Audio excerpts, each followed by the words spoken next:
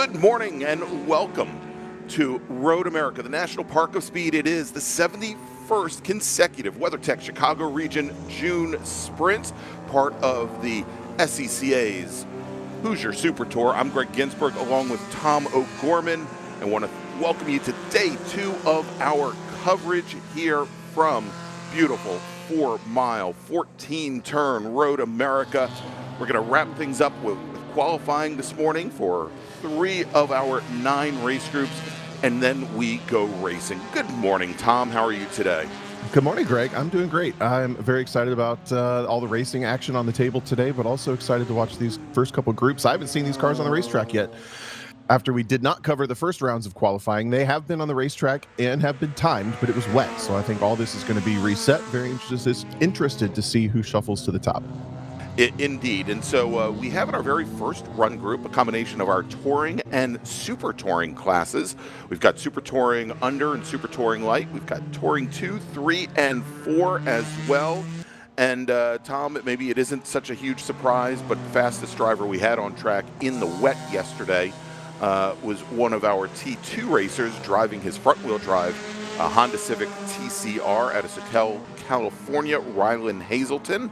And then Aaron Kaplan in his Touring 2 BMW M2 Club Sport was the second fastest driver. He's out of Evanston, Illinois. Those were our fastest T2 drivers. In Super Touring under, Anthony Garacci in his Lotus Exige. He's out of Glen Head, New York, with Peter St. Pierre second fastest in the class in a Honda Civic. And then if we move over to Super Touring Light, return to Road America for Danny Stain in his 2007 Mazda MX-5. He's out of Fort Lauderdale, Florida. And then Mike Taylor out of Cumming, Georgia, our defending national champion in the class, and his Acura Integra was second fastest. I don't expect to see Mike Taylor out for this qualifying session. Tom, he did have some engine issues yesterday, and he's told us that probably won't be racing this weekend, but he may be joining us here in the announce booth over the course of the weekend. Over in Touring 3, Andrea King out of Minneapolis, Minnesota, in her BMW 3 Series is your provisional pole sitter, with, I believe, Clayton Cavill in a Porsche Boxster S, your second fastest driver in the class. And over in T4, Mario Carini out of Fox Point, Wisconsin, and BMW C4 was your fastest driver, with Madden Workman out of Canal Winchester, Ohio, in a Mazda MX-5. I think coming off of his first Super Tour win at, I believe it was at Mid-Ohio, just a few weeks ago. I think he is all of about 15 years old and the son of former F Production national champion here, taking to the track, I think, for his very first time at Road America. Just caught as we watch these drivers come through the kink for the first time. Road America in the morning strikes again. There's some dew and some standing water in the exit point of the kink. This next camera shot you see right there, especially where the car ends up. I saw David Palfinier flirt with it a little bit, test it out. Maybe didn't intentionally test it out, but got a pretty good wiggle out of his STL car in testing the waters literally there in that section of racetrack. So this is not a perfect clean and clear session, but it's probably not going to limit these drivers more than just maybe spooking them a little bit. I think that section of the racetrack still plenty possible to run. I mean, you maybe lose a couple tenths by not tracking out as far, as we already have some mechanical issues maybe rearing their head. Is that one of the STL MX-5s? That's actually Madden Workman, the number 52 Mazda MX-5 that he came down the front straight awfully slow, and he has pulled it right alongside the wall there. So we've got a local caution out at our start-finish stand to cover him. They were actually showing a white flag, and hopefully we'll have, looks like he was able to get it down to the wall and get it behind the pit lane. Well done. So that's probably the best situation that we could have, Tom, as we go back to green flag racing here on the front straight. So this will set the grid based on yesterday's qualifying being in the rain. This session is likely to set the grid for our sprint race coming up this afternoon for these drivers sometime in the late afternoon. And then they have the 45-minute race tomorrow, which is effectively a runoffs simulation So this is a really high importance weekend for drivers who are practicing or preparing for the national championship runoffs come October. But even still, bragging rights on the line here for the race weekend as well. So you can see a majority right there in that camera shot of STL competitors coming through the kink down into the braking zone for Canada Corner and then up through Bill Mitchell Bend on their first flying lap at turn 13, using that alternate timing loop this weekend, Greg, as we talked about a lot yesterday, right at that gantry as they cross underneath it from turn 13 to turn 14. So first lap's done, second lap started for a handful of these cars. All right, and jumping to the top of the leaderboard here early on, Rylan Hazelton in his Touring 2 Honda Civic. And Tom, interestingly enough, Rylan's first flying lap here, about a second off of where he finished up the damp qualifying session yesterday. Now the track, we say it was damp, but the track was starting to dry out, but they certainly didn't have ultimate grip there. Now, obviously, in the afternoon, a lot of rubber was laid down with the 6 different qualifying groups that we had. However, there was a slight bit of rain in the late evening last night, some thunderstorms that rolled through the area, but as you can see, for the most part, a drying track. There are still some damp spots you see here on the areas of the track here down to the moraine sweep where the drivers typically are not placing their cars, and Tom's already pointed out probably at the worst place imaginable, right at the exit of the kink where you come underneath the trees.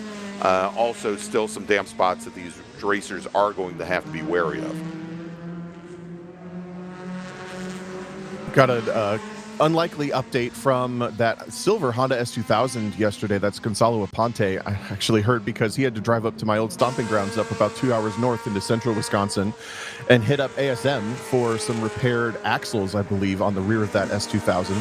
So I didn't know about it until I saw the shop chat going off about there's an SCCA racer coming to pick up some parts and needs some rebuilt axles. So glad to see he's back out there. And right now at the top of STL, he does sit third. He's got about 2 seconds to cover before he is flirting with the front row. But Danny Stain does have the top spot over David Palfinier on that very first lap.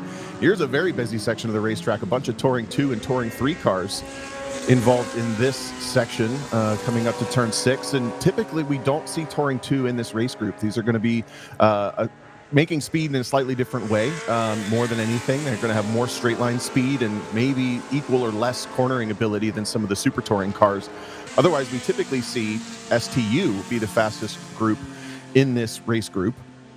But today, I think it's pretty safe to say that it's going to be one of the Touring 2 cars. Rylan Hazelton is the fastest right now over at Aaron Kaplan and Russell King.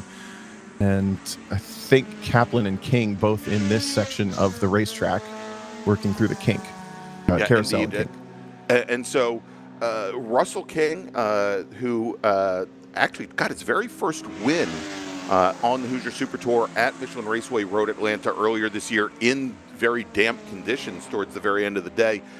He's outrunning in Touring 3 in his BMW Club Sport, and his wife Andrea is racing in Touring. He's in Touring 2, pardon me. She is in Touring 3. And I think we mentioned that she was your fastest racer out on track yesterday in Touring 3, and currently she is in BMW 330 Ci, your fastest Touring 3 racer at the moment with a full flying lap in the books. And Andrea also doing some double duty in Spec Racer Ford this weekend. And Russell actually counts Andrea as his not only his mentor, but also his greatest source of encouragement as they started their on-track experience about 5 years ago doing track days in matching Corvettes. Love to see that. Yeah.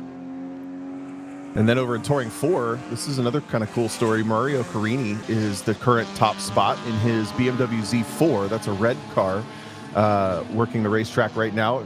Going to guess son of Gino Carini, a staple of this region, of this area in racing. Done some pro racing, done some amateur racing, of course, here at the top levels in SCCA. There's the red BMW coming down to the braking zone for turn 4. Is just in front of Richard Mooney by 0.8 of a second in Touring 4. The slowest of the classes on the racetrack by design, the heaviest and simplest race cars, but they're always fun to watch. That's an interesting battle between those two. And we don't typically see BMW Z4s down in Touring 4 very often, so keep an eye on that one. Yeah, I was going to say, typically we see them in the Touring 3 class, and I guess with a slightly smaller displacement motor here. Now, we do also have, add one more member to the Eben family. We've got Jim Eben out on track here today in his BMW not his BMW, in his Mazda RX-8. That is the number 36 machine. And, the Eben family here in Wisconsin, such history. Of course, Cliff Eben racing for years in both SCCA racing as well as Trans Am. And his son Caleb Patry and Cam Eben out here this weekend. And I have to check to see if the youngest of Jet is here racing this weekend as well. I believe we saw Jet at the Mid-Ohio stop of the Super Tour in SMX, but we'll have to see here. But so many of them here out on track. And right now, Joe is your 7th fastest racer in STL, again, in that Mazda MX. We're actually showing it as an MX-5. I think he had both the MX-5 and the RX-8 here and decided to swap chassis. Oh, yeah, look at that. Both of them popping up on timing and scoring. By the way, you can see timing and scoring on SCCA.com if you want to see the same stuff we're looking at. And also, good morning and hello to the YouTube chat. Everyone joining us from home and watching live. And, of course, trackside. Good morning. All right, as we've got about half of our qualifying session complete in Super Touring Under, Anthony Garacci out of Glen Head, New York, in his Lotus Exige, fastest driver currently with a qualifying time at 2:27.983. That's 7/10 up on David Fiorelli, and then Peter St. Pierre in his Honda Civic, 3rd fastest in STL. Danny Stain at 2:32.284, over 2.5 seconds up now on David Palfinier with Gonzalo Aponte in that Honda S2000, 3rd fastest. Over in Touring, and I have to apologize, because Garacci was the fastest driver on track. That is actually Rylan Hazelton, after he bought me dinner on Thursday night. You'd think I'd actually give him a little love, Tom. SoCal, California driver, currently your fastest driver on track at 2:24.523. That is almost 4 seconds up on Aaron Kaplan and Russell King in Touring 2. In Touring 3, it's John Logitas in his Ford Mustang with a 2:33 flat, 3.5 seconds up on Rob Pekarczyk. We talked about Rob yesterday in his B-Spec Honda Fit that he's been racing for years. He's now branched out into Touring 3, has a Toyota GR86 here this weekend in the class, and he told me over in the heck line on Thursday night that this is the very first time he's had his entire family out to watch him race after about 15 years of road racing. So welcome, Pekarczyk family. Andre King, 3rd fastest in the class. And then in Touring 4 now, I'm showing Jim Eben with Mario Carini and Richard Mooney as your top 3.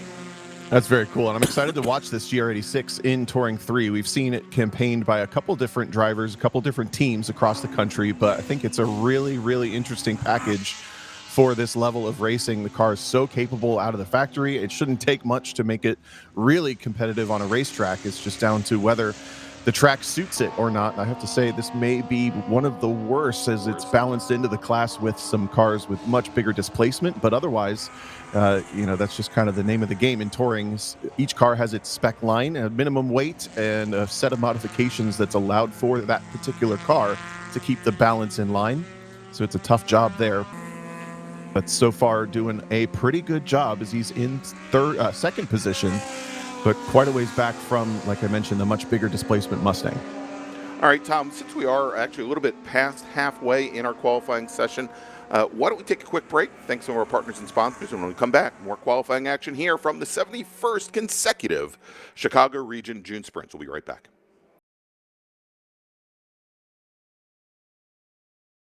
Okay, track day checklist. Let's go. You got your gloves, your helmet, water, snacks, sunscreen, your car is prepped and ready to go. Oof, forgot your track day insurance, didn't you? If you want to be covered for the whole value of your car, you need high-performance driver education coverage through Hagerty. We'll get you a policy for track days, time trials, and more in less time than it took you to apply that sunscreen. Hagerty. Let's drive together. Shopping for tires used to really ruffle my feathers. That was before I went to TireRack.com. TireRack made it easy to identify the right tires. No more searching high and low, I got the best deal. TireRack has thousands of recommended installers. I chose a mobile installer. They brought the tires to my neck of the woods and put them on, right here in my driveway. You're all done. Thank you. When it's time for new tires, trust the experts. TireRack.com, the way tire buying should be. Hoosier Racing Tire is proud to be the presenting sponsor of this year's Hoosier Racing Tire SCCA Super Tour. As the world's largest race tire manufacturer, Hoosier has been at the forefront of motorsports innovation for more than 65 years. From local tracks to the global stage, Hoosier is dedicated to delivering high-performance tires that meet the demands of champions. Whether you're a seasoned competitor or an aspiring racer, Hoosier tires are engineered to help you push the limits. For more information, visit us online at HoosierTire.com or visit us trackside, and remember to connect with us on social media. For more than 30 years, championship-winning drivers have demanded the Hawk Performance braking advantage. Now you can experience that same advanced technology on your daily car, truck, or CUV with Hawk Performance Street products. With brake pads, rotors, and fluids that deliver smooth braking for muscle cars and tuners, Super Duty solutions for tow vehicles, custom-engineered motorsports friction designed specifically for road racing, autocross, drag, and everything in between, Hawk has all your braking needs covered. Visit hawkperformance.com to learn more. Hawk Performance, what's stopping you?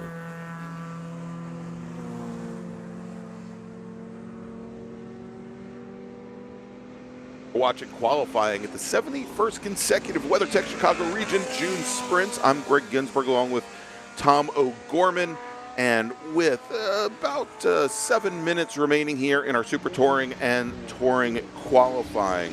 And Tom, looks like probably not Aaron Kaplan, but Alan Kosoff in his Porsche 911 and 996 chassis come down the pit lane, and team looking over, getting tire temps and tire pressures. Assume that his qualifying session is now done.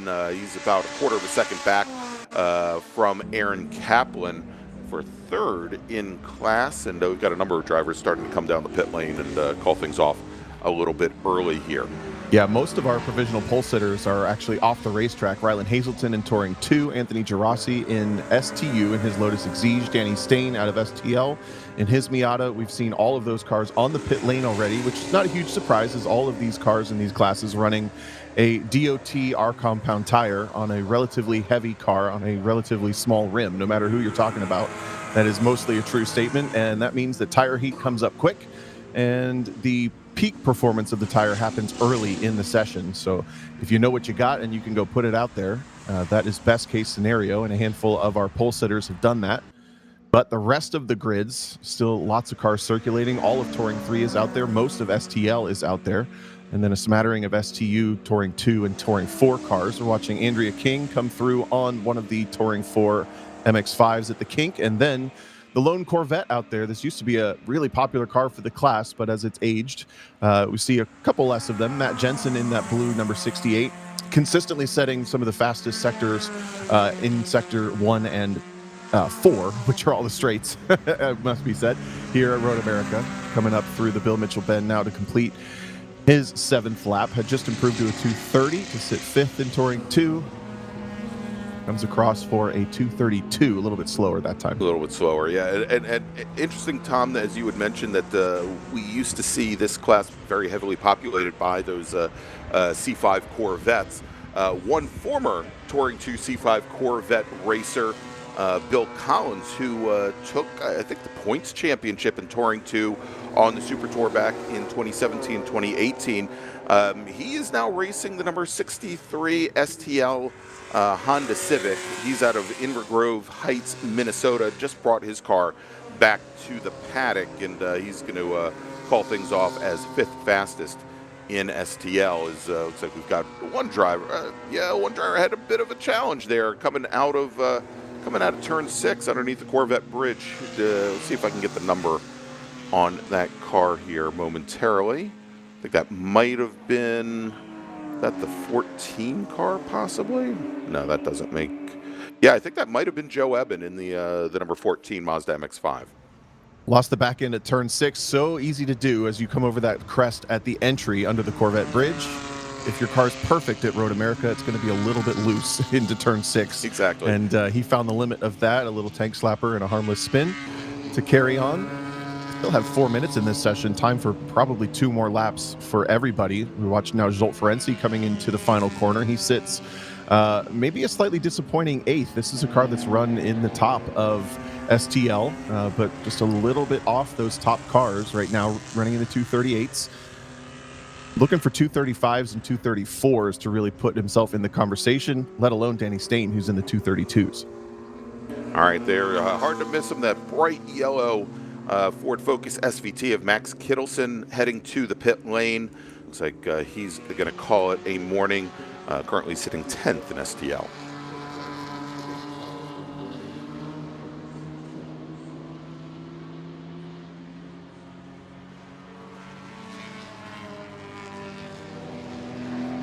All right, Tom, real quick, let me make a call to the grid for our next qualifying group. Attention the paddock, race group number 8, GT1, GT2, GTX, American Sedan, and Touring 1. Please head to the grid. Race group number 8, GT1, GT2, GTX, American Sedan, and T1. Your qualifying session is next. Please head to the grid. Tell you what, Greg, this middle section of Touring 2 is going to be really fun to watch. We obviously have Riley Hazelton on the provisional pole, nearly 4 seconds up on the rest of the field. But then we get Aaron Kaplan, Alan Kossoff, Brian Spiewak, Matt Jensen, Russell King, Stephen Greenhill, and Rob Wellington, basically the rest of the field, and Kenneth Schorf, all within about 5 seconds of each other, maybe actually even within 4 seconds of each other.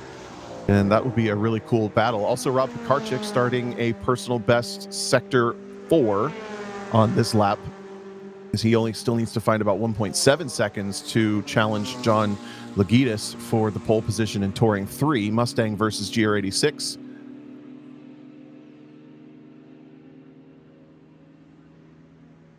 And Lagitis now heading down towards turn 1, and I think Pekarczyk not very far. I think they're actually fairly close on track right now.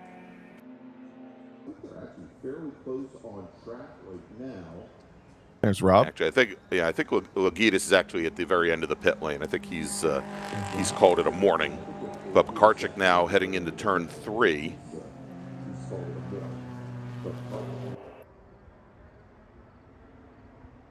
There he is.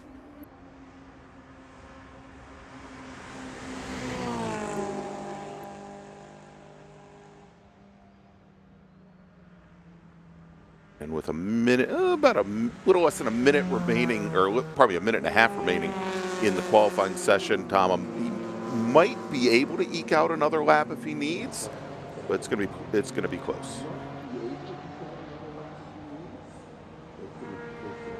Also maybe dealing with some traffic issues as we watch this whole section of the racetrack. Turn 3, absolutely saturated with different classes of race cars. A little further up the road from them, James Schlechta, one of the maybe crowd favorites in STU, that Nissan 300ZX with the old IMSA throwback livery on it, out of Utah, sits 6th in class. And this whole section of cars just shuffling around, trying to find their clear track. And this will be the last lap that they get under green flag conditions, so it may be a bit of a throwaway, but that is a bit of a foreshadowing as well for things to come when we get to race time. Just as I mentioned him, Schlechta having an issue at turn 6. Sorry, James. To that point, sometimes we, almost all the time in the SCCA, we grid by overall lap time, not by class. So you will be mixed in with at least 1 or 2 other classes come green flag a little bit later today. Very important to keep your qualifying time as close to your close competitors as possible if you're not on pole. If you're on pole, you want to be as far away from them as possible, maybe 3-4 rows ahead if everything goes perfectly to plan. All right, and the checkered flag now being displayed. Believe that the 99 car coming up the hill, and that is Rob Pekarczyk first to take the checkered flag. Oh, actually, I think he might have actually slipped past just before the checkered flag came out, Tom. So the very first car to get the checkered flag is, I thought I heard it was the 55. Might have been another car. We'll check that in a moment here. But looks like Pekarczyk is taking at least one more stab at it as he heads down into turn 1 now. He was about 4 seconds off last lap, Greg, so that might have been a slightly intentional cooldown just to reset. And I don't know if it was intentional to come across the line with 1 second to spare, but either way, he did get there. As this whole group of cars taking the checkered flag, mostly out of STL and Touring 3, that whole group now peeling to the pit lane. A couple SCU cars in there as well. All right, and Pekarchik, as he started what we're calling Sector 4 on our live timing and scoring here as he completed it, he was a slight bit, about 0.2 off of Logidas's pace there. He should be coming down into, I think, turn 5 right about now. And up there he is, actually up the hill already, going into turn 7. And we'll get that next sector time in just a moment for him.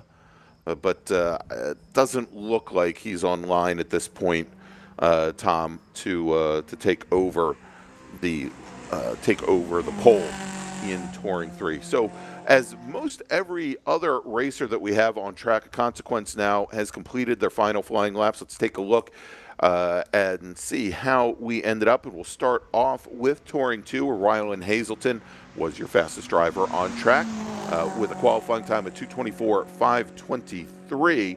Second fastest in the class, Aaron Kaplan, Alan Kosoff, Brian Spiewak, and Matt Jensen, your top 5 in the class. Over in Touring 3, John Logidas, and we'll see here as Rob Pekarchik heads down into Canada Corner. We'll pick him up here as he comes up through the Bill Mitchell Bend and to the checkered flag. And he does improve, Tom, on his prior fast lap, but he is going to finish up the session 1.7 seconds off of Logidas' time, so he'll start second in Touring 3.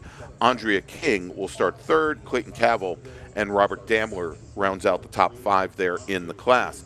Over in Touring 4, Jim Eben is your provisional pole sitter with a qualifying time of 2:38.733. Mario Carini in his BMW, second fastest. Richard Mooney will round out the top 3 in this session.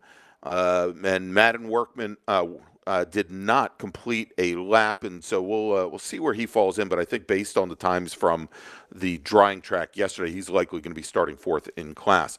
Over in Super Touring Light, Danny Stain, his return to Road America puts him on pole with a qualifying time of 2:32.284. David Palfinier will start second in the class. Gonzalo Aponte third. Adam Sargis and Bill Collins, your top 5. And then finally in Super Touring Under, Anthony Garacci and Anthony Garacci with a 2:27.983 is your STU pole sitter. David Fiorelli in his Ford Mustang will start second. Peter St. Pierre in a Civic third. David Wessel and Eric Feast will round out the top 5. All right, let's make a final call to the grid for our next qualifying group. Race group number 8, that's GT1, GT2, GTX, American Sedan, and T1 drivers. Please head to the grid. Race group number 8, this is your final call to the grid. All right, Tom, let's take a quick break, and when we come back, more qualifying here at the WeatherTech Chicago Region June Sprints. Stay with us.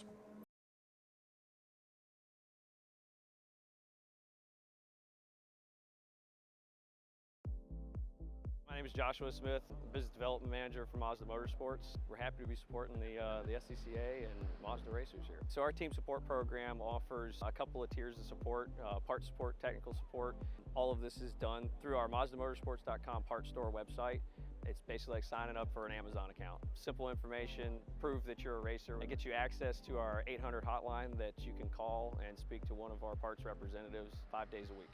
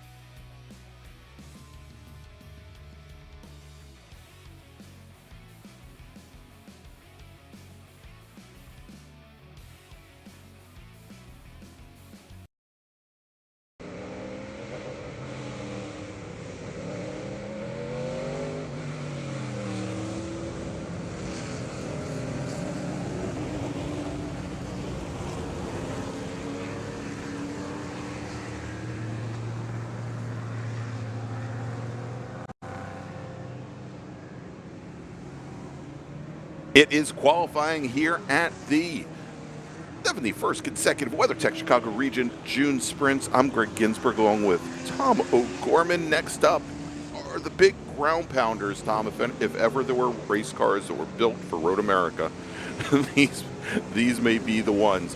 Our GT classes, as well as the pony cars and American sedan, and we had the 3 of our 4 touring classes out in our last qualifying session. The remaining class, Touring 1, here as well. Let's quickly take a look at where we stand after the first qualifying session, which took place yesterday morning.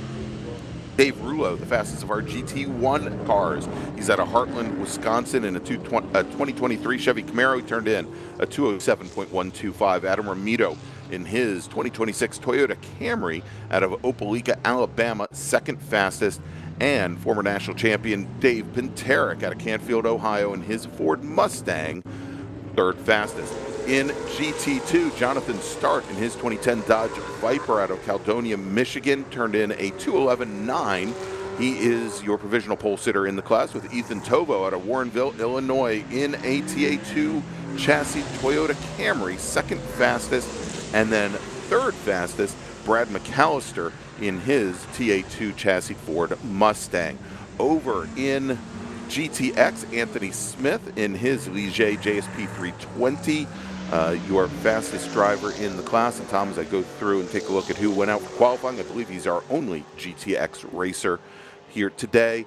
In American sedan, Kent Bittinger out of Midland, Michigan in a Ford Mustang. I believe he was our only car in the class to head out for qualifying. And then in Touring 1, Roy Lipner out of Deerfield, Illinois in a BMW M4 representing the Chicago region of the SCCA. He gave us a 224.199, about 0.2 faster than David Marshall in his Ford Mustang.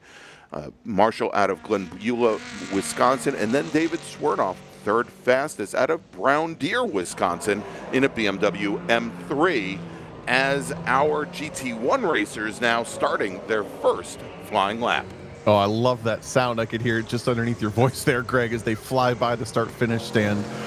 You mentioned this is the perfect race group for Road America. Couldn't agree more. I did a quick little fun fact calculation. So there's 36 cars entered. Assuming each one has at least 500 horsepower, that's 18,000 horsepower on the racetrack right now. I'm going to guess more of them have 500 than not, so it's probably well over 20,000 horsepower on the racetrack. Just why not, for fun facts. But the class I'm most interested in coming into this is GT2. We have one of the most diverse classes with one of the least mostly TA2 cars there. The only outlier is Jonathan Start in the Viper ACRX, and he is your provisional pole sitter from yesterday's qualifying session, which was dry enough to be a legitimate session for the grid today. So maybe some drivers still bringing things up to pace. Everybody else in that 16-car class in GT2 is in a TA2 or Trans Am, basically a spec Trans Am style race car, tube frame, front engine, rear wheel drive, no driver aids, etc. Pretty cool cars. Then, of course, in GT1, a nice big entry list there of 9, and then a couple of smaller classes. We did have a couple other entries in GTX, but unfortunately, I don't think they made it out. I also just picked up on one of the camera shots there. I think, was it Jason Fiorito's Dodge Challenger with some heavy smoke from the left front? That yellow Challenger looks like it was either dragging a tire on the bodywork or something else out of the left front. Here he comes through the carousel now. Yeah, we'll see if, as that car will lean a little bit to the left side coming out of the carousel. We'll see if we can pick it up from this distance. And I am getting word that the 17 car now just a little bit off the pace. And we now have, and I think that car may be coming slow down into turn 5 now, but we'll check on that. Oh. Certainly not Andy McDermott's Mustang right there, and that was the number 24 car that we could all go through, but Kent Bittinger said off on the pace. Actually, it was a pretty good sign that Director Jordan went over to Andy McDermott in that number 24. It sounded like he actually spun the car going down the moraine sweep before he ever got into the braking zone at turn 5. Got the car back under control, as we saw there, to go through the turn, and they were briefly with a local caution there. Yikes. No small spins before the braking zone at turn 5. Holy cow. On a straight.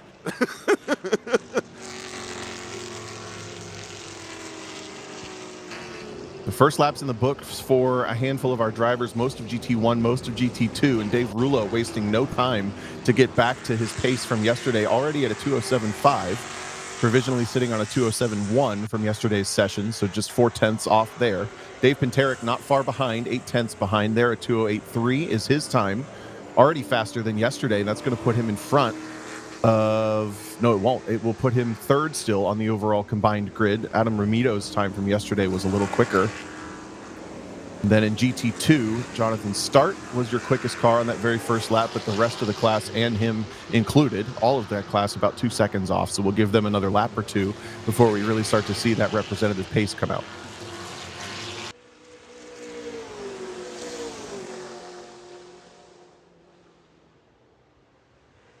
And interestingly enough, is we were talking a little bit there about the Challenger. One driver that is no longer driving a Challenger, that is Adam Fiorito, who's moved over to a Toyota chassis, and I think probably Tom, the only Toyota Camry in GT1 / Trans Am racing at the moment, and that is a project I think that has been supported by TRD.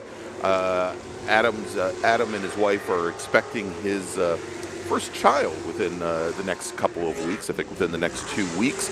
And he's currently a pilot and owns a flight school here. Hopefully he'll keep all 4 wheels on the ground right now, but he is currently running 6th in this session with a 224. As he just turned in, as he's trying to get that car up to speed. He was running in the high 207s, was second fastest during the qualifying session yesterday. Yeah, we've got also, these are different, but we've got 3 Camrys in GT2 as well. Kind of an interesting influx of those cars in those 2 different classes. Dave Rouleau just improved his best time and new provisional pole time, a 206 flat, which is hauling the mail. Top speed on that lap, a 173 mile-an-hour trap speed, by the way. David Pinterick's coming with him in the Mustang with the American flag livery, that number 57, still on the 8/10ths back. He's improved perfectly in unison with Rouleau, down to a 206.8 for him. Now 3 some seconds up on the rest of the field. Now Ethan Tovo over in GT2. Is that good enough for the top spot? It is. A new provisional pole sitter, Ethan Tovo, in one of those Toyota Camrys in GT2. Takes the provisional pole away from Jonathan Start by 1/10 of a second.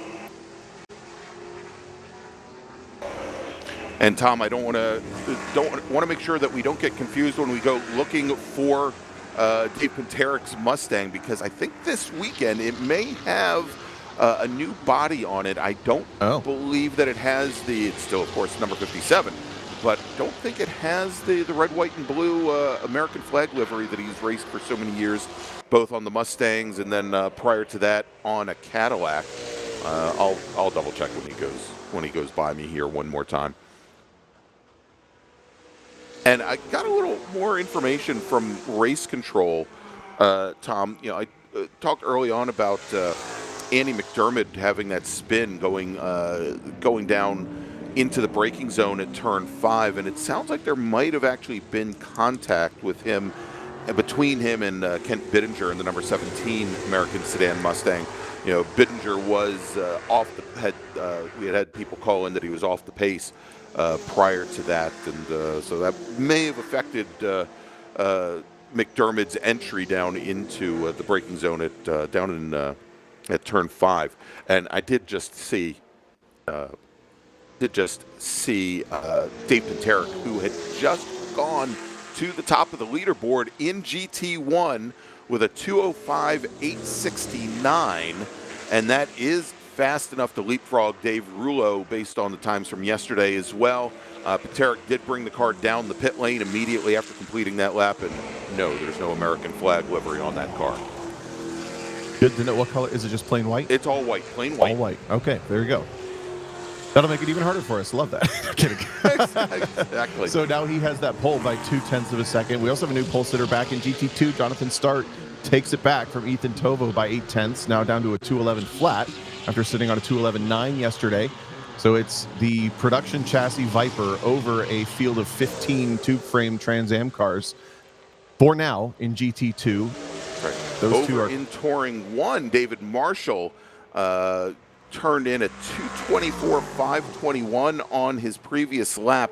It's the fastest of the session, but Roy Lipner in his BMW M4 yesterday turned in a 2:24.199. So Marshall, fastest today, still not moving up to the T1 pole as of yet. Roy Lipner, who just turned in a 2:25.5, still holding on to that provisional pole based on the times from yesterday.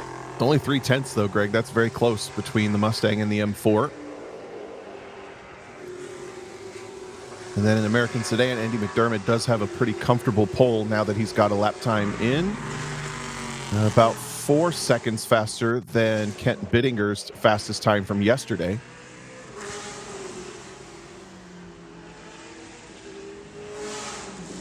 And I think, as we mentioned, the Ligier LMP3 car driven by Anthony Smith, the number 5 machine that's actually in our GTX class, the sole GTX racer to put in a qualifying time either yesterday or today. His fast time today at 2:12.1, and yesterday, well, he's improved by about 0.4 of a second. Yesterday at 2:12.55. Here he is coming into the final corner in the 14. Just dropped 2 seconds on that lap. Oh. All right, and both Jonathan Start and Andy McDermott come down the pit lane. So Start with 0.8 of a second on Ethan Tovo in today's session. Looks like he's going to call it a day. And as you said, Tom, Andy McDermott with a considerable margin to Kent Bittinger based on Bittinger's times yesterday. He ran a 2:39.3 and McDermott at a 2:35 today. So that'll put him on, looks like it'll put him on pole for American Sedan.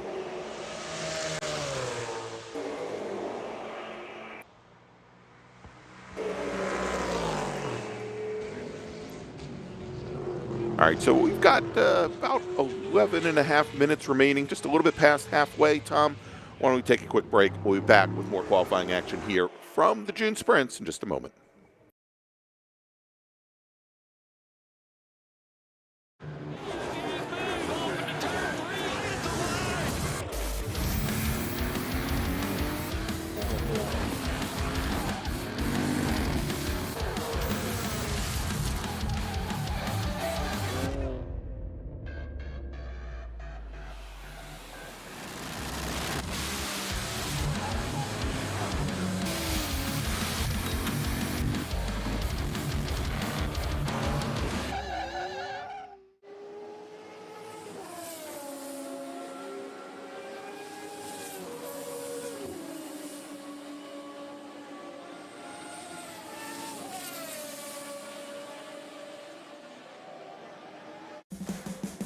What does it mean to be built with Summit?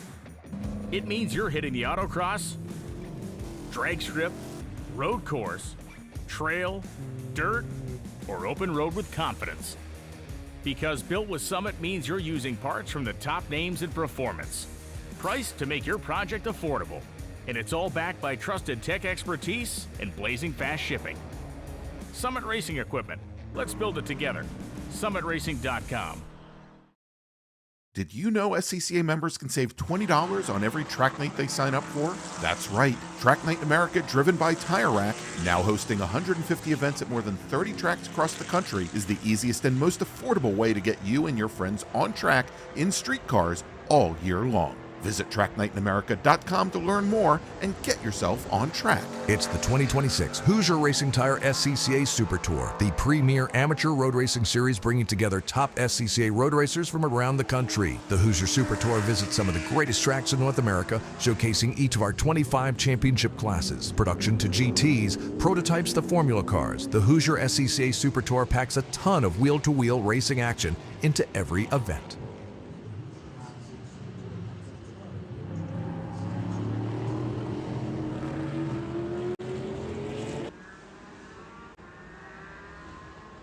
And we're back here at Road America. Let's take a look here, Tom, as we've got just about 9 minutes remaining in qualifying. Dave Pinterick, your provisional pole sitter in GT1 with Dave Rullo, second fastest in GT2. Jonathan Start with Ethan Tovo. Justin Elder, who's about 1.8 seconds back from there. He's got his car on the pit lane. Looks like his qualifying session may be complete. Over in Touring 1, Roy Lipner now moves to the top of the leaderboard here in today's session, and he came into the session as the fastest driver yesterday, and he has cemented that. He's 1.1 seconds faster than David Marshall at the moment. Over in American Sedan, Andy McDermott, your fastest driver on track. Lots of cars on and off the pit lane recently. I noticed our second place driver in GT1, Dave Rullo, just took back to the circuit last time by the start finish line right before we went to break. Here he comes starting another lap in that white GT1 Camaro coming at us, starting sector 4 with the alternate light timing line. Couple cars ahead that will become lap traffic. Nope, just reporting right back to the pit lane. Maybe a quick setup change or systems check, and then going to... Oh, excuse me, Greg. Wasn't even looking at the timing and scoring screen. That was a fast lap for Dave Rullo, and he goes back to the pole. A 2:05.4, now a 4/10 advantage over David Pinterick. It slipped right by me. Dave Rullo, new pole sitter. There you go. And just as I had said that Justin Elder was likely done for the morning, we just saw him come off the pit lane and make his way down to turn 1, try to put in a few more fast laps before the end of the session. And so now, Tom, the 31 car comes down the pit lane. Now I'm thinking he may be, after throwing down to that 2:05.42, eclipsing Dave Pinterick's fastest lap by almost a half second, 45 hundredths of a second. Now I think Dave Rullo might be done for the morning. Jason Fiorito, third fastest, about 3 seconds back from Rullo and Pinterick. Track record, by the way, in GT1, only a 2:04 flat, so they're really knocking on the door of that one. Yeah. And just had the number 48 of Brian Garcia, one of our multiple Dodge Challenger GT2 racers, head down the pit lane. And just prior to that, I'd gotten a report that I think it was I think it was the number 13 of Robert May in his Dodge Challenger had some challenges over at turn 6 and might have run a little wide following lap, though. He turns in his best of the session, good for 7th fastest.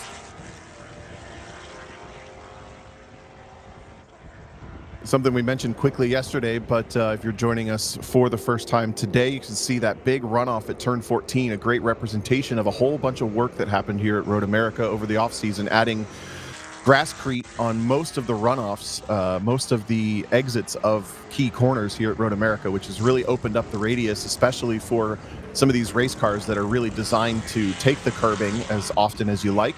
You'll see it there at 14. There's a lot of it at turn 3 now, more of it at turn 5, a lot of it at turn 6. Coming off the carousel even, you can see it off in the distance. It had been at the kink as a test, and it worked very nicely, I think. So they just added it in a whole bunch of other places, also at turn 13, to finish your qualifying lap, or maybe create an opportunity for a last lap pass when we get to races a little bit later.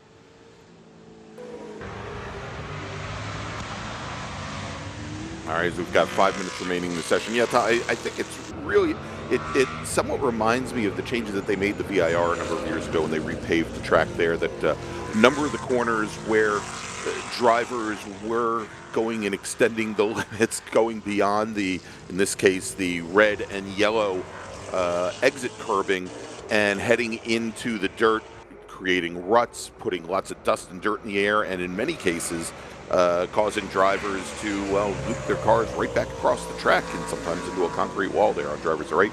In the case of turn 14, it's changed the way a lot of these drivers approach these corners. That one, they can approach with more speed, maybe turn in a little bit earlier, and and open these corners up.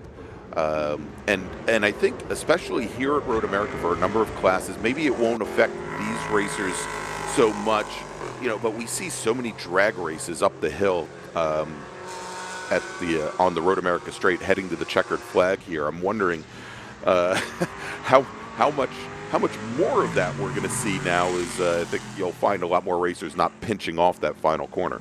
Right. I'm going to go based off of our timing and scoring screen. Nearly half the field has reported the pit lane or called it a day. I just saw maybe Dave Pinterick headed back out onto the racetrack. It's possible. He is shown on the racetrack. A handful of other drivers still there as well. But really nobody in the top 5 of any other class. Yeah, and I'm wondering, obviously, if Pinterick is doing that as a response to Dave Rouleau's lap just a few moments ago. Right. And saying he wants to go out and try to set a new fast lap, start from the inside of the front row rather than the outside of the front row. While he's doing that, and he's going to be heading down into Canada Corner just about now. Let me make a call to the grid for our final qualifying group of the day. Attention the paddock, race group number 9, Spec Racer Ford Gen 3, please head to the grid. Spec Racer Ford Gen 3, please head to the grid. Your qualifying session is next.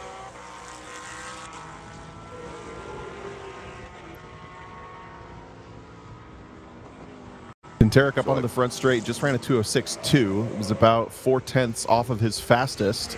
Maybe have some traffic on this lap, or maybe times it perfectly to get this Cayman between turns 1 and 3. The Cayman really slow on the entry there. Maybe starting to cool down, and I think that just threw Dave Pinterick off of his rhythm. That Mustang definitely in chill mode now, coming down to turn 3.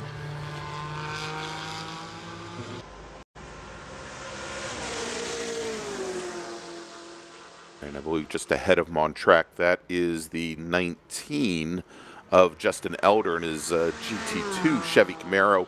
Elder needs to pick up 1.8 seconds here to displace Ethan Tovo, who is currently your second fastest GT2 driver in his Toyota Camry. A little further. further. Looks like Pinterick a little bit off the pace there, going into 5, Tom. Yeah, I think he bailed on the lap really early, realizing that there might have been some traffic coming up quick. In GT2, a little further down the grid there, Lonnie Hostetler just picks up a bunch of time and moves from, I think, 16th to 13th in class. That's a nice pickup for the Camaro driver. Actually registered as a Chevy Camaro. That's the special. That's the Tempe, Arizona version of the Camaro, Tom. And Robert May also just turned. Actually, it looks like May have brought his car in a couple laps ago. Yeah, matter of fact, we talked about May, who had that off a couple laps ago in the number 13 Dodge Challenger.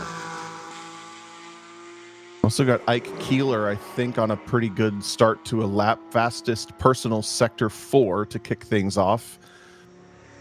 But well off the pace in Sector 1, so something happened there. Turn our attention elsewhere. We just saw Richard Grant coming into the kink, and he's going to put in his final lap in his Porsche Cayman here momentarily, and at the moment running 4th in T1.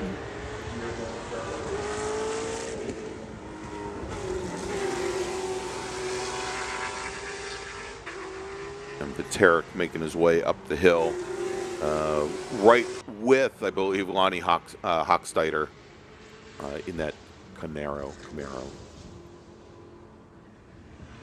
I may have misspoke. I think this is Ike Keeler coming at us. Oh, and the Wild Mustang appears from behind the gantry, somewhere way off at turn 8. But this dark red and black Camry coming out of the carousel, personal best Sector 1, personal best Sector 2. Just needs to find 0.4 of a second to move from 6th to 5th. That would be a decent pickup. Again, in SCCA classing or in SCCA gridding, we typically do not do it, almost never do we do it by class. It's usually by overall time, unless there's a split start. So it is important to stay as close to your closest competitors as possible so you don't end up with a couple different class cars in between you. That would be a nice little tighten up there for Ike Keeler, finishing the lap off in the Camry. I think this is that car. Yeah, that is the Keeler car. It goes faster, but just misses it. Does not pick up time, but closes in by 0.2 on Brian Garcia for 5th. All right, and the car that we saw go off over at turn 6, I believe that was Jason Pierce in the number 98 Ford Mustang. His session obviously coming to an end here momentarily. But the checkered flag is out, Tom, and all of our remaining drivers will take the checkered flag. I believe we've got the number 19 of Justin Elder coming through Canada Corner right about now. And again, he is currently, I think, about 1.8 seconds back from Ethan Tovo.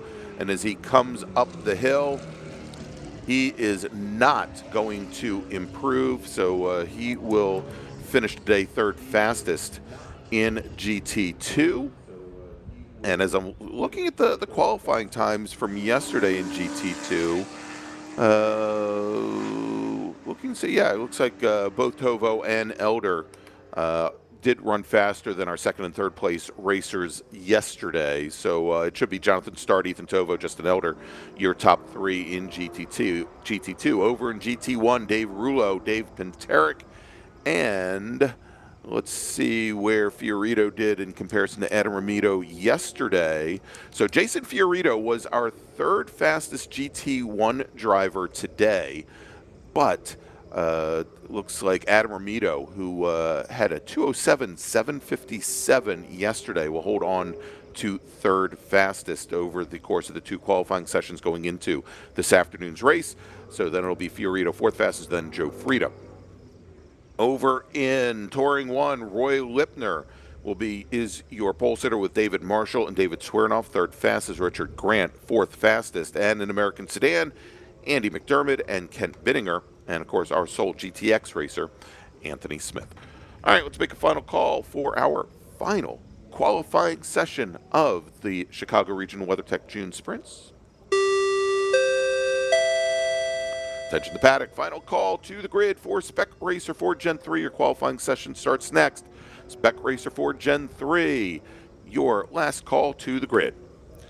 Okay, Tom, let's take a few moments, take a breath, grab some water, and we'll be back with one more qualifying session, and then we go racing at the 71st consecutive WeatherTech Chicago Region June Sprints from Road America.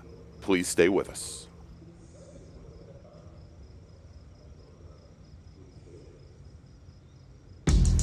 We're not supposed to be out here. Outside expectations. Built for the outdoors. With the capability to climb this high, we're not supposed to be out here. Which is exactly why we are. The off-road ready Mazda CX-50. We're looking for outsiders.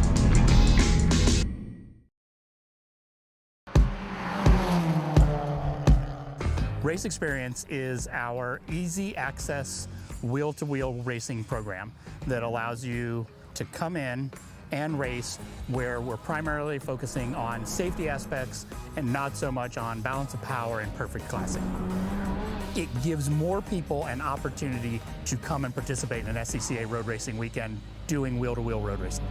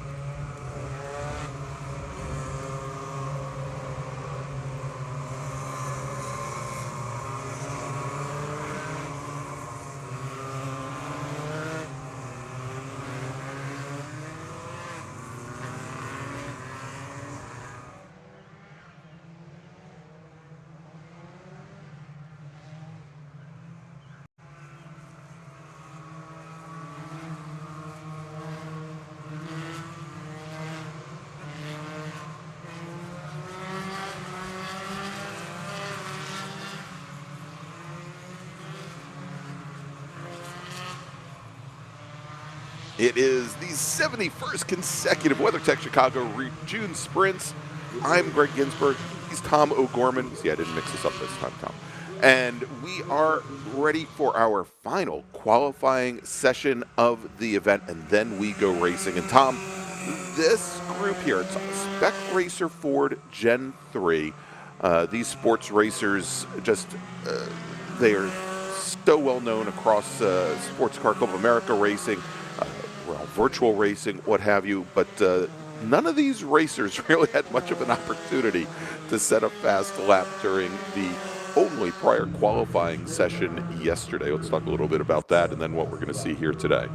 Yeah, they've been on ice for well over a day now, as they are race group number 9. They were scheduled to run their first qualifying session in the dry yesterday afternoon. A incident in the kink cut that session immediately short, and it ended. So there's effectively no qualifying times in the books for any of these drivers, of which there are 60, by the way, or nearly 60.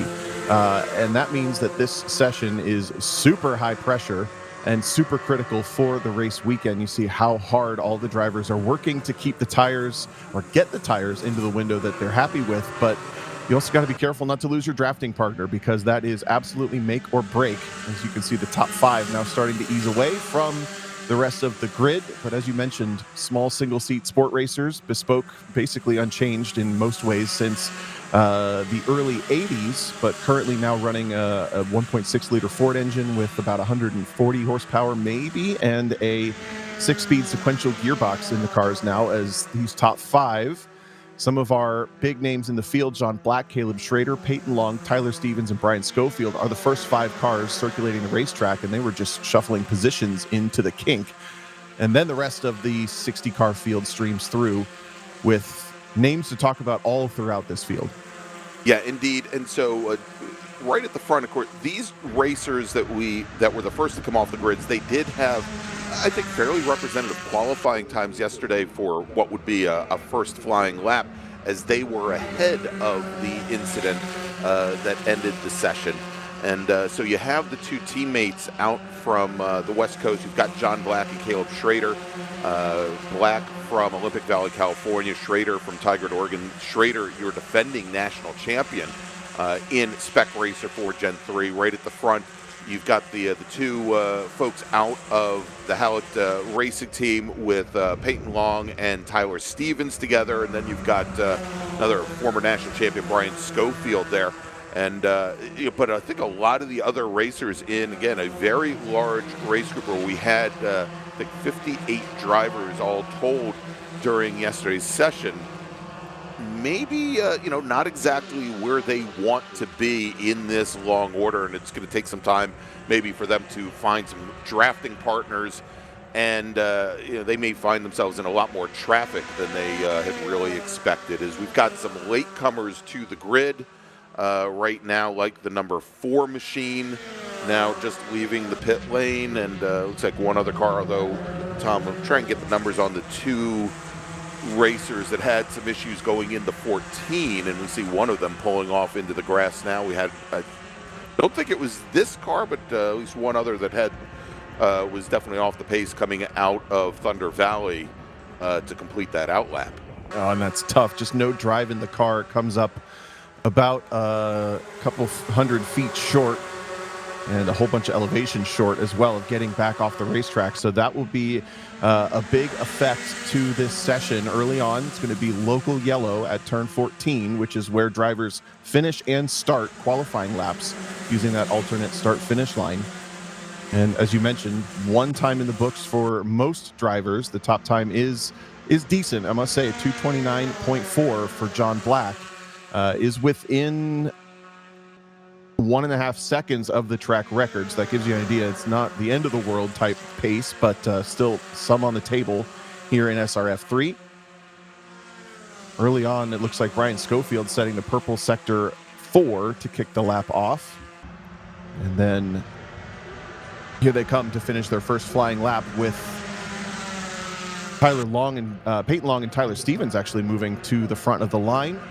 But it is Schofield that takes the fastest lap on this first lap. Not fast enough to go faster than yesterday, though, Greg. Oops, that was my first one. Hey, Greg. One of us has to call the other person Brian at some point in time. Don't worry, I'm going to return the favor, Brian. And so now at the very back of that group, Brian Schofield, as you said, but only a 2:30.1, and so that is about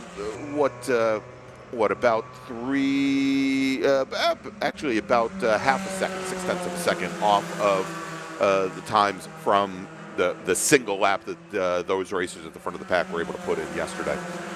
Coming across the line, interesting to note here, Bobby Sachs, two-time national champion, took those wins here at Road America. Currently eighth fastest after a single lap. Newcomer Jackson Deal out of Granger, Indiana. I think this is his second full season racing on the Super Tour. Ninth fastest. Todd Vanacourt, we saw him yesterday in his prototype car. He's currently 10th in class, and great to see Asad Nikodembayev come on out. I know you, Tom, you got to see him out in Portland, and we interviewed him when he was at Virginia International Raceways. He had come east to do testing in the car, but had not raced that weekend. Nikodembayev, I believe, all of 14 years old, if I remember correctly. It's something like that. It's maybe 15 now. We're talking that 144 black and green machine just at the apex of turn 7. Right. So he's got a huge train of cars to inspire him. I don't know if this is his very first time to Road America, but it's certainly one of the first, no matter how you cut it, if you're only 16 years old, right?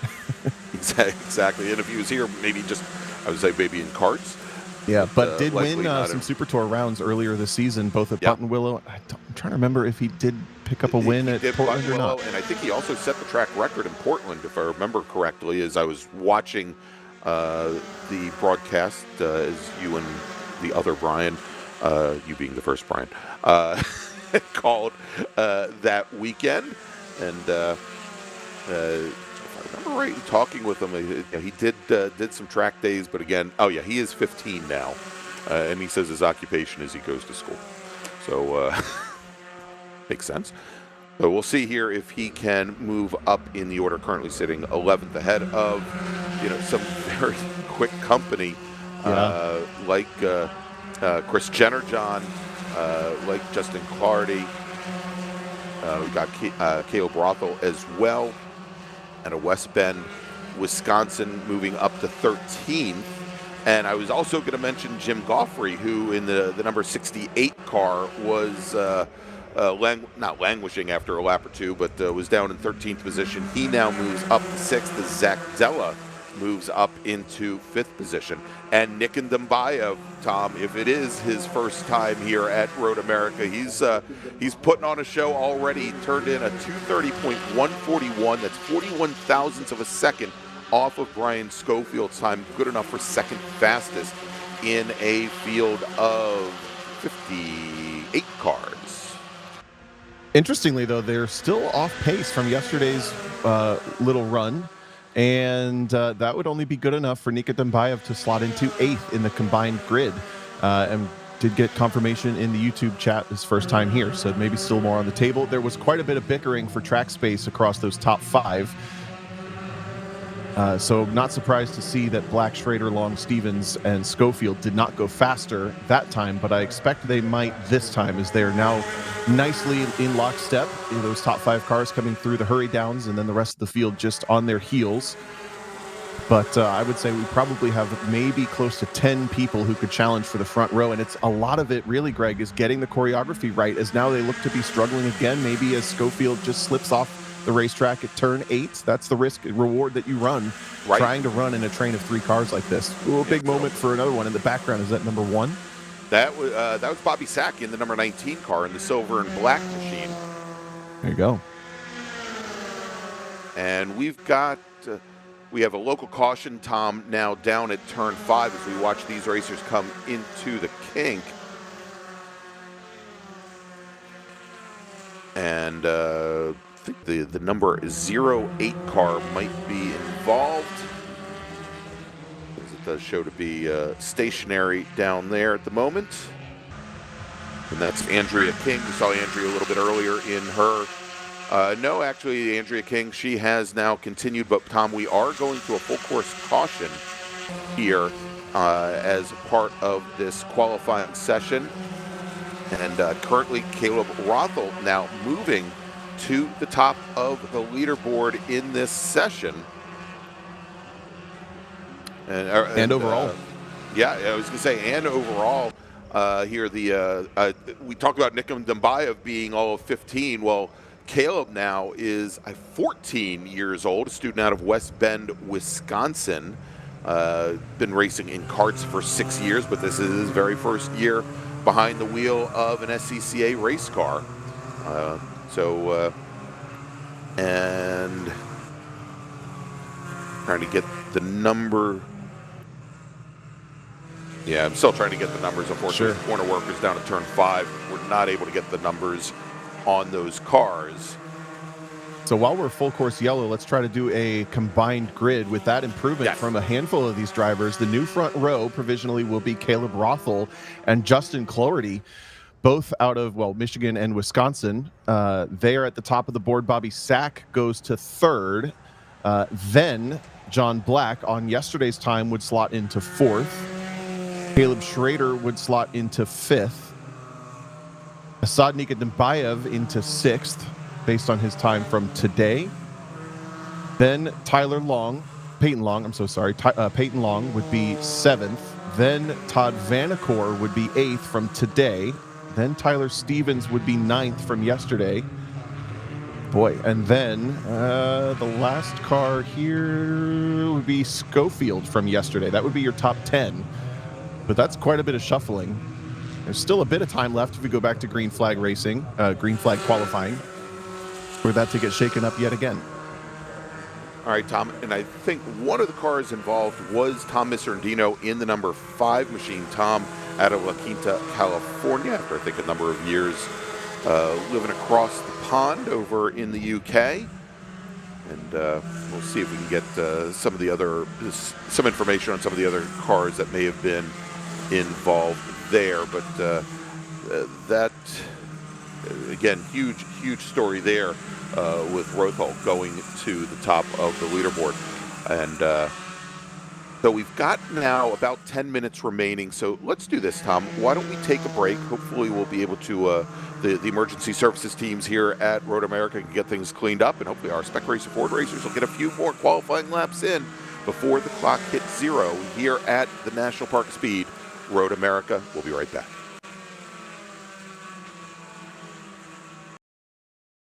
Okay, so pretend this is your race car. It's on the trailer, and you have an accident. Ouch! At least your truck's insurance will pay for another one? Yeah, not so fast. Standard insurance won't replace your race car, whether it's in the trailer, in the paddock, in the garage, or the repair shop. But at Hagerty, we can protect it for what it's really worth anytime it's off the track. No matter what or where you race, offer less than a set of race tires. Hagerty, let's drive together. For more than 30 years, championship-winning drivers have demanded the Hawk Performance braking advantage. Now you can experience that same advanced technology on your daily car, truck, or CUV with Hawk Performance Street products. With brake pads, rotors, and fluids that deliver smooth braking for muscle cars and tuners, Super Duty solutions for tow vehicles, custom-engineered motorsports friction designed specifically for road racing, autocross, drag, and everything in between, Hawk has all your braking needs covered. Visit hawkperformance.com to learn more. Hawk Performance, what's stopping you? Want to try SCCA racing, but with an appropriate focus on fun and learning? The SCCA Race Experience program is exactly that. With both short sprint races you can drive by yourself and endurance races you can do with friends. All you need is an SCCA membership, a driver's license, a properly equipped car, and the right driver gear. Visit scca.com/racex to find more information and events near you. Hoosier Racing Tire is proud to be the presenting sponsor of this year's Hoosier Racing Tire SCCA Super Tour. As the world's largest race tire manufacturer, Hoosier has been at the forefront of motorsports innovation for more than 65 years. From local tracks to the global stage, Hoosier is dedicated to delivering high-performance tires that meet the demands of champions. Whether you're a seasoned competitor or an aspiring racer, Hoosier tires are engineered to help you push the limits. For more information, visit us online at HoosierTire.com or visit us trackside, and remember to connect with us on social media.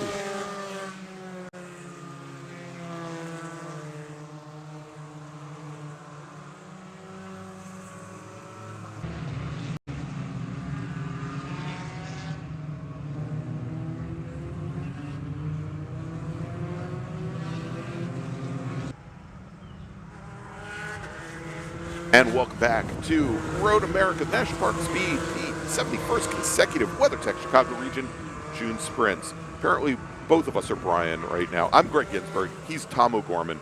And we are going back, hopefully very soon, to green flag qualifying here. We are still under a full course caution, Tom. We have received a little bit more word on the incident that prompted our full course caution.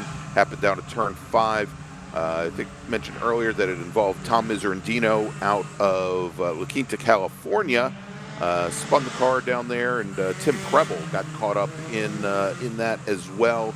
Driver the number 20 machine out of Lake Worth, Florida. And he was able to get his car off the track, but I think we're still working on getting the number 5 machine cleared. And once we do, then hopefully we'll be able to go back to green flag qualifying here. Our very last qualifying session here at the Sprints. And I think this is a good time to cover what is coming up today, Tom. As soon as we wrap up here, 9:45 Central Time, that is 10:45 Eastern Time, we will be racing. And first up is Spec Miata. And so here, might as well make a first call to the grid for them now. Spec Miata Racers, Race Group 1, please head to the grid. Spec Miata, Race Group number 1, please head to the grid. And so, Tom, they are going to be our very first race of the weekend, and then we've got 2 more races for you before lunch. We've got our small Formula cars, Formula 6, Formula F, and Formula V, and then we are going to have our small bore production and B-Spec racers as we head to lunch. And as I say that, we are now back to green flag, Tom, and we're back on it here with our provisional pole sitter, Caleb Rothel, out of West Bend, Wisconsin, your fastest driver on track, along with Justin Clarkson and Bobby Sack, your top 3. Still 6 minutes on the board as well. That's easily 2 laps, maybe 3 if you really make quick work of it, but I don't. That's going to be really flirting with physics there to get the cars fast enough back to the start-finish line at turn 13. Your combined top 10, best I can tell, and let's say this is unofficial, as everything we say is. We just do our best. But Caleb Rothel, as you mentioned, is your provisional pole sitter right now at a 229.1. Then Justin Clarity is second. Then the 19 of Bobby Sack would be third. The 17 of John Black would be fourth. Then the 99 of Caleb Schrader. The 144 of Asad Nikadimbayev would line up sixth. Then the 104 of Peyton Long. Then the 105 of Tyler Stevens. The 61 of Brian Schofield. And the 119 of Todd Vanacore. That's your top 10 in that order. So far, anyway. All right, getting word now that had another driver have some challenges at the final corner. I believe it was the 13 car. I'll try and track that down, but car is back underway, and we are still green all the way around. Shouldn't affect the drivers here at the front of the pack as they head into the kink. 2 drivers right at the back, still, or at the front of that pack. It is John Black and Caleb Schrader. They are currently sitting 9th and 10th fastest in this session, Tom. And I think a little surprising there for, I think, the very first ever Spec Racer 4 Gen 3 national champion, John Black, and then Caleb Schrader, who's our defending national champion. They've got Bobby Sack trailing right behind them, 3rd car in the line. Lots of green on timing and scoring right now. Personal bests in sectors 1, 2, and 3, but not in sector 4 for these cars, which kicks off the lap. They were still under local yellow in that section when they came through last time. So this would be the first opportunity for these drivers to restart qualifying effectively. This will be the first flying lap. One car with some suspension damage there on the left. Ooh, and a big spin for the 45. Tom Burt goes around and into the wall, loses a wheel. Oh, unfortunately, he will lose the opportunity to resume as the wheel of the, is that the left rear just came off the car. Yeah, it looks like the left rear. And not only is that going to obviously make it impossible for him to continue, Tom, but that's also going to bring out a local caution over at 14, and I believe we may have an incident down at Canada Corner as well, as we now have local cautions coming out of the kink and heading down to turn 12.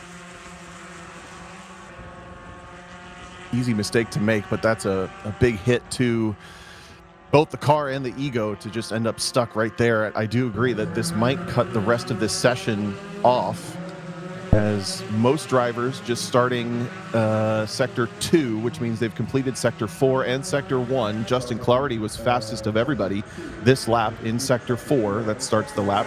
Bobby Sack was fastest in Sector 1, which is turns 1 through 3 and a long straightaway. Caleb Schrader had the fastest trap speed. Go ahead, Greg. All right, getting word now that they are going to now showing the checkered flag. They're going to be displaying the checkered flag over by turn 13 coming out of Thunder Valley and showing a full course caution to the rest of the field. So that's essentially going to conclude the session. Go on with that rundown you were just given. I'm sorry. Well, no, it's fine. I was just kind of prefacing if these drivers got to finish the lap, what we might expect. But I think with that local yellow in turn 12, the full course yellow now coming out, and the checkered, I don't think anybody really should be improving, let alone whether they will. Yeah, and we're starting to see that a number of the racers, at least at the front of the very front of the field, as I think they are starting to adhere to the full course caution, starting to come out of the throttle, that their sector 2 times are a little bit off of their normal pace. There's still a few folks that were setting green sector 2s back in the field, but again, at the very front, I don't think this is going to allow our front runners to set fast laps. I was going to note that as they started that last lap, and I don't know if there was any debris that had been brought across the track. I think it was Tyler Stevens in the 105 car out of Bixby, Oklahoma, or it might have been Keith Grant right behind. Had the left rear step out even over that grasscrete into the dirt to the left of all that curbing, and brought some dust and dirt back on, but certainly wasn't going to get a good run up the hill to start that final flying lap. All right, so as the drivers are all coming down the pit lane, Tom has read to you that rundown of how we think things are going to play out, as Spec Racer Ford will be our very last race of the day today. But next up, it is Spec Miata Racing. They're going to kick things off here at the 71st consecutive WeatherTech Chicago Region June Sprints. We'll be back, and we'll be racing. Stay with us.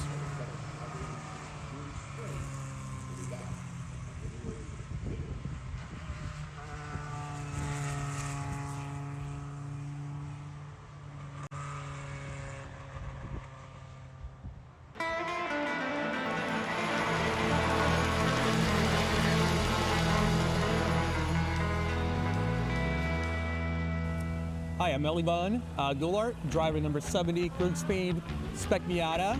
Hi, my name is Ethan Goulart, driver number 72, Spec Miata, Mazda Motorsports. 2014, 4 years old in a go-kart. I'm the fourth generation of my family, so he's my father, and then my grandfather ran a team as well, SCCA Racing, we also ran with, and then my great-grandfather. So racing together is, I mean, look, I'm sure I'm gonna step back and look at this a few years from now and be like, wow, those are like some of the best moments that I get to share it with one of my kids and race with each other. I never really look as like racing against each other, but there's definitely a little bit of feud in there somewhere, you know, so I'm not sure what the dynamic is. I got to keep him in his place once in a while. Definitely a great opportunity to be racing with your father and, you know, being bumper to bumper, working with each other. But at the same time, I want to beat him. He's just another competitor to me. So even though I want to work with him, I still want to beat him, so. Okay, all right, we'll see, right?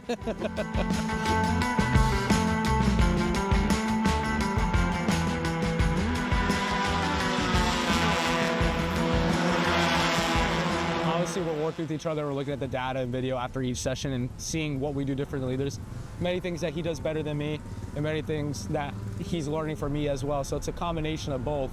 I'm still learning a lot with the racecraft side of things, and he's teaching me And I even see things visually while on the track. Just like yesterday during testing, I learned something like when he was passing somebody, he just stayed a little wider, opened up the radius and let me get in. So it's about teamwork and staying together, but I also learn a lot from other drivers as well, because everybody does everything a little bit differently. So I like to pay attention to everybody and pick up on things and make myself a well-rounded driver altogether.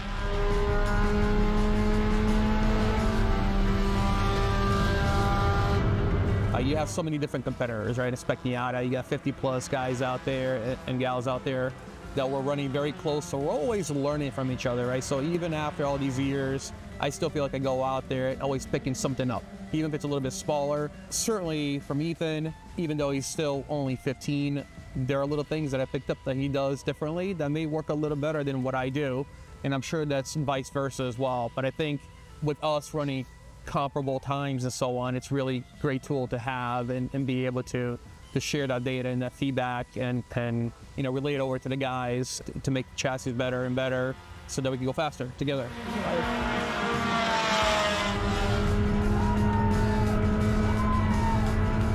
So there are many sports out there. Racing is the one that I fell in love with, and I think that racing with your family especially is one of the most beautiful things out there. It's definitely a moment that you can share with each other. Intensity is high, the love is high, sometimes the getting upset is a little bit high too. But those emotions, I think, create a great bond. But just being around the whole paddock, it's a great family atmosphere. Being able to share those stories after the fact, being able to talk about it before coming to a race, just enjoying and sharing a similar likeness of things, I think that just goes with you for the rest of your life. So SCCA Club Racing is definitely one of the great places to go and accomplish that, and I think that everybody should have a chance to go and experience it.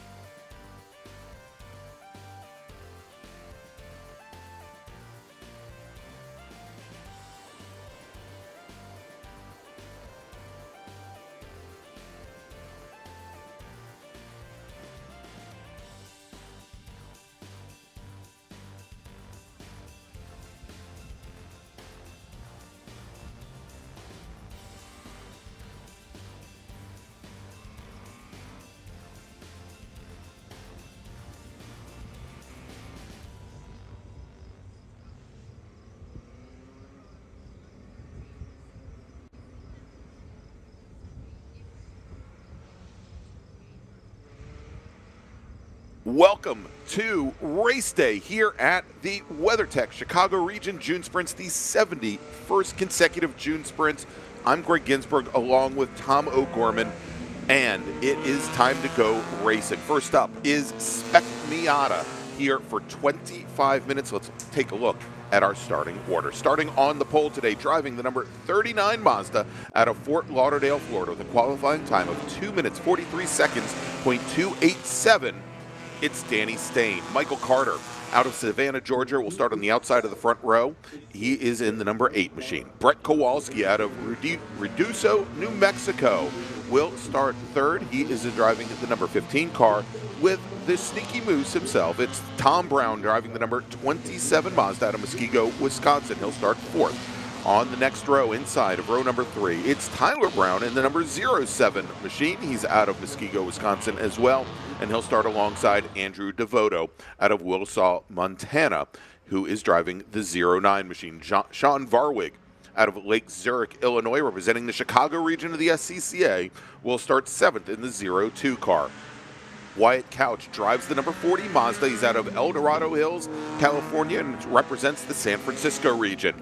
Kyle Greenhill out of St. Paul, Minnesota, representing the Chicago region. He's in the number 42 car. He'll start 9th. And rounding out the top 10, driving the number 176 Mazda from Johnstown, Colorado, representing the Colorado region of the SCCA, it's Matthew Dirks. Multi-time national champion Jim Drago out of Memphis, Tennessee, makes his return to the June Sprints. He's driving the number 2 Mazda. He'll start 11th.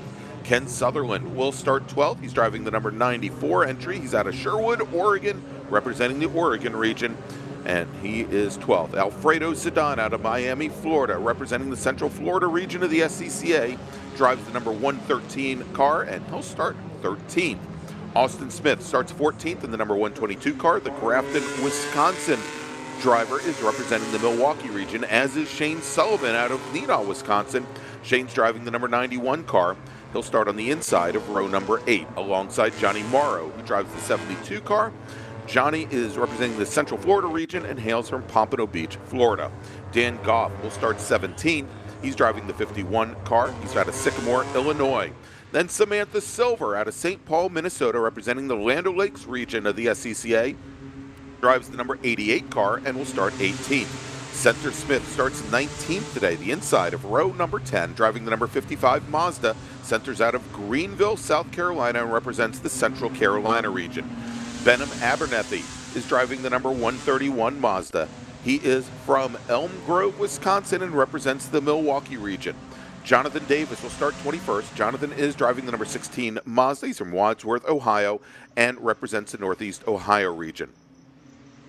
Representing the South Carolina region and hailing from Greenville, it's Cannon Smith. Cannon is driving the Lucky 13 car. He starts 22nd. Christopher Jerem will start 23rd today. He's in the number 14 car. He's from Lake Mary, Florida. Leland Werner from Lutz, Florida, represents the Chicago region of the SCCA. He's in the number 9 car and is starting 24th as the lights now are extinguished on the pace car. Then we've got Sam Nagosek out of St. Anthony, Minnesota, representing the Land O'Lakes region. He is going to start 25th. Starting 26th, Jackson Kimbrough from Fort Worth, Texas, representing the Texas region. Jackson drives the number 17 machine. And then we've got Sean Hayes. Sean is driving the number 194 car. He's from Naperville, Illinois. And then starting 28th, and these two drivers did not set qualifying times. We've got Ryan Kipke. He's in the number 8 car. He starts 28th today. He's out of Austin, Texas, representing the Lone Star region. And then Ryan Busk out of Chandler, Arizona, representing the Arizona region, driving the number 8 car. He'll start 29th on the field.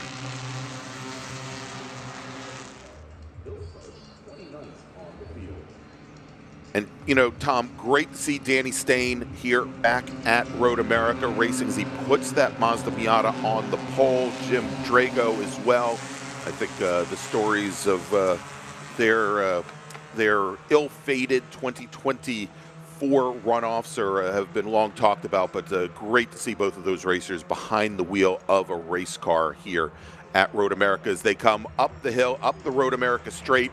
The starter looks over the field, And green flag is in the air, and we are racing here at the June Sprints as Danny Stain leads the field now down into turn 1, still right alongside Michael Carter in the 08 machine in that white and red car as they head down into turn number 1.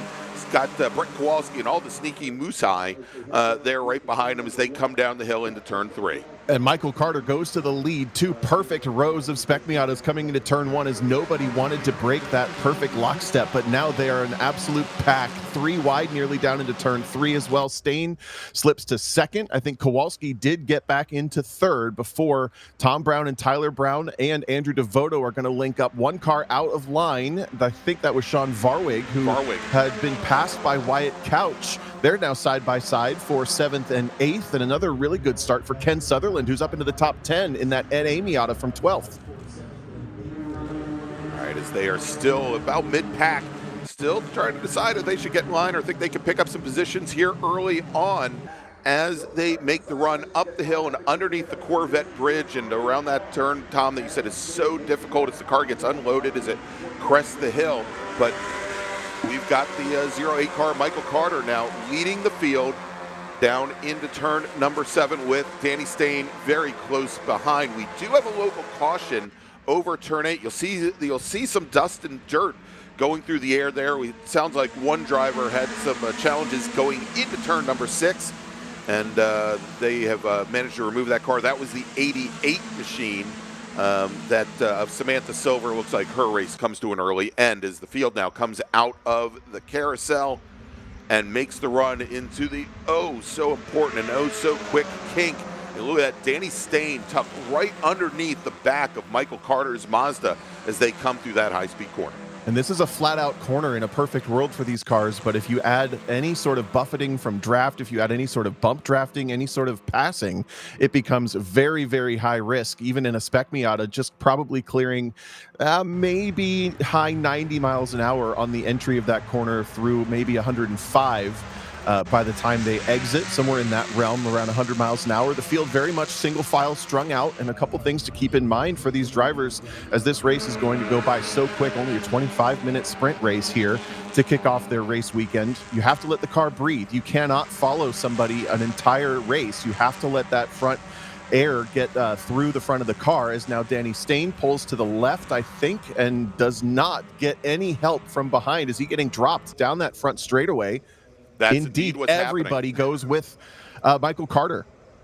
And that, let's see here, as Stain does find a gap to slot back in, and I believe that is behind the 15 of Brett Kowalski. And now Tyler Brown goes around the outside of Danny Stain as they come down into turn number 1. Tyler Brown, the fastest of our early drivers. And Tom, we saw a couple of those racers coming through 14, even with that extended grasscrete there, going all the way to the dirt. Certainly challenging their run up the hill, and so we are now starting to see where we've got that first group of I'd say probably around 7 or 8 cars, and then a little bit of a gap. That gap probably going to disappear under the draft, however, now as actually that first group is all of about 14 cars long. Yep, it's Johnny Morrow just clinging onto the back. Now we go side by side for second place. Wow, Tyler Brown is really up on the wheel early this morning. Tries the outside of turn 5, which becomes the outside of turn 6 as well, alongside Brett Kowalski. Drag racing up towards the Corvette bridge. They got to be careful. Don't let Michael Carter get too far away. They're still duking it out. Danny Stain can't quite figure out who to pick. Tries to roll out of the throttle just a bit and let Brett Kowalski get back in line, but I think now it's going to be side by side for 3rd and 4th. Yeah, as they head down to the hurry downs, indeed, Stain was basically had the 2 cars ahead of him to the left or to the right and running very wide coming out of turn 8, both Danny Stain and was that the blue and silver of maybe Tom Brown, looked like went way into that apron on the outside of 8 before they come underneath. I keep wanting to call it the Speedville Bridge, but I guess it's the Motul Bridge now here. So that splits up that first group maybe just a little bit more, as it's now maybe only 10 cars long. Yeah, I think that was Tyler Brown that slipped off the racetrack. And a correction from the YouTube live chat. Thank you for this. Right about 108 to 110 miles an hour actually at the kink. So a little quicker than I had expected. We have a challenge for the lead. Kowalski pops to the inside for Carter, actually outside, and gets freight trained.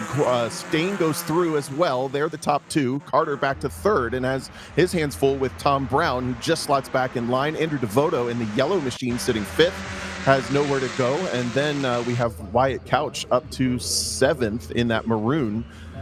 And B Miata coming through to start lap number 3. And we're already down to about 19 and a half minutes to go. All right, so Kowalski now jumping to the front of the pack as they come underneath the Mission Bridge there, coming onto the front straight. And so Kowalski, who's been racing karts since he was 6 years old, he has won the June Sprints now, the last, and the feature race here at the June Sprints, the last 2 years in a row. And Sports Car Magazine had actually picked him to win the National Championship runoffs. But many of you may remember this. He had a huge issue coming out of turn 8 during qualifying.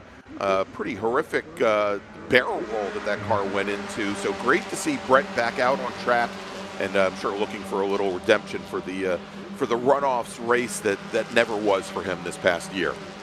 Yeah, the right rear departed the car at the worst time, and then he just leapfrogged over his own tire.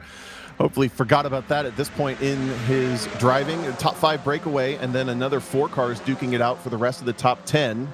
Doesn't look like any challenge into turn 5 this time for Kowalski until a late move for Michael Carter goes bowling down into turn number 5 and picks up 2 spots from third, goes through on both Kowalski and Stain. Yeah, and that, obviously there, Tom, turn 5 with that hill coming down and the threshold breaking there.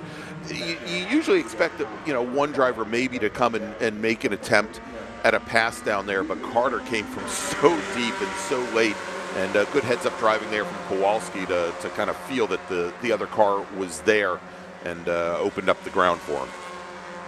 Really in kind of an era of Spec Miata where track position is king. You'll see most of these drivers trying to get as high up the order as they can as fast as possible. I think the patience game has not been rewarded nearly as much in the last couple of years, especially on these faster, bigger racetracks that we've seen so often for the runoffs between VIR and Road America. That means if you're a driver like Tom Brown, Andrew DeVoto, Wyatt Couch, even though you have 17 and a half minutes in this race or so, you have plenty of laps left. You just want that track position as fast as possible in case anything were to happen or the race were to get cut short. But it's still Kowalski, Stein, Carter, Brown, DeVoto, the top 5. And I think we still have nearly 10 or more cars in the conversation for that top pack. Yeah, indeed we do. I think going back now, Jim Drago in the white number 2 car, still sitting at 11th position where he started this race. And along with Austin Smith. Austin Smith came up from, and I'm just trying to check, actually, Austin started 14th, so he's picked up a couple of positions here early on, but part of that second group now, as they have now split off. That being said, Jim Drago on the prior lap had reset fast lap.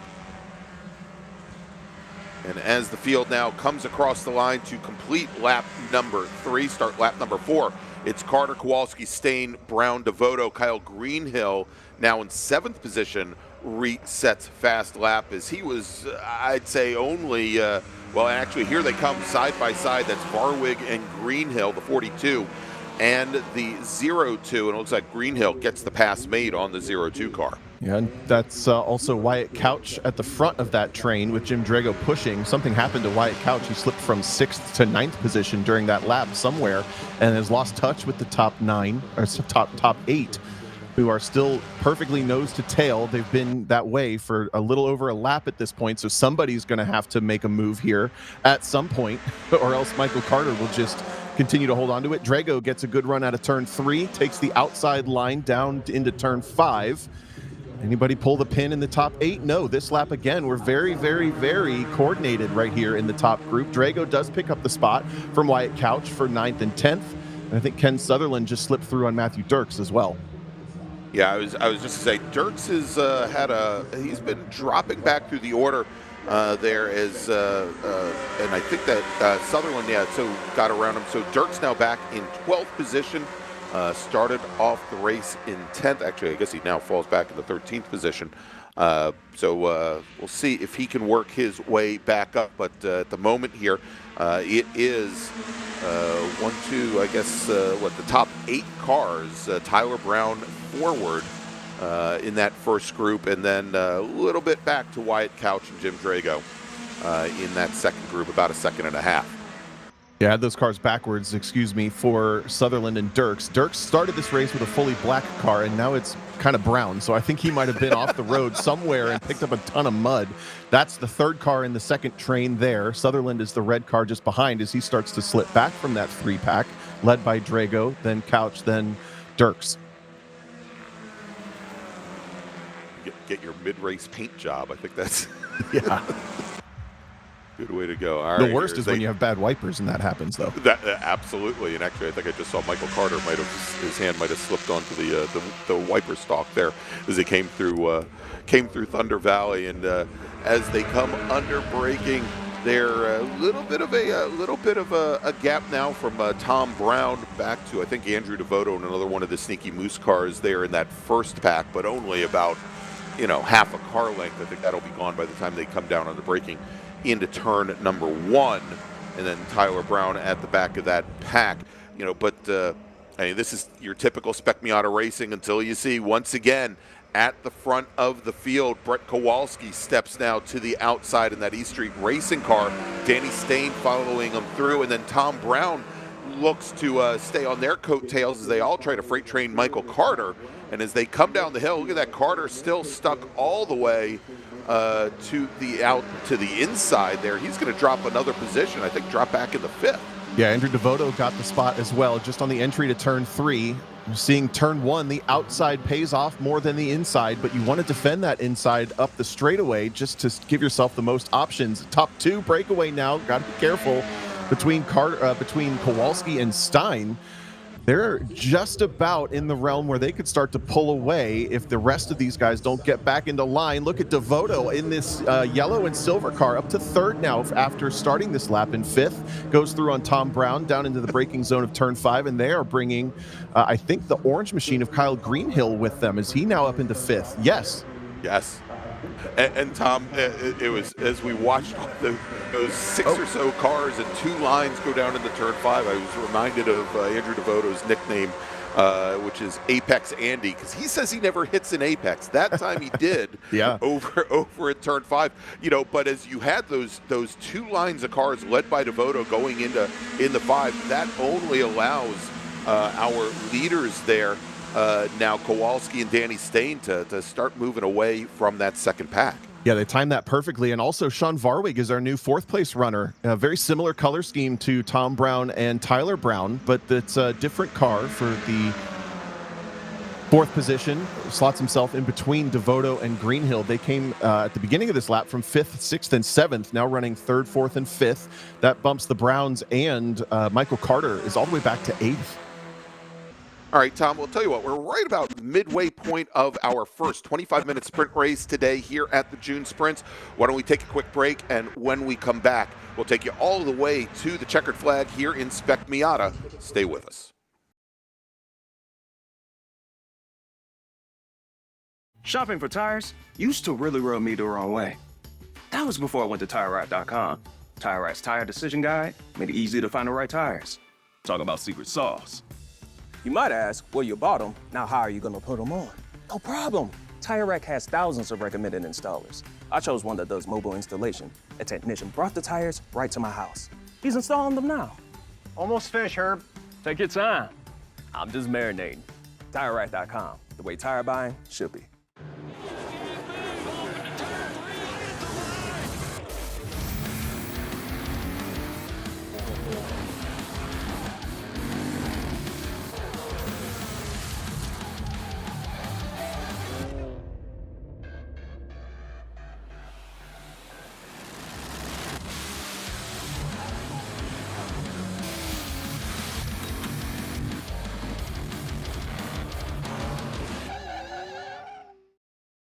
Hoosier Racing Tire is proud to be the presenting sponsor of this year's Hoosier Racing Tire SCCA Super Tour. As the world's largest race tire manufacturer, Hoosier has been at the forefront of motorsports innovation for more than 65 years. From local tracks to the global stage, Hoosier is dedicated to delivering high-performance tires that meet the demands of champions. Whether you're a seasoned competitor or an aspiring racer, Hoosier tires are engineered to help you push the limits. For more information, visit us online at HoosierTire.com or visit us trackside, and remember to connect with us on social media. If you like what you see today, become part of the action by joining the Sports Car Club of America. Whether you want to drive, flag, organize, officiate, have fun with cars, or meet 65,000 enthusiast friends, SCCA offers plenty to feed your motorsports obsession. Ask someone trackside how to get involved, or visit SCCA.com for more information. Did you know SCCA members can save $20 on every track night they sign up for? That's right. Track Night America, driven by Tire Rack, now hosting 150 events at more than 30 tracks across the country, is the easiest and most affordable way to get you and your friends on track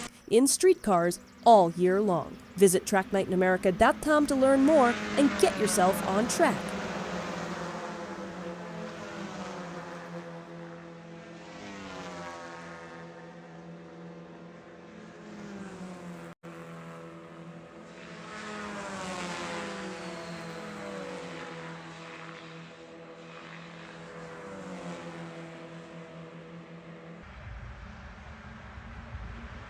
Thanks for joining us here this weekend at the 71st consecutive WeatherTech Chicago Region June Sprints. I'm Greg Ginsburg along with Tom O'Gorman, and it's our first race of the weekend. It is Spec Miata and Brett Kowalski, your leader, Danny Stain, Andrew Devoto, Kyle Greenhills. They head onto the Road America Street to complete lap number 6. This race scheduled for 25 minutes. So we've got about 8.5 minutes remain, 8 3/4 minutes remaining there if I look right at the screen. And it has been, Tom, I think your prototypical Spec Miata race. I guess once we got past like lap number 2 or lap number 3 here up at the field, some attempts to make moves to the front of the pack, but trying also not to upset the apple cart too much.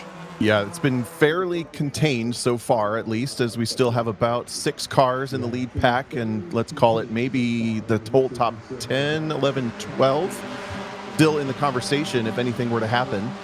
Then it's a big gap back to 13th. That's Sutherland then coming there into turn 3. But it's still Kowalski, Stain, Devoto, Greenhill, Tyler Brown, Tom Brown in that order. Now Stain makes a big move, is going to try to ditch Kowalski. Devoto is going to push him to make it happen.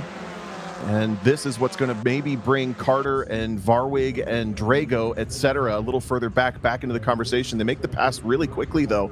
Nice and orderly already into the braking zone for turn 5. I'm going to guess that Brett Kowalski lubricated that just a little bit, rolled out of the throttle early enough to get back single file by the turn-in point for turn 5. Really savvy racing there, and holds on to the second spot when it's all said and done as he gets back around Andrew Devoto somewhere between the exit of turn 5 and the exit of turn 6. Look at this. Yeah, indeed. And so our pole sitter, Danny Stain, now moving back into the lead. But yeah, a great move there to get back ahead of Devoto. And let's see where Michael Carter happens to be hanging out as we watched a couple during our break. A number of racers go off right here at turn 8. And Tom, I guess you did mention it, but the closest part of that runoff area to us, they added some more of that grasscrete there to extend the runoff area even further, and a lot of racers taking advantage of that, just essentially running wide and then just straightening up the car to carry as much speed as possible into the carousel. Right, but between the curbs and the grasscrete, you really are making maybe 50% grip, maybe 60 to 70% grip of what the tire has, best case scenario. So you have to plan ahead for that. We were side by side coming into Canada Corner, big moves being made. I think Stain was thinking about going defensive, but here they come. He actually gets shuffled off the racetrack nearly all the way back to 7th for Stain. Kowalski to the top, Devoto and Greenhill side by side for 2nd place. In the yellow machine, it's going to be Devoto that takes it back over, and I think that's Tom Brown back up to 3rd now. Yeah, I'd say that's Tom Brown up to 3rd, and I'm listening, waiting with bated breath, Tom, to hear if there's a call over the radio that might have involved Danny Stain going in the Canada Corner, to hear that he just dropped so far back. And haven't heard anything yet, but to go from 1st now all the way back to 10th position, So huge loss there for Danny Stain as Michael Carter's going to make a move up the inside. A huge move on Tyler Brown. That's going to slow their progress just a little bit, as now Andrew Devoto goes to the lead. Tom Brown slots into second spot. Kowalski back to third. Then we get Kyle Greenhill fourth, and Carter was not successful. He's going to continue to follow Tyler Brown for fifth and sixth.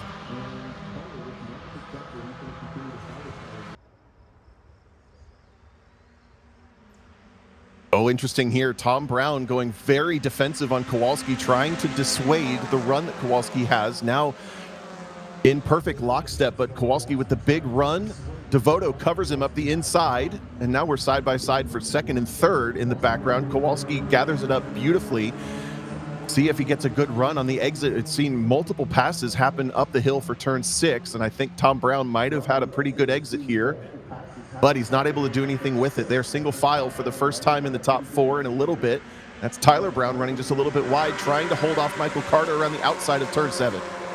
And it looks like our pole sitter, Danny Stain, has made up a couple of positions. I think he managed to get past Matthew Dirks as they came up the hill here. But everything that I said about things being stayed, Tom, and it being your prototypical race, well, with 4 minutes to go, maybe it is still prototypical, but that just means everybody's turning up the wick. Real quick, Tom, let me make a call to the grid for our next race group. Attention in the paddock, race group number 2, Formula 6, Formula F, and Formula V racers, please head to the grid. Race group number 2, Formula 6, Formula F, and Formula V, please head to the grid. Your race is next. And we've got a local caution now, Tom, looks like just past our camera view here. And we've got a car, it sounds like we've got a car center of track heading down into Canada Corner. We see we've got one driver up against the wall here at driver's left. And as they come up the hill and into the final corner, so we do have a couple of cautions there. And we can see now the pack is at the front has broken up once again. But making a move here, it looks like Danny Stain may have tagged onto the back of, is that Jim Drago now as they come underneath the bridge. And Tom, we have a checkered flag. This race is ending a few moments early here, and I think this has to do with the incident that's coming down the Kettle Bottoms into Canada Corner. And so with the checkered flag out, taking the win from St. Paul, Minnesota, it's Kyle Greenhill. Tom Brown will finish second. 84 one-thousandth of a second back from him is Tyler Brown. He'll finish third. Michael Carter works his way up to fourth. Jim Drago will finish fifth with Danny Stain sixth. Sean Varwig, Matthew Dirks, Wyatt Couch, and Austin Smith will round out your top 10. Yeah, Greg, I'm trying to figure out where Brett Kowalski and Andrew Devoto went. They were in the camera shot exiting the kink on this, what became the final lap. And then the next time we saw them, I don't think there was either of them in the camera shot. So maybe those are the 2 cars involved down at Canada Corner. Is that potentially Kowalski sitting up against the wall on the driver's left coming out of Canada? I think that's the case, and I'm still showing Kowalski. No, Kowalski he wouldn't have made it Devoto there. is not having passed the checkered flag, I mean, it's, whereas all of our other racers have. So it is. Let's see. I'm trying to check with our Flagtronics transponder system here to see if I can pick up some of the other cars. There are still 2 cars showing as being down at turn 12. I'm showing the 139 a little bit past that, if that is indeed the 139. I didn't think we had a 139 car, Tom. So that doesn't seem to be the case. Yeah, but I think that indeed that's Kowalski and Devoto possibly down over in Canada. Huge bummer for them, but yeah, Kyle Greenhill taking up that win after starting. Where did he start? Ninth on the grid. That's a huge charge for the driver, the number 42. Really well done there. The math might be a little difficult for me in real time, but the fastest laps from this race do also count for the grid for tomorrow's race. So we might see that even be shaken up a bit. But it was all mooses all out front at this checkered flag. They weren't so sneaky after all. All right, so Tom, that's going to wrap things up for our first Spec Miata race of the weekend. They are going to be back. They are going to be racing bright and early tomorrow morning at 8 a.m. Central Time. That's 9 a.m. Eastern Time. So if you love your Spec Miata racing, well, first off, we want you to stay with us for the rest of the day here, but they'll be back tomorrow morning for day number 2 of the June Sprint. So let's make a final call for our next race group, and then we'll take a little break. Attention the paddock. Final call to the grid for race group number 2, Formula 6, Formula F, and Formula V. Please head to the grid. Your race is next. Race group number 2, Formula F, Formula 6, and Formula V. Please head to the grid. All right, we're going to take a quick break. I think there's going to be probably a little bit of track cleanup happening. And when we come back, more racing action here from the National Park of Speed and the 71st consecutive WeatherTech Chicago Region June Sprints. Stay with us.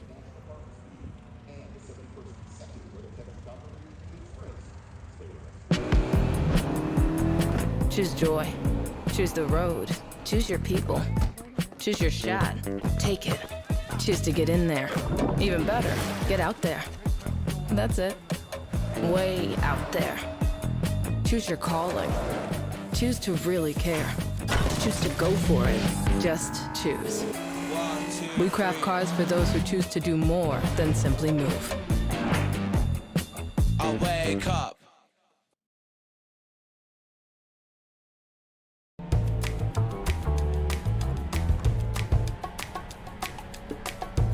My name's Eric Yeagle. I'm the pilot of the 46 B-Spec 2013 Honda Fit.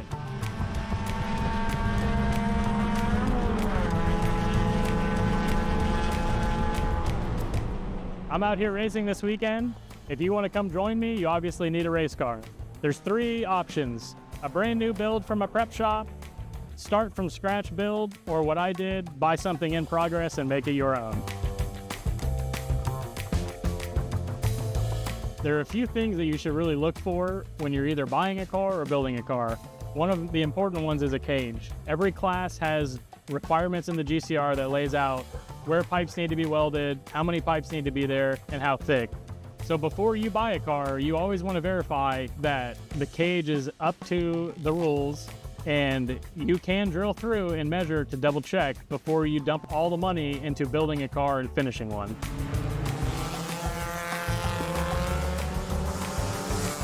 Another important factor is driver comfort.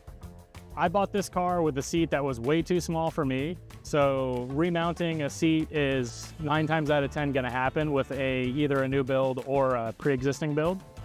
So what I look for in a seat is obviously how far back away you are from the steering wheel, so you can fully depress all of the pedals, and then shifter comfort is a big one. You're shifting a lot during laps. If you have trouble reaching up to 5th or 3rd, it's going to be a problem. So those are the main 3 things that I look for, and you want them to be right while you're on track.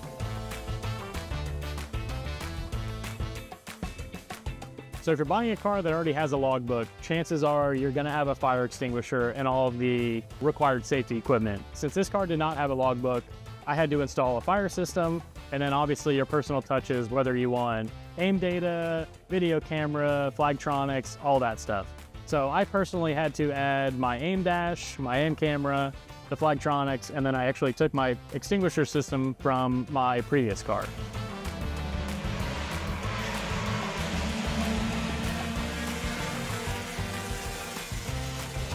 One of the things I like about B-Spec is there's not a whole lot you can do. Some cars you're allowed headers, some cars you're allowed intakes. This specific car, you're allowed an intake with a slight weight adder. It's a lot about personal preference, little things like tow hooks. This is kind of a bump drafting class, so you don't want a big tow hook that sticks out where you have the opportunity to stick another guy's bumper and turn him. So that's why we prefer the fabric tow hooks. But besides that, everything is more or less stock, and you can buy all the parts from the parts store.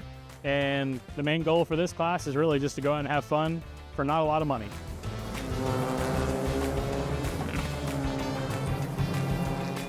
So being that I got this car half built, it took me probably 60 to 70 hours to do the finishing touches on it. And the first weekend went pretty flawlessly. And I've been lucky enough to not have any problems out of this car, but don't feel bad if you do, because this is racing and stuff happens. Just know everything's fixable and you'll be all right. We're here to have fun, and you're gonna have fun in a car like this.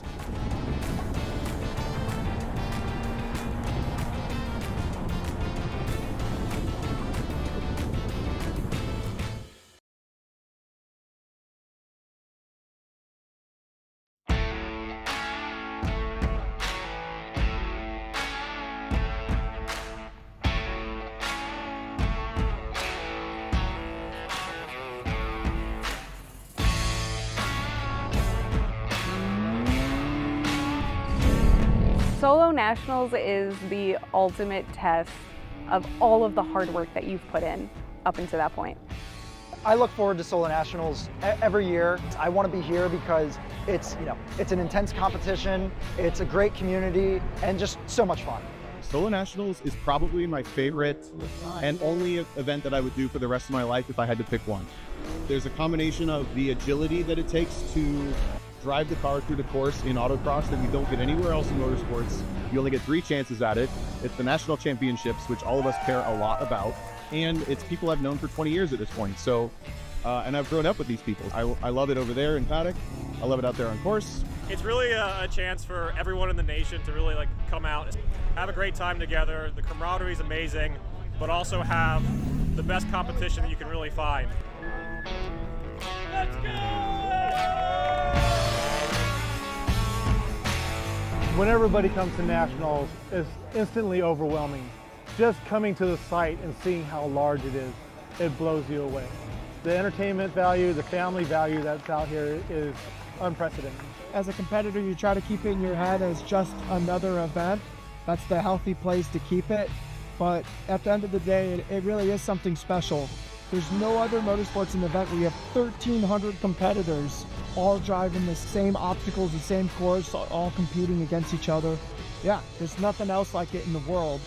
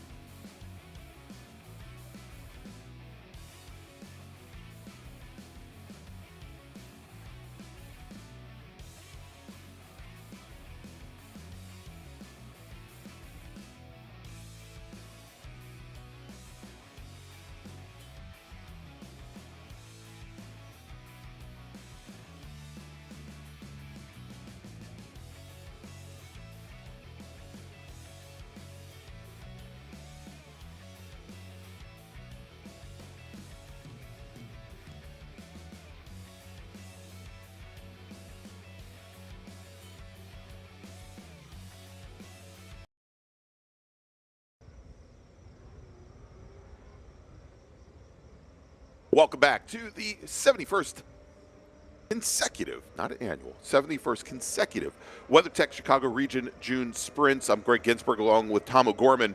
Next up, our first of a few open wheel races, first of 3 open wheel races here today, and it is Formula 6, Formula F, and Formula V. Let's run down the starting order. We're going to start off here with our Formula 6s, and we're going to have a split start here. You'll notice there are actually 2 different pace cars here. We've got the Formula 6s, then the Formula Fs and the Formula Vs in the second group. Starting on pole in Formula 6 with a qualifying time of 2:23.477 out of Farmington, Minnesota, driving his Ellis AE16. It's Aaron Ellis. James Weida in his Scorpion will start second in the number 22 machine. He's out of West Lafayette, Indiana. Novi, Michigan's Calvin Stewart scheduled to start third today in this Nova car. Don't expect to see Calvin here as he's celebrating the Sabbath.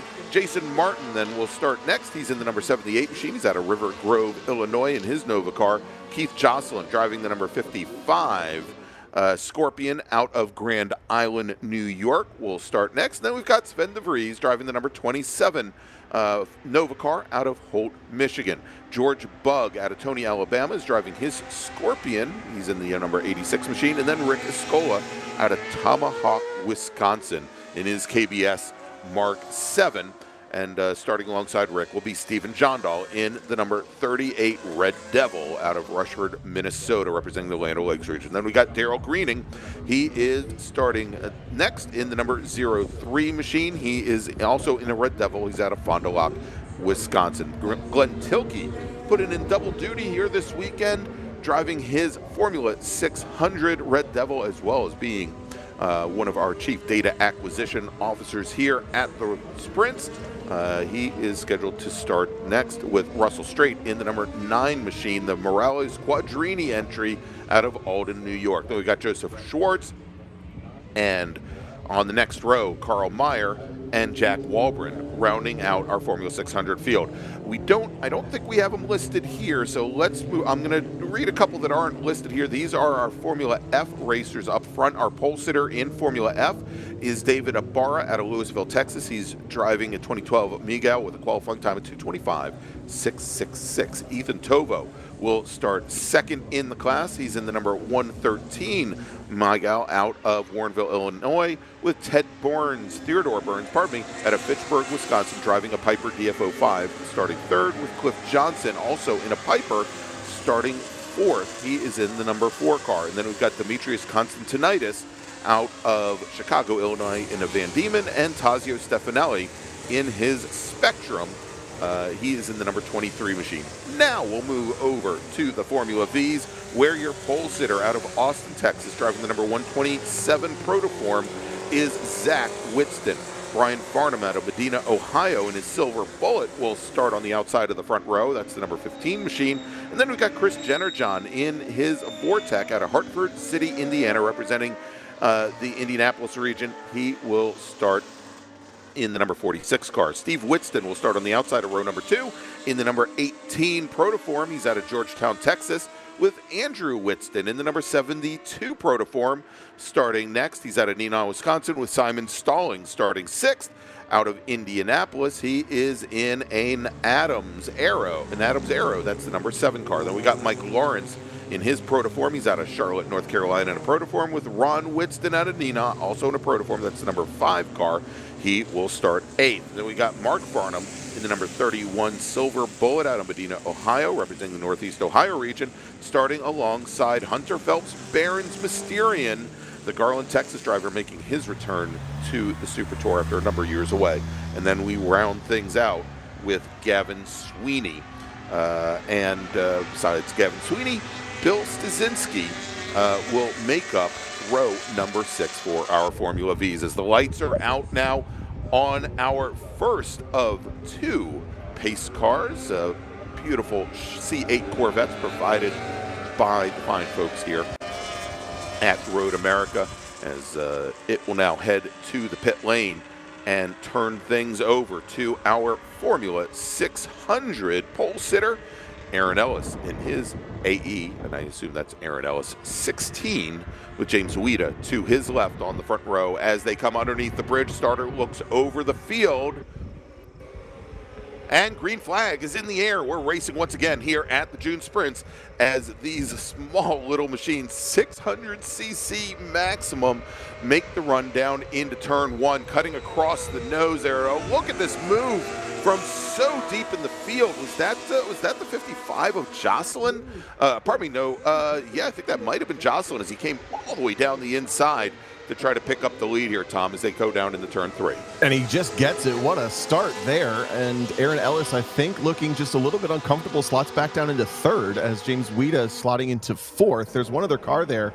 Really nice job for the start here. Now we just get the green flag for Formula F. Lots of space between these two groups that make very similar speed. And then in the background, you can see the Formula Vs coming in here as well. Very high stakes turn 1. Cannot lock wheels without incident, but it looks like at the front of V, Zachary Whitston is going to easily take the lead into turn 1, and I don't think there was any challenge at all for Formula F right away, but it's a great start for Ethan Tovo. He leads the way over David Ibarra, swap for position there. Yeah, and Tom, there was a huge jump at the about the mid-pack in Formula F, and I think it might have been Tom Porter in the number 95 machine, jumps over driver's right, was just absolutely hugging the concrete wall and made up, I think, 3 positions just as they came underneath the starter stand here. Wonderful start for him if it was him. We'll definitely check that as they come back by here in just a few moments. But great field here in all 3 of our classes, V and Formula 6 as well as Formula F. And it was, I think, we also saw Sven de Vries, who started a little bit further back in the Formula 600 pack. Another former national champion, de Vries, started 6th. I think he might have been our leader going into turn 3. And we'll see here as we've got a car off of turn 5 that has gone dead stick. That is the 88 machine that's having some challenges here early on. 53 race cars on the racetrack. Actually, I think about 50 or 49 took the green flag. Lots to keep track of. We'll do our best for you here, but I know that Ethan Tovo is pulling away from David Ibarra. Back in the finishing up the Kettle Bottoms run down into Canada Corner, and Zach Whitston had pulled away just a bit from Chris Jennerjohn, who slotted into 2nd. Brian Farnham had slipped to 3rd. Steve Whitston was 4th in Formula V. And then at the back, at the front, of Formula 6, Jason Martin is going to lead the first lap over Sven de Vries. James Wida and Aaron Ellis again slotting down into 4th after starting on the pole position. The other thing of note here is that the fastest cars in Formula 6 are faster than the fastest cars in Formula F. But the fastest cars in Formula F are faster in a meaningful way than the back of Formula 6. They're going to hit traffic very, very quickly. As you can see, they're already dealing with it. The top 2 just knifing through, and the 3rd place car of Ted Burns is going to follow. And that's going to break up the Formula F field already from the rest. Tovo, Ibarra, and Burns are still in touch. Here they come down into turn 3. All right, and as they do there, you can see they all are continuing to pass that one Formula 600 car, and trying to track who that is, and I think that's Russell Rudicelli, who was running a little bit off the pace yesterday, and running on that first lap was about 10 seconds off of the rest of the field, or may have been, and I think we just now had John Luxon complete his first lap in the number 49 car, as he is currently running, actually that's towards the back of the Formula F field, definitely running a bit off the pace right now. As our Formula V leaders coming underneath the Sargento Bridge, making their way down the Moraine Sweep, and right at the front of the field, it is Zach Whitston in the blue and yellow number 127 machine, with Brian Farnham in the orange number, I think that orange number 15 right behind, and then Steve Whitston in the white, blue, and red number 18. Still got 5 cars in that conversation. You just rattled off the 3 Whitstons involved, a Farnham and a Jennerjohn, and I'm trying to remember which Whitston is in the white, red, and blue car that's slotted into 3rd. I think that's Andrew Whitston. right. and Steve's in the yellow 18. That's there we go. So it's a I'll bit get of a it top right. two. That's Farnham in the orange, chasing Zach Widston in the blue and yellow. Then we have the red and white machine of Andrew Widston in front of the white car. Chris Jennerjohn. Steve Widston is in the yellow car as they are now flat out full throttle into the kink section of the racetrack. The draft absolutely in huge effect with these race cars. Now Jennerjohn has actually slipped off the back and has lost touch slightly with that 4-pack running in the lead. A couple of slower Formula Fs involved as well. That can be a bit frustrating as the all-out pace of the Formula F extremely much faster down the straights, more than anything relative to a Formula V. All right, and I think as they came out of the kink, saw Steve Widston move over driver's right, and as he came through this pack, and he has not made a position, but I think we do have a new leader at the front of the Formula V field now, as Andrew Widston has, or probably Zach Widston has given up the lead to Brian Farnham, your new leader coming out of turn 14, but that's where the draft comes in as Farnham using the draft of that Formula 600 car going up the Road America straight. And it's snowing in Wisconsin here, Tom. Yeah, it's snowing fluff. And also, by the way, there is a drifting event happening on the inside of turn 14. If you see smoke, no reason to be alarmed there. Different event happening. But this battle for V is not going to go anywhere. Now look at this. This is a huge run for Andrew Widston. Takes over the top spot from Zach Widston. Farnham's going to slip to third. But they're going to do this duel and this dance all the way till the end of the race.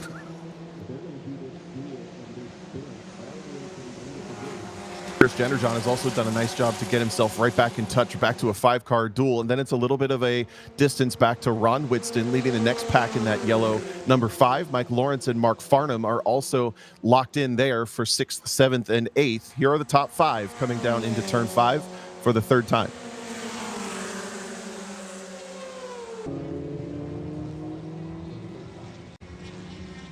Nice move from Zach Widston, takes over the lead once again. I think not a big fight from Andrew Widston as he was in the braking zone there, and a big pass in the second pack. Mike Lawrence goes through on Ron Widston for 6th as well. Now they come through turn number 6, and it is back to being Zach Widston in front, Andrew Widston in 2nd, Farnham in 3rd, Steve Widston in 4th, Chris Jennerjohn in 5th. Ethan Tovo continues to lead Formula F by 2/10 last time across the line over David Ibarra. Ted Burns has dropped off about 2 seconds there, so a bit of a 2-car duel in Formula F. James Wida has taken over the top spot again in Formula 6 when having a great battle with Jason Martin. Those two have pulled away from the rest as well.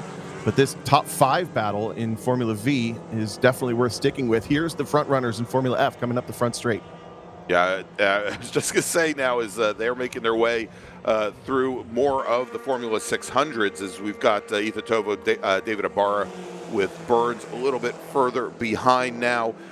Burns about 4 seconds back from our leaders, but here as they come down into turn 1, side by side, wheel to wheel, Ethan Tovo to the inside, Ibarra to the outside as they're coming up on another one of our Formula 600s ahead, and managed to dispatch that car as well. As we've got a driver off at the kink right alongside the fence line there. Now, see if I can get a car. But first, before we do, let's take a look at a replay.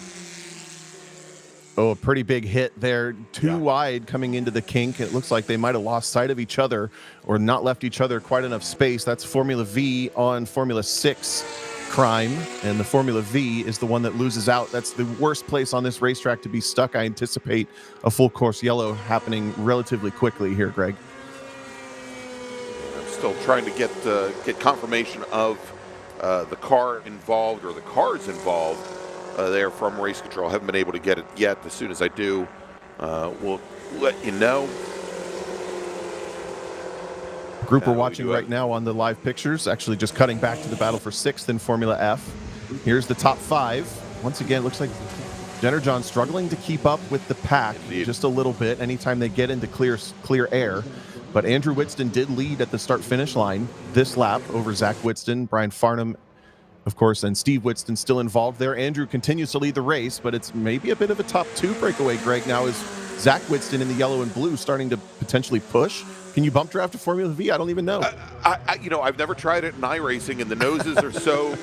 Well, I mean, some of those cars, I think so. Like, I think the Adams Aero a little bit further back the field. It's a pretty chunky nose. That maybe you could do it here as one of our Vs has some challenges there coming through turn 6. Gets that car back underway, and Tom, we are going to a full course caution now, and I believe that this is likely for that incident over on the exit of the kink, as we've got our emergency services vehicles responding to that situation. Yeah, a bit inevitable with that, but that will calm things down. It will also put us back to a full field single file restart. So we really need to pay attention to where the different class battles settle into the overall grid. They'll pick up James Weida as the overall race leader with the safety car as soon as they can. But the cars we're seeing here in turn 1, that's basically the second half of Formula F, which are going to be all nose to tail. Great news for them. Maybe bad news that Ethan Tovo and David Ibarra and Theodore Burns had pulled up a couple extra spots. I know they didn't actually. The entire Formula F field is somehow in a nose-to-tail train for all the way down to about 7th.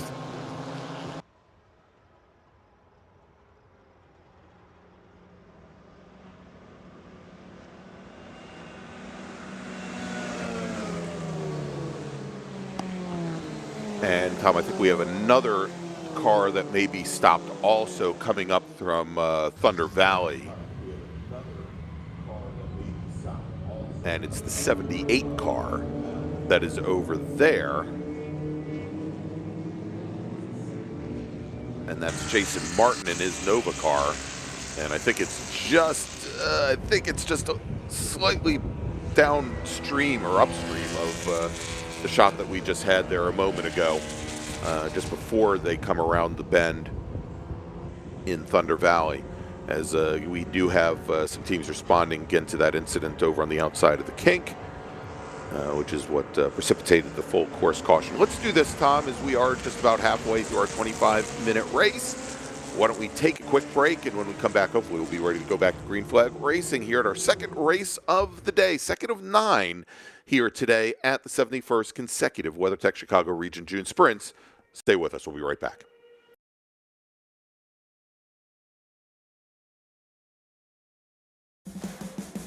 What does it mean to be built with Summit?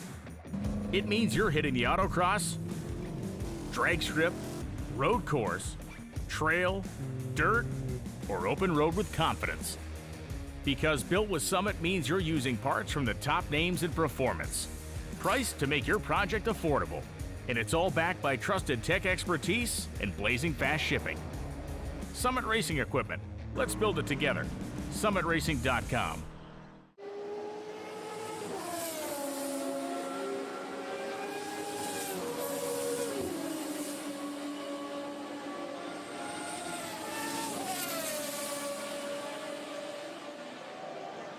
Okay, track day checklist. Let's go. You got your gloves, your helmet, water, snacks, sunscreen, your car is prepped and ready to go. Oof, forgot your track day insurance, didn't you? If you want to be covered for the whole value of your car, you need high-performance driver education coverage through Hagerty. We'll get you a policy for track days, time trials, and more in less time than it took you to apply that sunscreen. Hagerty, let's drive together. Hoosier Racing Tire is proud to be the presenting sponsor of this year's Hoosier Racing Tire SCCA Super Tour. As the world's largest race tire manufacturer, Hoosier has been at the forefront of motorsports innovation for more than 65 years. From local tracks to the global stage, Hoosier is dedicated to delivering high-performance tires that meet the demands of champions. Whether you're a seasoned competitor or an aspiring racer, Hoosier tires are engineered to help you push the limits. For more information, visit us online at HoosierTire.com or visit us trackside, and remember to connect with us on social media.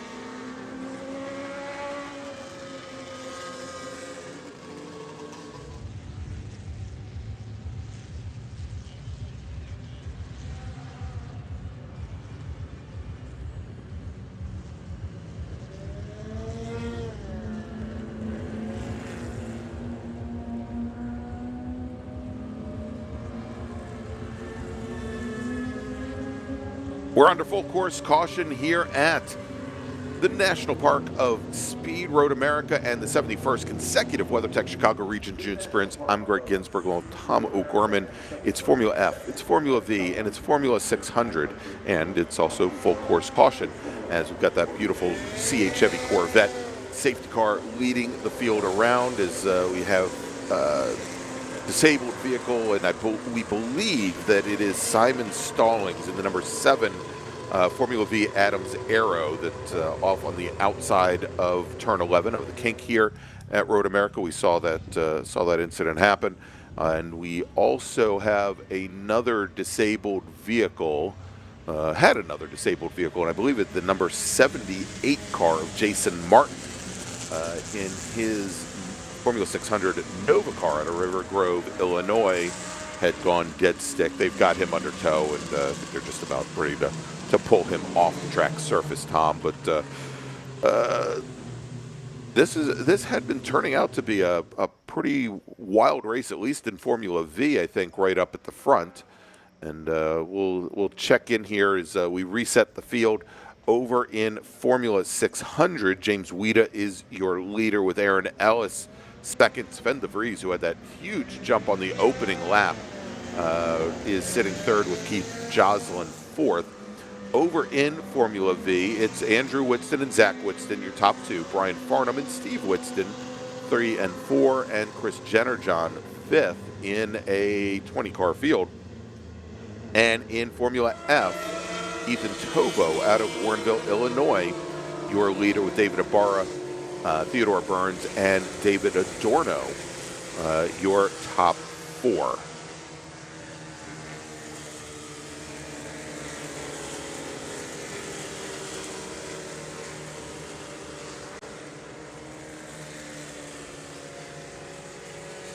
And so Stefanelli, sitting fifth right now in Formula F.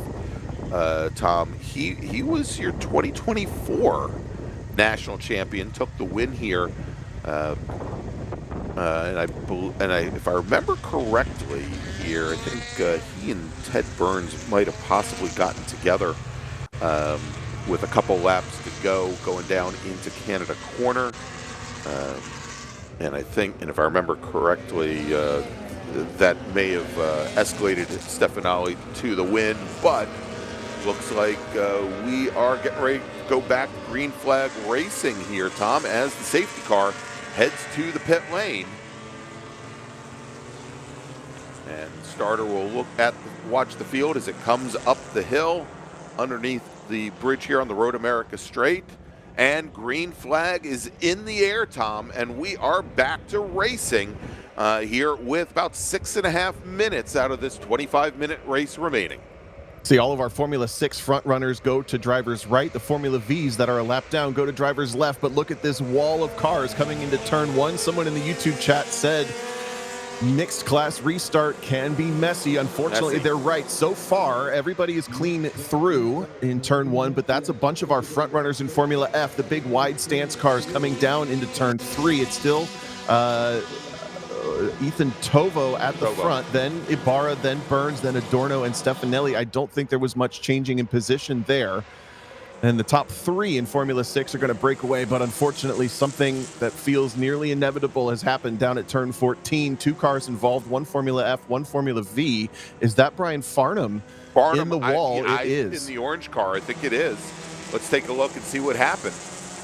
Oh, it's harmless spin, trying to get a good run onto the front straightaway. Farnham with nowhere to go. It's a pretty big whack, and the car hits all 4 corners, unfortunately, as well. That's heartbreak for one of our front runners in Formula V. Missing who in Formula F was the spinner. Relatively harmless at the start, but turns into big consequences. Yeah, let me see if I can pull up if I have record of that car. That might have been Demetrius Constantinitis in the light blue 33 machine. Let me see if he is continuing. I think that is I didn't have any lap times from Constantinitis. That I don't think he took the green, so likely not him. Yeah, I think it's the 02 of Megan Rudisuli-Wiest, who spun the car. So we're going to be local yellow at best in turn 14. top three in Formula 6 have broken away and are spread out, but then the next three, actually Ethan Tovo had a poor restart. He's all the way back in 5th now. David Ibarra and Theodore Burns, David Adorno, I think, are the top three that are very much close together coming down into Canada Corner. Here's your overall race leader coming up through Billy Mitchell Bend at turn 13. There is Ibarra. There is, I think, Adorno now into 2nd, and Ted Burns into 3rd. As they round turn 14. And Tom, I believe we also have a local caution going down the Kettle Bottoms into Canada Corner.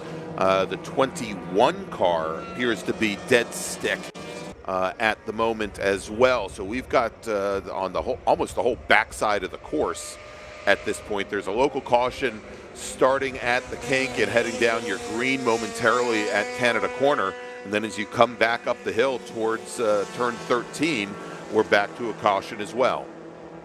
New leader in Formula F, David Adorno, just picks up the lead over David Ibarra. Sorry to cut you off there, Greg. But they're still battling it out. Ted Burns just out maybe 3 or 4 car lengths behind, and that was perfect timing for Adorno because we are full course yellow again.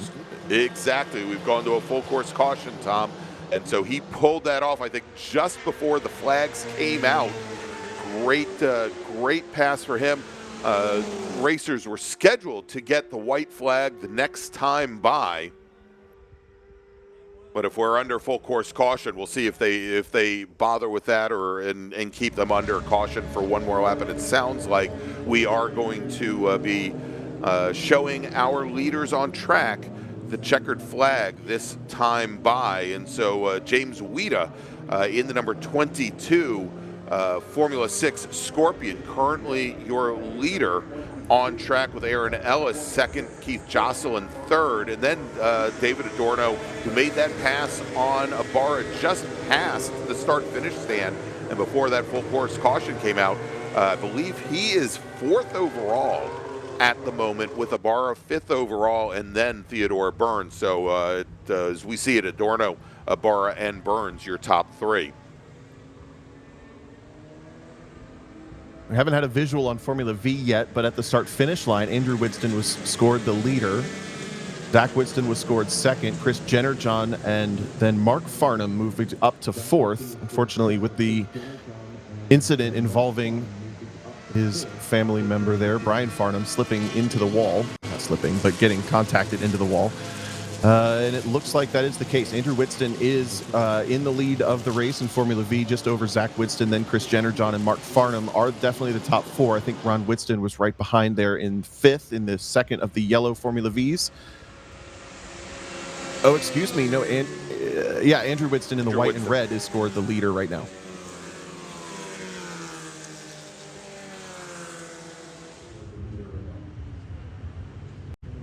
All right, as James Wida leads the field now out of the kink and heading down past that incident over at turn 11, about midway down, or past turn 11, 11B, as we've got some emergency services vehicles that have responded heading through the Kettle Bottoms.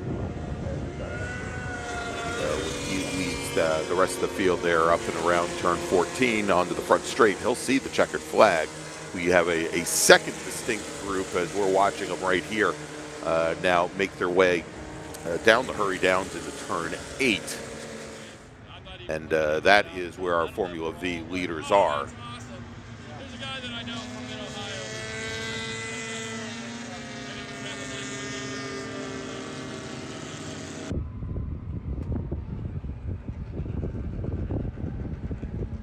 And unfortunately, it looks like this race is going to end under caution. But they've got one more race this weekend. They're going to be racing tomorrow morning. We've got our first race of the day. That's Spec Miata. They will be out for the green flag at 8 a.m. tomorrow, followed by our Formula 6, Formula F, and Formula V racers. We anticipate somewhere right around 8:55 a.m. tomorrow, races scheduled. Most of the races tomorrow are scheduled for 13 laps.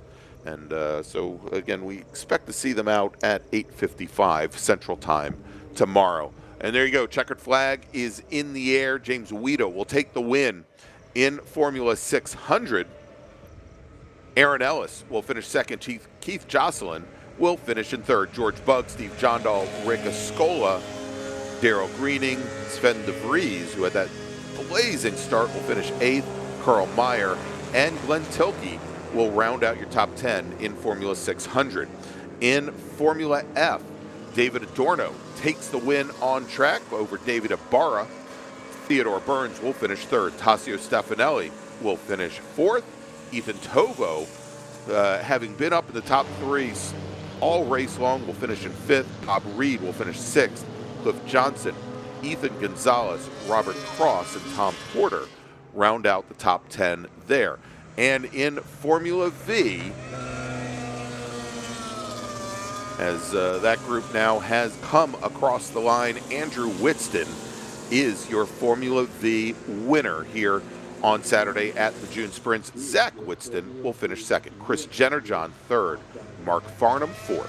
Ron Whitston, Mike Lawrence, Hunter Phelps Barron, Michael Nitz, Greg Boutry, and Rich Richardson will round out the top 10 in Formula V.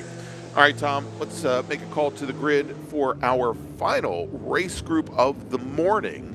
Of course, we've got another 6 races in the afternoon to keep you company with here. Well, let's make that call. Attention in the paddock. Final call to the grid for race, it's going to be our first call to the grid for race group number 3, E Production, F Production, H Production, and B-Spec. Please head to the grid. Race group number 3, E Production, F Production, H Production, and B-Spec racers, please head to the grid. Just realized we can make a first call there. Anyway, we're going to take a quick break. We'll be back with more racing action here from Road America. It is the 71st consecutive WeatherTech Chicago Region June Sprint. Stay with us.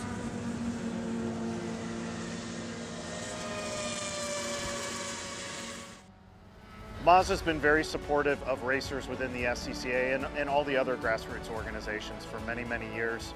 Really, their support for racing and our type of racing is unmatched from any other manufacturer. They've been a great partner for many, many years. Mazda, hands down, is the best company to work with for sports car racing. Factory support is second to none. It just feels right. You feel connected.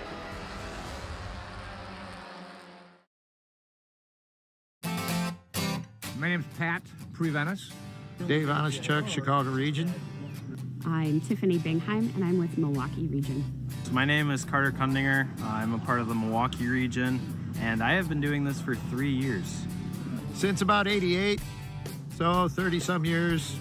I've been doing this for 50 years. 2009 is when I started, so I don't remember a year how long. What makes you keep coming back? It is honestly, it's one of those, the cars and the racing are great, but you stay for the people. It's come for the racing, but stay for the people. Racing and, good people. It's not only the racing, but it's the people too. I mean, I can't go away from that. I've met a lot of my very close friends here, and just connections that you make with your fellow workers, even drivers, safety crew, just about anyone is honestly just something that, it just keeps me coming every single year, every single weekend. Because both my son and my daughter and my brother also flag, so it's a family thing. Well, there's a lot of excitement. There's a lot of excitement. If you're a race fan, there's no better spot. There's been a lot of great memories, a lot of friends, a lot of racing friends. It's a great group of people. Everybody cares for one another, helps each other out. Those are probably the biggest memories, more than just the racing. I mean, it's fellow workers, the drivers. It's been amazing. I've met my best friend here. My husband. So it's really a family event. I mean, it's great. I came out here when I was a high school student as a spectator and kind of fell in love with the place. And during my college years, I joined as an SCCA member and started working corners right away, and I've been doing it ever since. This is the best seat in the house.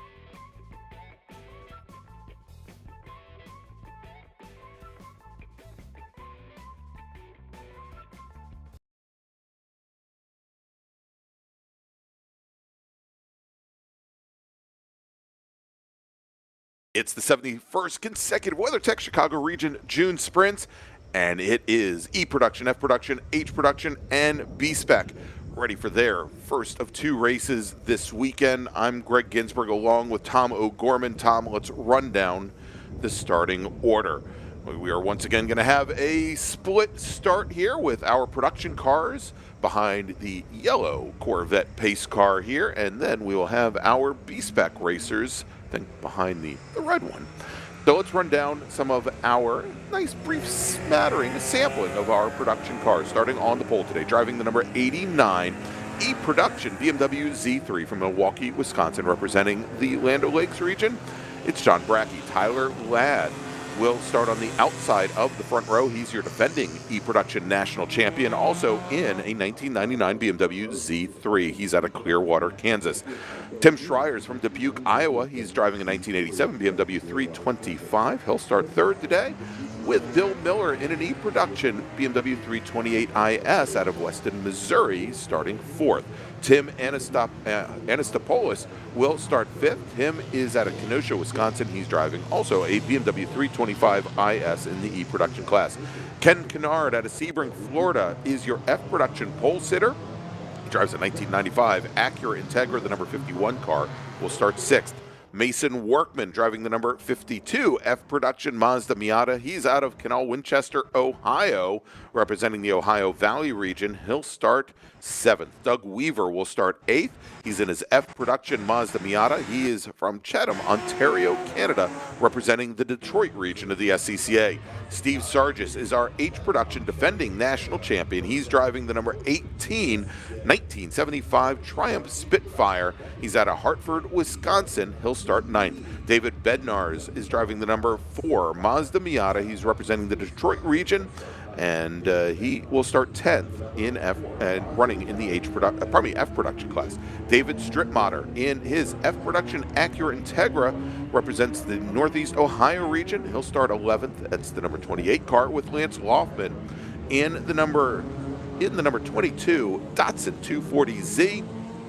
He is representing the Western Michigan region, and he starts 12th. Starting lucky 13th, driving the number 63 F-Production Mazda Miata from Alvin, Texas, is Steven Simons, with Stephen Powers starting 14th. Steven's also in a Mazda Miata, an F-Production Mazda Miata. He's from Mesa, Arizona. Then we got Graham Fuller. He is driving the number 2 F-Production Toyota Tercel. He's representing the Washington, D.C. region. He's out of Summit Point, West Virginia. And then Chris Shaftsma in his H-Production Volkswagen Jetta GLI. He's out of Wheaton, Illinois, and we may have some in-car video from Mr. Shaftsma as this race goes on. We'll see. But let's move over to our B-Spec racers, where Stuart Black out of Greensboro, North Carolina, representing the North Carolina region, will be driving his Chevrolet Sonic from the pole. He's got a qualifying time of 2:53.564. Stephanie Anderson from Racine, Wisconsin. She will drive her Mazda 2 from the outside of the front row. That's the number 138 machine. Cale Patry in his Honda Fit out of Waukesha, Wisconsin, part of the Eben family, will start third. He's in the number 8 machine, with Kent Carter starting 4th. He's in the number 91 Mazda 2. He's out of Houston, Texas. Josh Schmidt from Kannapolis, North Carolina, and representing the North Carolina region, will be driving his number 19 Chevy Sonic. He starts 5th, with Chris Taylor out of Elroy, Texas, in the Chris Taylor Motorsports Mazda 2, starting in 6th. Starting 7th, Gail Corley in his Mazda 2 will start 7th. That's the number 59 car, with Michael Saltenberger starting 8th in the number 76 Mazda 2. He's out of Chicago, Illinois. Ricky Holmstrom, also in a Mazda 2. He's from Florence, Wisconsin. He'll start 9th. That's the number 5 car, as Austin Boynton in a 2015 Honda Fit will start 10th. He's out of Appleton, Wisconsin. That's the number 105 machine.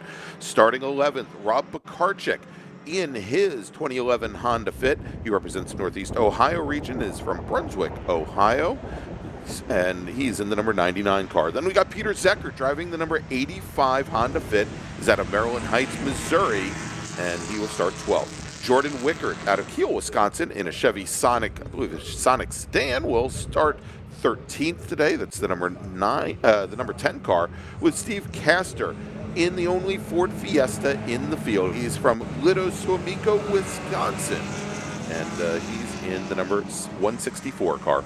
He starts 14th. As our first pace car now heads to the pit lane, turning the field over to our production class pole sitter, John Brackey, in the red number 89 BMW Z3. He's got Tyler Ladd, our defending E-Production National Champion, right alongside as they come underneath the bridge onto the front straight. And as the starter looks over the field, green flag is in the air. We're racing once again here at Road America. And that production field already, Tom, as they came past the start-finish line, they were all stretched out, but right at the front of the field, it's two Z3s side by side, the two BMWs right behind Schreier and Bill Miller, trying to look for a gap to see if they can get ahead of those two coupes. But look at the start for Mason Workman. The black Miata for F Production takes over the lead and is trying to put some E-Production cars between himself and the orange Integra for Ken Kennard. That was your pole sitter in class. The top four still E-Production machines. It was a really good start for Tim Schreier as well from the second row, but didn't have anywhere to go with it as we now cut back to our B-Spec race. There we go, and green flag is in the air for our B-Spec racers, and a great jump there for Stephanie Anderson and her Mazda 2 right off the gun. Had about a half a car length on Stuart Black's white and blue Chevy Sonic on the inside. Stuart Black is now pulled right alongside, though, and Stephanie Anderson looked like she might have still had maybe a half a car length, Tom, as she tried to chop across them into turn one. And as they come down the hill towards turn three, Stephanie Anderson, your leader early on, dropping in now into third place. That is the pink Mazda 2 of, I think, is that Kent Carter in the kind of the Rexy and Roxy throwback there. Caleb Patry directly behind in his Honda Fit as they make the run underneath the Sargento Bridge and down the Marine Sweep. Chris Taylor coming with them as well. A great start up to fourth. As now we have some H-Production dramas down at turn 8. Maybe cold rear tires catching out the number 15 machine. Greg Gopper sits facing traffic. He's got plenty of time to get back going. Great, the car's running, drops the clutch, and continues on. B-Spec car is going to be coming to this section of the racetrack in maybe 10 to 20 seconds time. The rest of the field in the production category just pounding through the kink now for the first time. Caught just there that Steve Sargis has slipped back a couple positions. No surprise there in the H-Production car. Still leads the class, but now only has one car between himself and Chris Shaftsma for second. Yeah, and that's somewhat unfortunate there for Greg Gopper, our 2011 H-Production National Champion. Took the win here at Road America, and that's going to, at least for today's sprint race, I think probably put him out of contention as he fell all the way to the back of that very first pack. Now, as our E-Production drivers come across the stripe to complete lap number 1, Tyler Ladd now with about 2.5 car lengths on John Brackey. Brackey able to make a lot of it up under the draft as they come into turn 1. Tim Schreier now very close behind, and there's the battle for the lead in F-Production as Ken Kennard, another former national champion, leads another former national champion, Mason Workman, down into turn 1 to complete lap number 1. And Workman, who is, and Tom, we've said this a lot, Mason Workman, probably one of the most aggressive production car drivers I know I've seen in the past number of years. He takes a quick look to the inside on Ken Kennard. I think thinks better of it, and but I wouldn't be surprised if he hounds Kennard pretty much into every deep braking zone, like here down into turn 5. Yeah, he's certainly aware that he doesn't have the straight line speed that he needs for Road America, so he has to be aggressive on the brakes and into the corners. Ken Kennard buys himself about 5 car lengths down that straightaway to turn 5, but then it compresses down immediately as they also have Tim Anastopoulos to deal with in the red BMW. That's a faster class car, but in the overall race with them,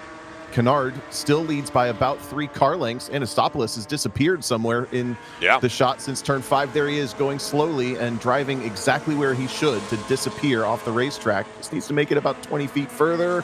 Oh, if he gets stuck there, that could be an issue. Yeah, and I think he may be, because that is one of the few gravel traps that we have here at the track here, and he may actually be caught in that gravel there. Couldn't make it all the way to the exit. And so hopefully we'll be able to get that car moved soon enough. But let's jump back now to the battle for the lead in E-Production. As they're going to head down the Kettle Bottoms into Canada Corner here. Tim Schreier only about 2 car lengths behind the Penn two Kennard with Z3s. Oh, my. issues. A mechanical issue for Kennard that's going to put Mason Workman into the lead. Steven Simons takes over second. The Orange Integra floundering to get through this run from the kink to Canada Corner. Looks like he still has drive, but that car is probably due for the pit lane. Indeed, as he is pulled all the way off the driver's right, pulled offline to let all the other racers through. And so now Mason Workman, he is going to have to contend with Steven Simons, who is a couple car lengths back, actually running about 10 car lengths back. Simons in the yellow Mazda Miata. David Bednar's a little bit further back from there. As we also have car off, I believe, over at turn 1, Tom, and I'll see if I can get the number here. We see the waving yellow there from the corner station leading into the corner. Gotta say, I am so impressed with Tim Schreier running third. This is one of the best runs I've seen, and he's keeping up with a multi-time national champion and the guy who's been on that Champions 6 for a bunch of those races in Brackey and Ladd. Brackey now takes the lead away from Tyler Ladd in that lap and leads the race, but Tim Schreier is right in the conversation as well. A trio of BMWs, the local yellow being displayed for Tim Anastopoulos one corner up the road. These drivers will not have seen that he's there, so they might have a bit of caution in the wind as that yellow flag tells them what to expect. I thought you throw caution to the wind, Tom. Yes, well, once you've seen the caution once, you can throw the caution to the wind. You can throw it out. Yeah, exactly. Meanwhile, in B-Spec, Stephanie Anderson still leads the race over Stuart Black. Chris Taylor up to third, and then the Honda Fit is into fourth. That's maybe a H production car, though. Need to make sure I don't get that wrong. Yep.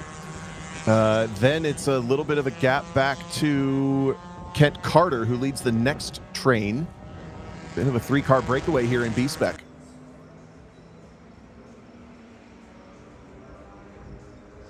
Oh, no, it's not an H production car. That's Caleb Patry, who's locked onto the back. It's a 4-car battle legitimately there. Not sure how that happened. He was a little further back in the pack, but he's done a really nice job to race himself into position. That's one of the first-generation Honda Fits, recently added to B-Spec, and doing a really good job with it.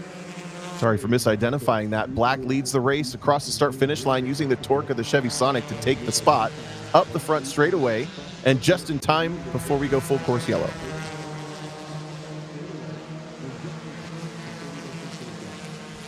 So indeed, as Tom just said, we are now at a full course caution here at Road America. And Tom, so indeed, I think Caleb Patry's there, but I still think that we might have, it looked, I was trying to determine if we had another, I thought it was another Civic over there that, one car didn't look like the others. That I think that's the Golf of William Traynor, maybe, at the back of H production. Yeah, yep, indeed, it is. But it looked like there was an H production car right in the middle of that. As we are now at a full course caution here at Road America. And as we do so, Tom, why don't we take a quick break? Now, this will be our last race before we take a longer break for lunch. When we come back after lunch, though, we have 6 more races for you this afternoon. Our first race after lunch is going to be FE2 prototypes and Prototype 2, some of the fastest race cars that we have here at Road America. So we definitely want you to stay with us. But first, let's take that commercial break. We'll be back in just a few moments with more racing action for you here from Elkhart Lake.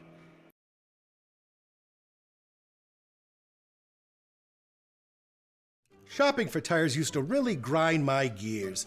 So many tires, and the thought of choosing the right one made me, Precisely. That's before I went to TireRack.com. I got the best deal hands down. My tires ship fast and free, arrive the next day like clockwork. Tire Rack even gave me 2 years of free road hazard protection. Precisely. TireRack.com, the way tire buying should be.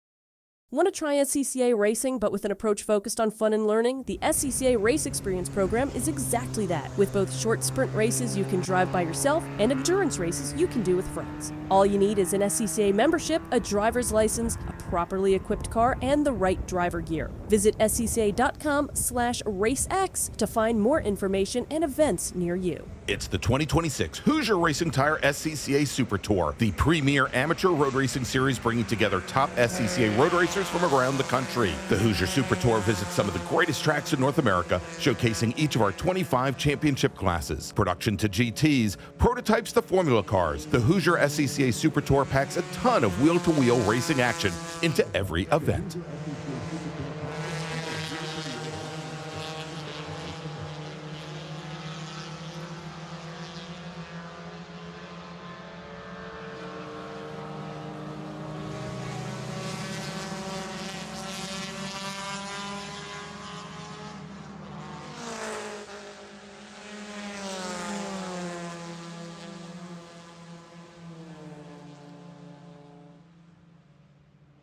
And we're back here at Elkhart Lake, Wisconsin's National Park of Speed, Road America, for the 71st consecutive Chicago Region June Sprints. I'm Greg Ginsberg along with Tom O'Gorman, and we are still under full course caution here at the racetrack as we just had a glimpse. Looked like our emergency services teams retrieved Don Tucker's BMW Z3 from turn 1. There he is. And as I look around the course, I want to see where some of our other emergency services teams may be. Tom, I don't know if they've used this opportunity to get Tim Anastopoulos' BMW 325 removed from turn 6, but we do have another Miata under tow. Yep, they were able to remove Tim Anastopoulos, and then that was James Samiris getting a flat toe. So this full course caution just for a trio or so of mechanical failures around the track and deemed to not be worth leaving there. Potentially going to green, I think likely going green this time by, as John Brackey does lead the race over Tyler Ladd. Tim Schreier was right in the conversation there for E production as well. Then in F production, Mason Workman inherited the lead after a mechanical failure for Ken Kennard, Steven Simons, Doug Weaver, and then David Bednarz and Stephen Powers, that top 5 all in Miatas. Before we get to our H production leader, Steve Sargis, who still has Lance Lohman between himself and Chris Shaftsma. And it looked like Sargis really was going to be able to start to pull away just on raw pace. But this is a bit of a reset for Shaftsma.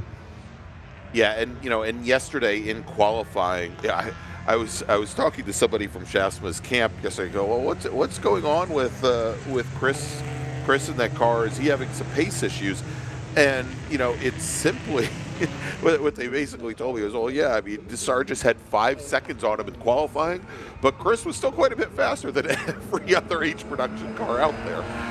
Qualified second in class. It's just that Sargis, who is our defending national champion, was that much quicker. There he is in the black Triumph with the red stripes down the hood as the safety car back onto the pit lane now, Tom, and we are indeed going back to racing here at Road America. And real quick, as we do go to green, let's see here as they come down into turn number 1. Oh, a messy restart, really strung out as the field came to the green. A handful of cars planning for a run, a handful of cars not ready to go just yet, and it's created this big 3-wide moment, but the top 3 in each E production all okay. Look at David Bednarz, I think, all the way up into the lead for F production. Is that the silver Miata around the outside at turn 1 picks up the lead from Mason Workman. I think that might have been the first driver to benefit from that big run up the hill. I think so, and Stephen Powers and Stephen Simons looked like they had also gotten jumps on Mason Workman as well. I don't think they were able to get by. And right at the back of the B-Spec field, I think we saw it there, Tom, a couple of racers I don't think knew that all the green that the yellow flags have been dropped and just had not gotten back underway, as Mason Workman now having to work a strong defense going down into turn number 5 as he is now moved back to the lead here in F production. And look here, making a move up through the field. Graham Fuller in that light blue number 2 Toyota Tercel. It's an XGT light car. Very different construction. It's a silhouette body on a tube frame as opposed to all the production-based cars here that make up the majority of F production. And he is on a nice little run. But Tom, if you saw right at the back of the pack there, Chris Shaftsma right on the back of the Spitfire. Yeah, Greg, he actually led for the first 3 corners of the lap, but then the straight line speed and braking performance of the Spitfire was fast enough. That's the battle for H production just there at the back, coming into this carousel. And I also saw Caleb Patry was having a huge restart in B-Spec. They should be coming down into this corner momentarily, just behind these cars a little bit further back in H production. No, it's still Stuart Black back to the front of the race. Chris Taylor now in the white Mazda 2 is second. Caleb Patry to third. Where's Stephanie Anderson? She is gone.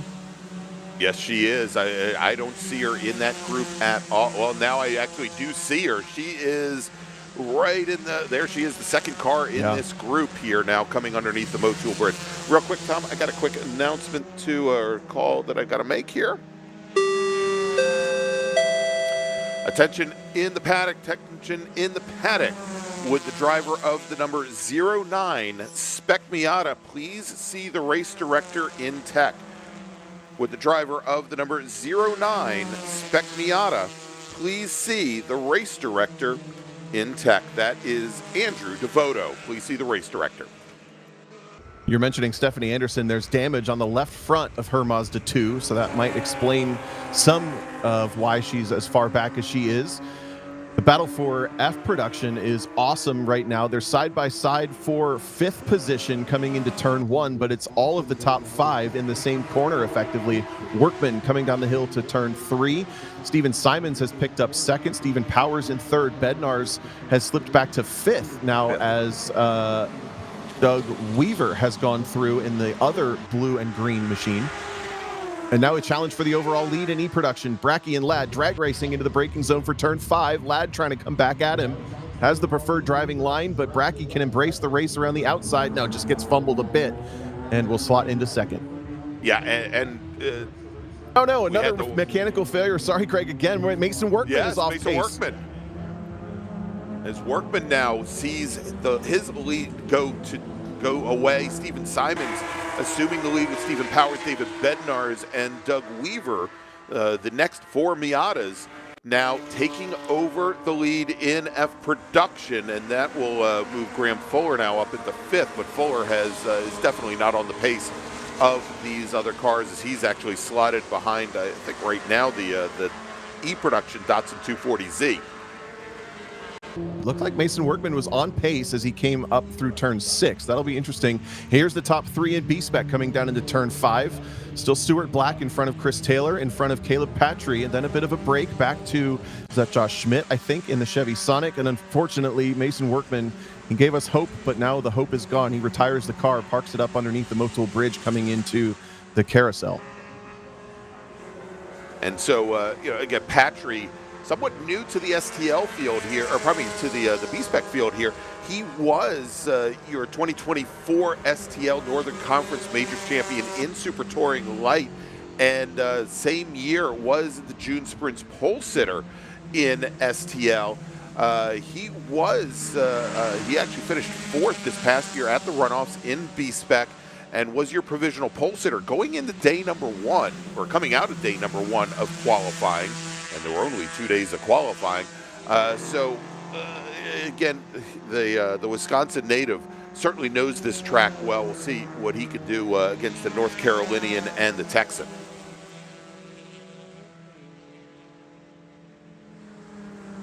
Caleb Patry, the driver you're talking about, pushing Chris Taylor down the straight as the Chevy Sonic uses its extra bit of displacement to pull away just slightly down this big flat-out run. B-Spec car is actually flat all the way from turn 8 into the braking zone to Canada Corner. It's the longest full-throttle run at Road America for those cars, and now they have some lap traffic to deal with. It's actually back markers in the production category, and the better handling of the 2 and the fit bring the Sonic right back in the crosshairs.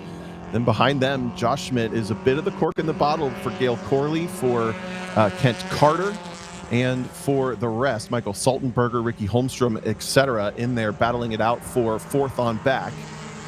Yeah, and Tom, it's interesting to see Schmidt this far back at the moment, although he's had a bit of a breakaway now as he came out of turn 14, and I think that might have been aided a little bit by that F Production Mazda, which is just now headed to the pits. Schmidt was the pole sitter for the B-Spec National Championship race this past fall and managed to set that pole time with no help from the draft, no help from any other racers, just all by himself, which is what he chose to do both days of qualifying. But he just hasn't been able to stay up with these racers ahead. All right, the car coming down the pit lane there that we saw off pace, that was the number 42 car. And that's Gerald Lamb in, again, an F Production Mazda Miata, so it looks like his race now is done as well.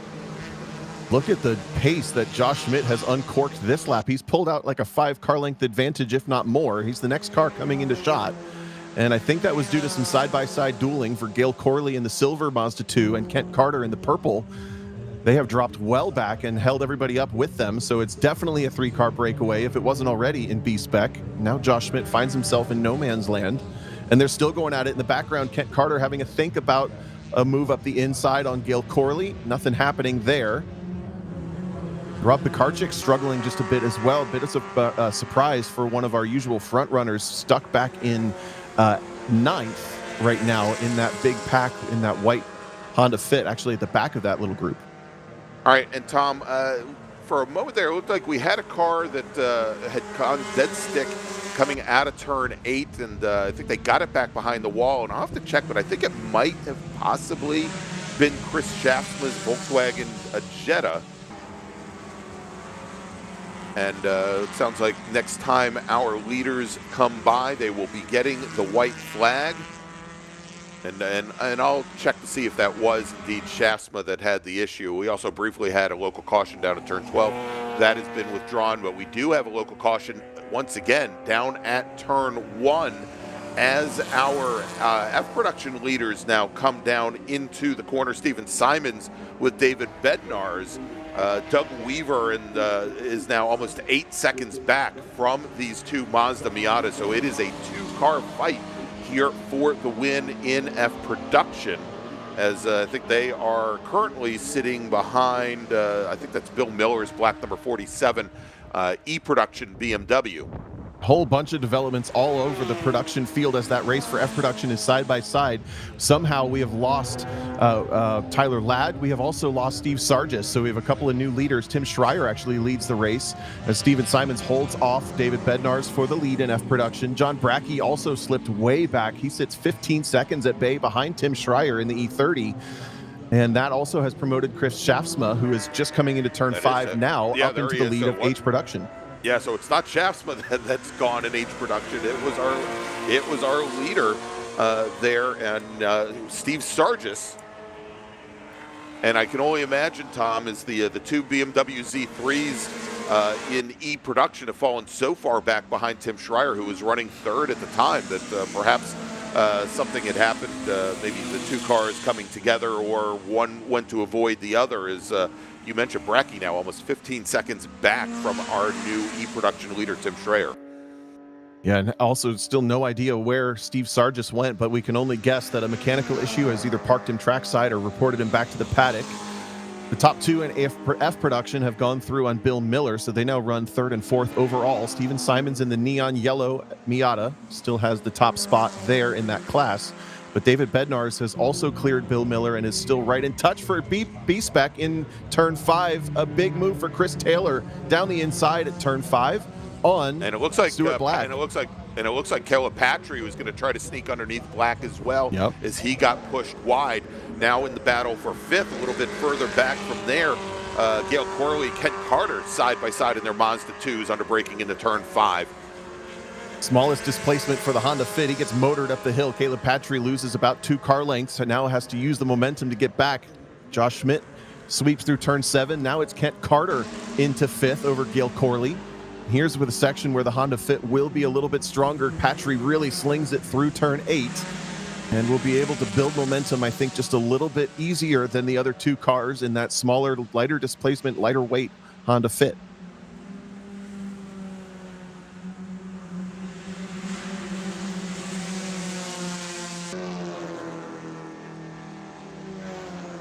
Stuart Black All right, Chris. thinking about pushing Chris Taylor, I think. Go ahead with Chris Taylor here. Another H production car having some issues up just a little bit, smoking. And now Stuart Black, he may not have been thinking about pushing for long. He comes right underneath Chris Taylor, moves drivers left as they head down into Canada corner. And it looked like he had already gotten the pass done, but we'll see how that little bit lighter Mazda 2 handled it as they come out from Canada up the hill. And it is Stuart Black, your B-Spec leader. And they are still set to start their last lap, I believe, this time by. So they'll have another 4 miles to battle it out as those three now have managed to extend their lead over Josh Schmidt, who we thought was closing fast that last time by, but he's still almost 7 seconds in arrears as the white flag now being displayed for Stuart Black. Let's try and track where our leaders are here in E-Production, where the pizza delivery van, or I guess pizza delivery 3 series of Tim Schreier is on track.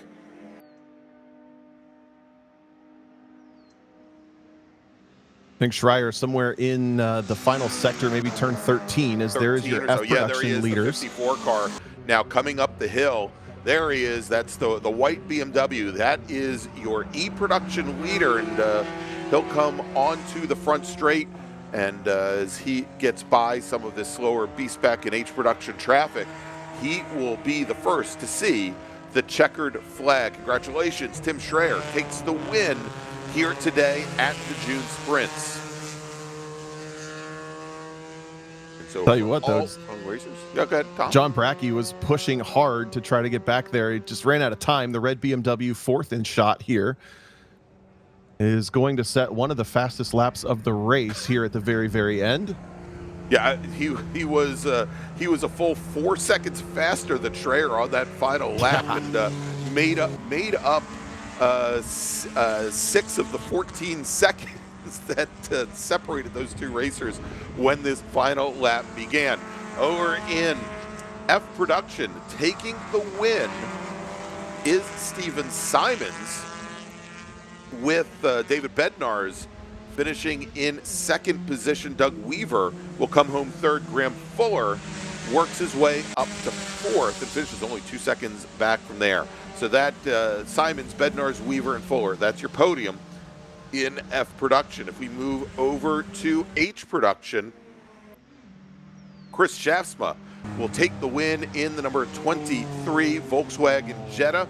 Rob Bax in his Mini Cooper. Somebody put in the chat yesterday, Tom, I surmised that perhaps the Mini that Bax was racing was his old B-Spec car. It is actually a Gen 1 Mini that he's racing in H Production, completely different chassis. Well, Bax, regardless, will finish 2nd today with Ray Elliott in his Volkswagen Rabbit, finishing in 3rd. And then in B-Spec. B-Spec is still on. It looks like right Stuart Black has been given the gift of a big lead because Caleb Patry and Chris Taylor got into it somewhere in the beginning of parts of this lap. Now Patry has 2nd spot. That's brought Josh Schmidt very close, and the battle for 5th is still hot and heavy as well. The big question is, does the Mazda 2 have the gearing and the grunt to make a race out of this thing, as they're going to drag race from the exit of turn 14?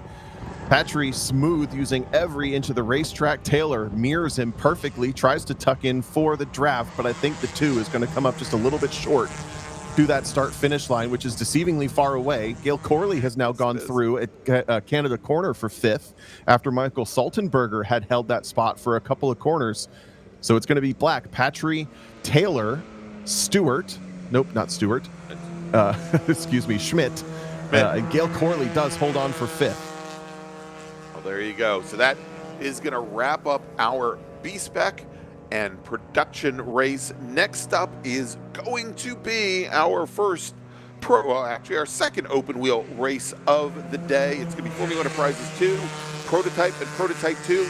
That race scheduled now to start at 12:35 Central Time. That's 1:35 Eastern Time. But first, we're going to take a bit of a break here for lunch. We ask you all to do the same as well, but make sure to stay with us. We've got lots more racing action. 6 more races for you here this afternoon from the National Park of Speed and the 71st consecutive WeatherTech Chicago Region June Sprints. We'll see you in about an hour.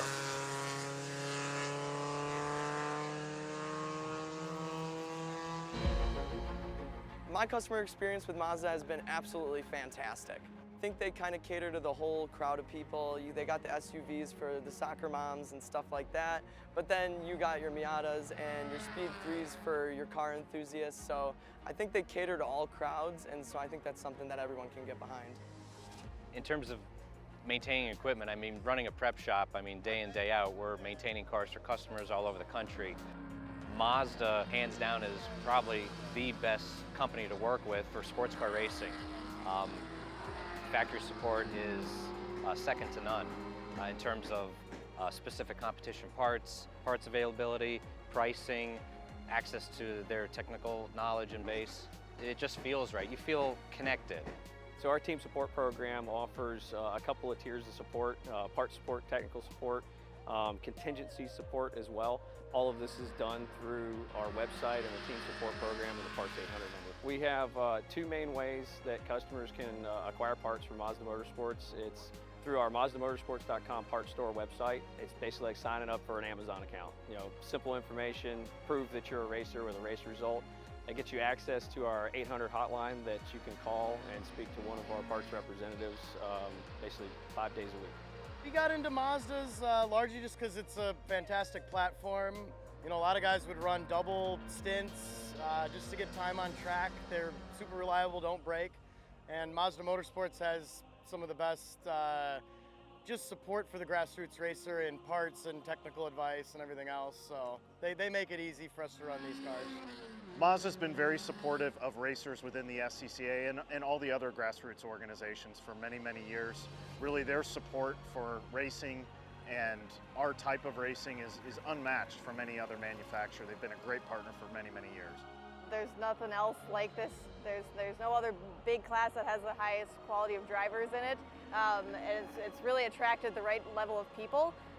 The other aspect is I'm probably not the richest person out here, and they're extremely reasonably priced, and you can buy parts easily, and so it's a class that fits both what I want from a racing standpoint and what I can afford. It's one of those things that once you get hooked into it, it just never leaves. Really helps understanding where they come from. It helps the communication between customer relations. You can very much understand their needs of the day. May not necessarily be the same each day, but you know how to adapt to it, and you know how to best serve the customer is really what it comes down to.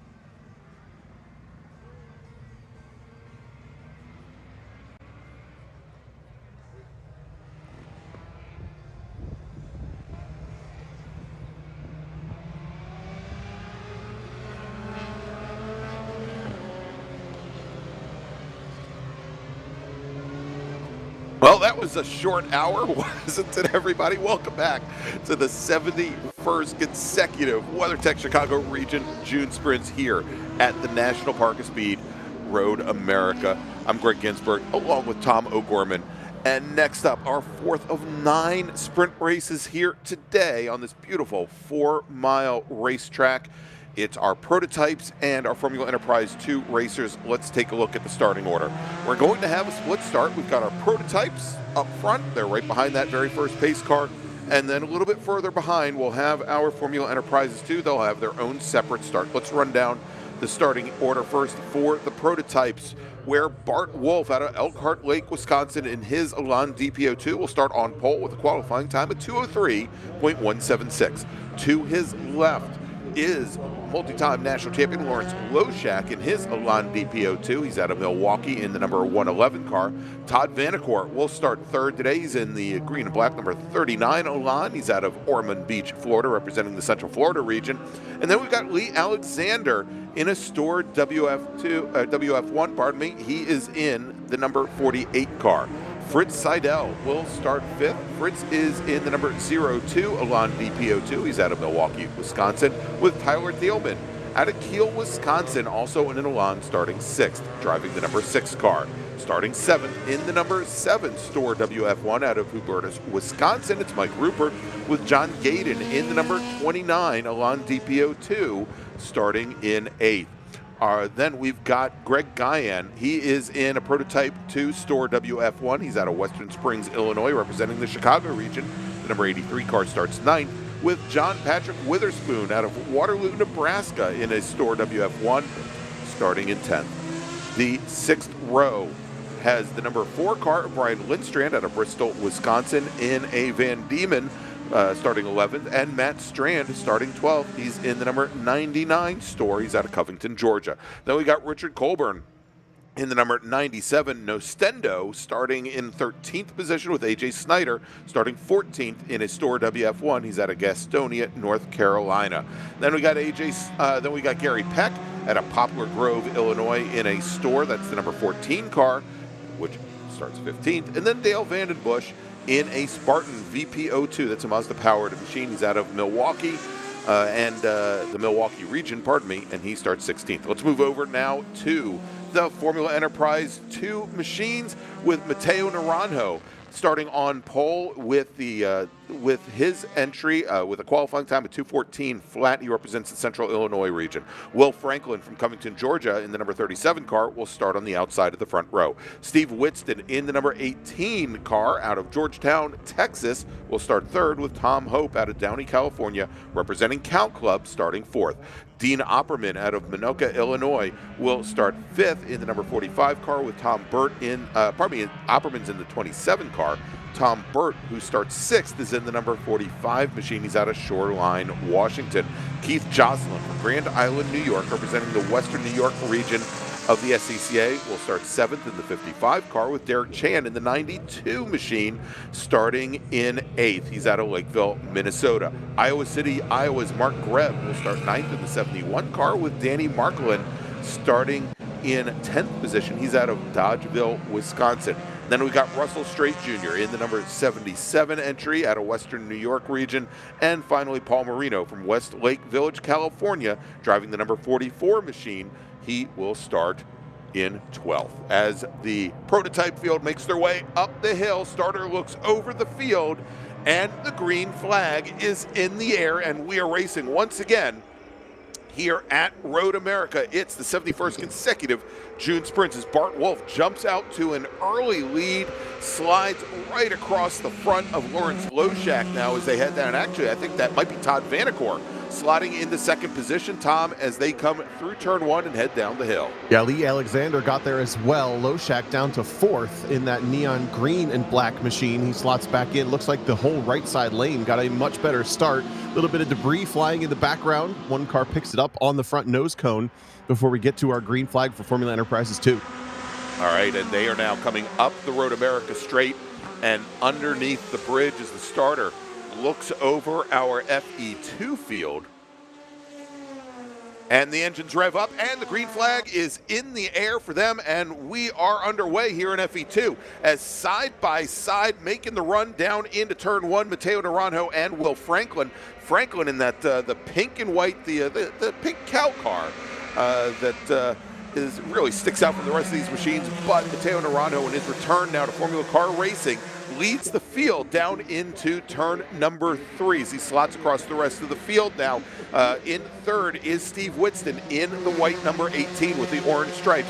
Tom Hope in the number 10 right behind.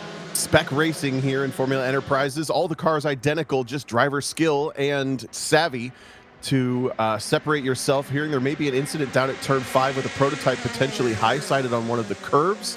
We'll get an eye on that in just a second, but maybe was able to continue, just heard. So defensive move for Mateo Naranjo, and way too deep into turn 5 for Franklin. He's going to go way wide, just barely keeps it on the racetrack off of the gravel, and will resume maybe in third or fourth.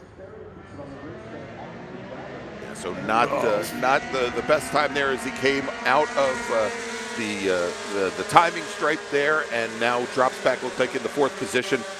Tom, as he is now going to have to hold off. I think that's Opperman right behind him there as they head under the Motul Bridge into the carousel. As our prototypes now come across the line, or start to come across the line to complete their very first lap in the P class, Bart Wolf leads Todd Vanacore by almost a second with Lee Alexander and Lawrence Loshak, and Loshak now falling almost 2 seconds back. You can see the gap there from third to fourth place, and Loshak now under attack from Tyler Thielman. Over in the P2 class, it's Mike Rupert who's running 6th overall now, and he's got Fritz Seidel and Greg Guyan right on his gearboxes. We've got an FE2 that appears to be considerably off the pace there, Tom, coming down the back straight, and I think there was one car that had some challenges getting off the grid and may have missed the pace lap altogether, and I think that might be Denny Markling possibly in the number 3 car.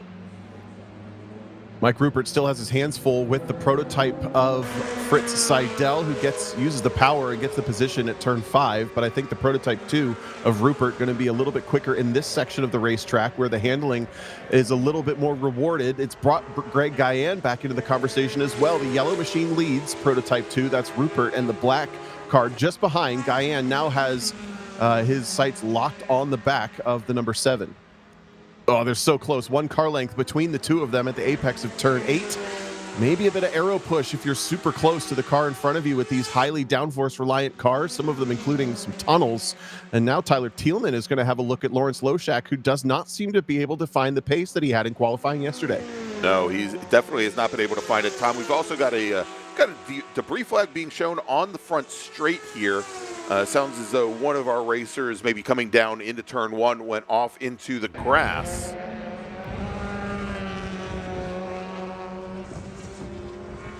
And actually, it's not so much that, but the piece of debris is actually, Tom, right at the start-finish stripe. They're directly across from the starter bridge on the right-hand side, close to the wall here. As we now look side pod to side pod, crossing the line as Todd Vanacore is making a run on Bart Wolf as they come down into turn 1, starting the 3rd lap here of this 25-minute race as they come down the hill, taking over the lead. It is I'll have to check the year, 2023, I believe, P1 national champion Todd Vanacore. He ate his Wheaties this morning. This is a great start to his race in that number 39. You can tell from far away the car with the extra air intake sticking off of it is Vanacore, but a big draft for Bart Wolf. Going to get a look up the inside of turn number 5. Deep on the brakes. Very nicely done. Textbook stuff. Runs just a little bit wider of the apex than Todd Vanacore, but I think he's got that thing locked up.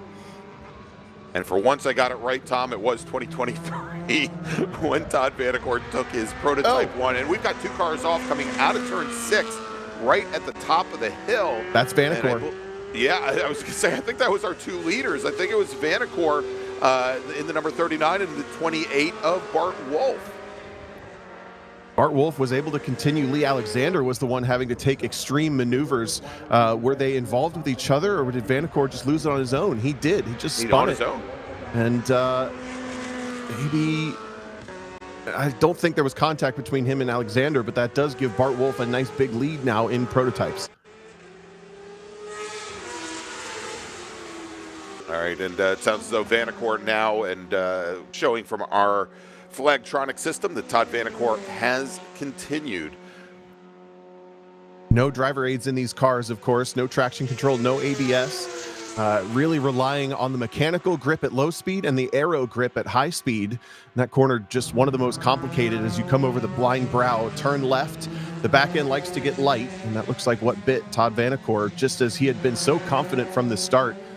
Very easy to be a little bit too overconfident in cars like this before they're ready to go, and the smallest mistake can turn into a really big moment. All right, we'll try and check in a little bit further back with Mike Rupert, our Prototype 2 leader, as he is still trying to hold off Greg Guyan a little bit. They're a little bit further back in the pack currently, running now, and I think they just crossed the start-finish line. They're making the run down into turn 1. I think running 6th and 7th overall.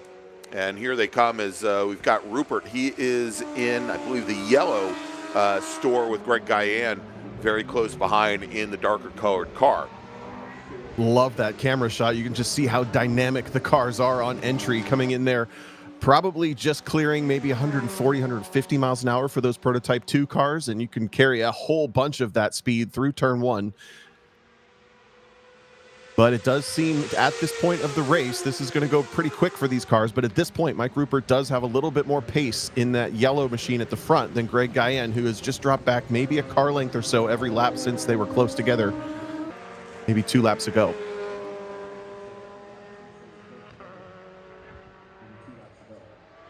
All right, and we'll track here now as we follow them. I want to track the battle for the lead in FE2 if we could, Tom. They're heading down into turn 1 right now, and last we saw here, and actually they may be, I think they may be ahead of us now coming out of turn 3. Sorry about that, Jordan. There we go, as Steve Whitston has now taken over the lead in FE2 from Matteo Naranjo. Will Franklin sitting a couple cars further back in 3rd position now, as Franklin had started on the front row of the FE2 race. But good start here for Steve Whitston, who was originally 3rd on the grid. Last time around was almost a half second faster than Matteo Naranjo. With yesterday's grid starting off of the pit lane from a wet session, it was very busy with traffic. And I have to wonder if maybe Whitston a little bit more comfortable just with some clear racetrack at this point. They've gotten 3 or 4 uninterrupted laps, other than maybe some back markers out of Prototype. But you're right, he's really settled into a nice spot at the top of the field. And Will Franklin, don't forget about that car. He did run off just a little bit at turn 5 on lap 1. But does seem to have plenty of pace in that car, as last time across the line. He was nearly at least 0.5 of a second faster than Whitston and nearly a full second faster than Naranjo. All right, and there was some debris down at turn 5 with all of our racers going through that area. The corner workers have withdrawn their debris flag. And so right now, I believe other than the debris flag still being shown at the start-finish stand, as we've got some emergency services workers now hanging out over the wall, Tom, directly in front of us, trying to see if they can grab that debris without an issue. And then we've got somebody jumping over the wall now, so hopefully in just a moment we'll be clear of the track, and they are, and that debris flag is now withdrawn. Difficult timing here onto the front straight for Will Franklin. He's the 3rd Formula Enterprise in that shot. He's going to try to make up for getting balked at the apex just a bit with some draft from that Prototype, but with now 2 Prototypes between himself and the other top 2 in class, a lot of work to be done for Will Franklin, from started on the front row there in the white and pink machine. And yet again, Steve Whitston easing away from Matteo Naranjo at the front of FE2.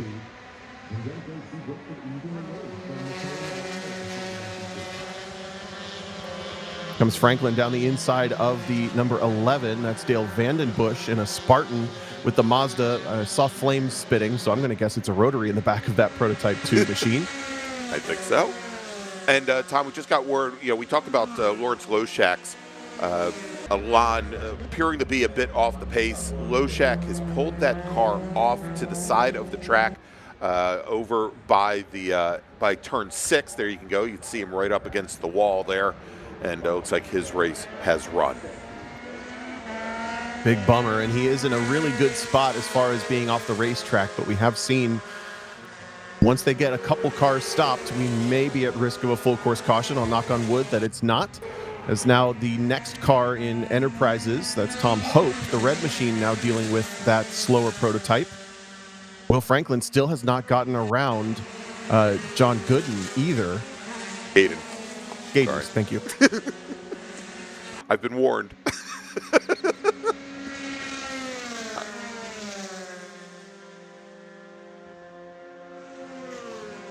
The front of the race, Bart Wolf at this point is checked out. He's the fastest car on the racetrack by over 2 seconds. Just set the fastest lap of the race at a 2:04.0 over Lee Alexander's 2:06.3. His total net lead at this point is 13 seconds, and I expect that will be even larger when they come across the start-finish straight in about a half a lap's time. But the battle for the top of FE2 hasn't gone really anywhere. That's the visual distance between the two of them, 5 car lengths maybe at best, for the advantage to Steve Whitston over Mateo Naranjo.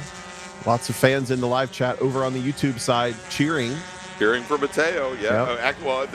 Are they cheering for Mateo Naranjo, or are they cheering for Mateo Azari, who is also out on track right now? Azari currently running. Where is he running? He's not in this group. Yeah, he's not. He's not even in this group. So, hey guys, you're here early. That's right. That's right. Isn't he in the next group? Is he with the SMX racers? That's right. The SMX, they're up next. All right. So Tom, also we had the number 3 car. That one of our FE2 machines. That was Danny Markley, and I think I mentioned that he did not make it out for the pace lap and had some issues getting his car started as our drivers came off the grid. He has managed to limp the car back home to the pit lane, and it looks like his race now likely over as well. Side by side in Formula Enterprises 2 for Dean Opperman and Tom Burt. Opperman going to take the long way around in the braking zone and takes the position away from Burt. That's for fifth in class, excuse me. And that's the emergency services teams there.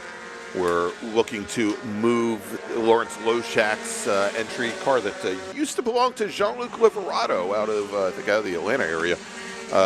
Get that car back behind the wall, and so the local caution there at turn 6 has now been withdrawn. Big move, still watching that battle for 5th in FE2. I think that was Paul Marino knifing his way through, or maybe it was Keith Jocelyn. We'll see what that looks like in just a moment's time. Coming out of the carousel, Opperman in the green has pulled away, and the next car, white and black, didn't catch a number on that one, but it did get around Tom Burt. Let me see if we can pick up which car that is. No, I thought that. Nope, not Mark Greb. I'll see if I can pick up that number now. We did have Tom. It looked as though one of our prototype cars, was a bit off the pace, and that I think is Tom Burt, who just dropped the wheel coming out of the final corner. There was a prototype that had thrown a bit of white smoke in the air, and then came up the pit lane. Actually, that wasn't just any smoke in the air. I think that was Todd Vanacor's machine. They did not put Vanacor's car behind the wall. He is now on the pit lane, and actually the other car that we saw that was off the pace was Lawrence Loshak, as he now comes down the pit lane. So they got him, I guess maybe got him back up and running at least. A little strange there that he was stopped and stick beside the wall there, but managed to make his way all the way back around into the pit lane. Right. Quick update on P2, Prototype 2. Mike Rupert has kind of unlocked a new gear and is now pulled away. He had been pulling away in a big way already, and then Greg Guyen suffering some sort of issue on the most recent lap, about 10 seconds off pace. So now the gap between the top two in that class is something like 15 seconds. So the best battle on the racetrack is definitely still in FE2, the top two. Got to say, Mateo Naranjo doing everything he needs to do to stay right within striking distance of that white and red machine just in front. he's kind of in that danger zone where if you get a car between you and get stuck, you haven't been able to follow the leader through because you're too far back. So he's got to really be aware of that and be careful when they come across the start of the back of these prototype cars. Is now one of them having a look back at him. I was just going to say, is he had a couple prototype cars coming right up to him now and through. Tom, we'll continue to watch this, but we do need to take a break. And thanks to our partners and sponsors. And so we'll be back with more coverage here of Formula Enterprise 2, prototypes and prototype 2s in just a moment here from the June Sprint. Stay with us.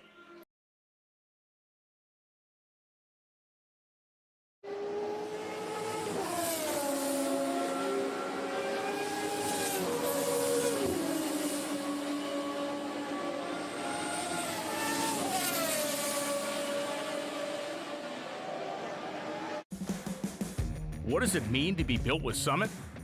It means you're hitting the autocross, drag strip, road course, trail, dirt, or open road with confidence. Because built with Summit means you're using parts from the top names in performance, priced to make your project affordable. And it's all backed by trusted tech expertise and blazing fast shipping. Summit Racing Equipment. Let's build it together. SummitRacing.com. Hoosier Racing Tire is proud to be the presenting sponsor of this year's Hoosier Racing Tire SCCA Super Tour. As the world's largest race tire manufacturer, Hoosier has been at the forefront of motorsports innovation for more than 65 years. From local tracks to the global stage, Hoosier is dedicated to delivering high-performance tires that meet the demands of champions. Whether you're a seasoned competitor or an aspiring racer, Hoosier tires are engineered to help you push the limits. For more information, visit us online at HoosierTire.com or visit us trackside, and remember to connect with us on social media. For more than 30 years, championship-winning drivers have demanded the Hawk Performance braking advantage. Now you can experience that same advanced technology on your daily car, truck, or CUV with Hawk Performance Street products. With brake pads, rotors, and fluids that deliver smooth braking for muscle cars and tuners, Super Duty solutions for tow vehicles, custom-engineered motorsports friction designed specifically for road racing, autocross, drag, and everything in between, Hawk has all your braking needs covered. Visit hawkperformance.com to learn more. Hawk Performance, what's stopping you? If you like what you see today, become part of the action by joining the Sports Car Club of America. Whether you want to drive, flag, organize, officiate, have fun with cars, or meet 65,000 enthusiast friends, SCCA offers plenty to feed your motorsports obsession. Ask someone trackside about how to get involved or visit SCCA.com for more information.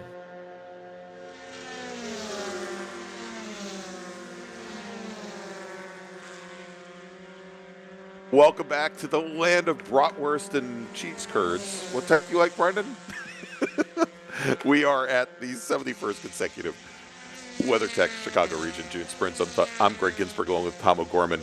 And we're checking back in with Prototype and Prototype 2 as well as FE2. In the Prototype class, Bart Wolf, your leader with Lee Alexander running a distant second, as I think he's coming up the Road America straight now, should cross the line momentarily to complete his 9th lap over in P2, and the difference now 16 seconds for Bart Wolf over Lee Alexander. Tyler Thielman 3 seconds back from there in 3rd. In P2, it's Mike Rupert, who just turns in his fastest lap of the race. He's got over half a minute now on John Patrick Witherspoon, with Greg Guyan now running in 3rd position, 3 seconds back from there.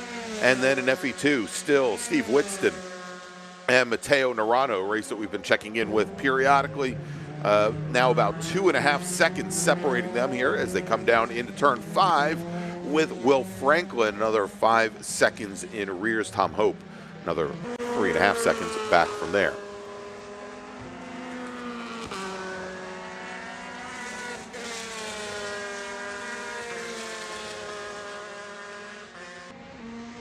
And we've had a couple of additional retirements, Tom.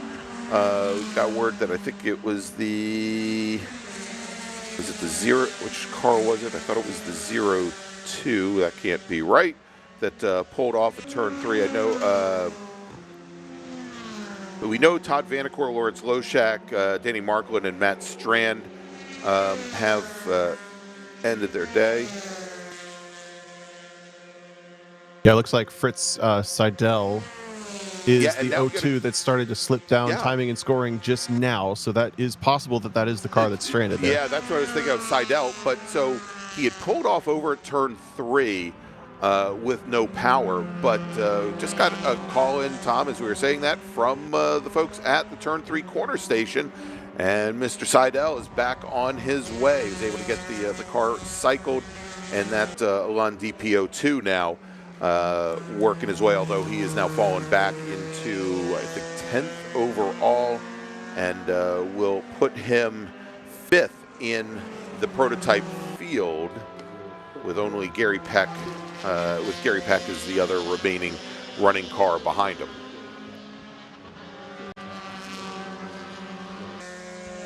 Things have spread out here in Formula Enterprise 2 just a bit. Steve Whitston still has the advantage, but has pulled out maybe a 3-second lead or so. Will Franklin has actually been consistently the fastest race car in Formula Enterprises 2, running in 3rd. That's the white and pink machine just there in turn 3. But he is quite a ways back at this point between his dealings with traffic, mostly after that small slip on lap number 1. That is Lee Alexander just going through. So our top runners in prototype are now passing our top runners in Formula Enterprises 2 with about 2.5 minutes left, or close to 3 minutes left in this race.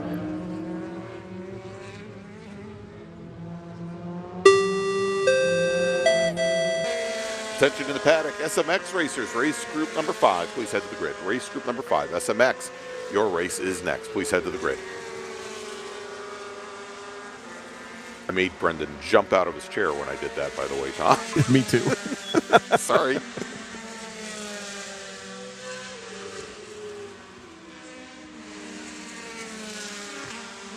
All right, as we look a little bit further back in the FE2 field, nice little battle going on.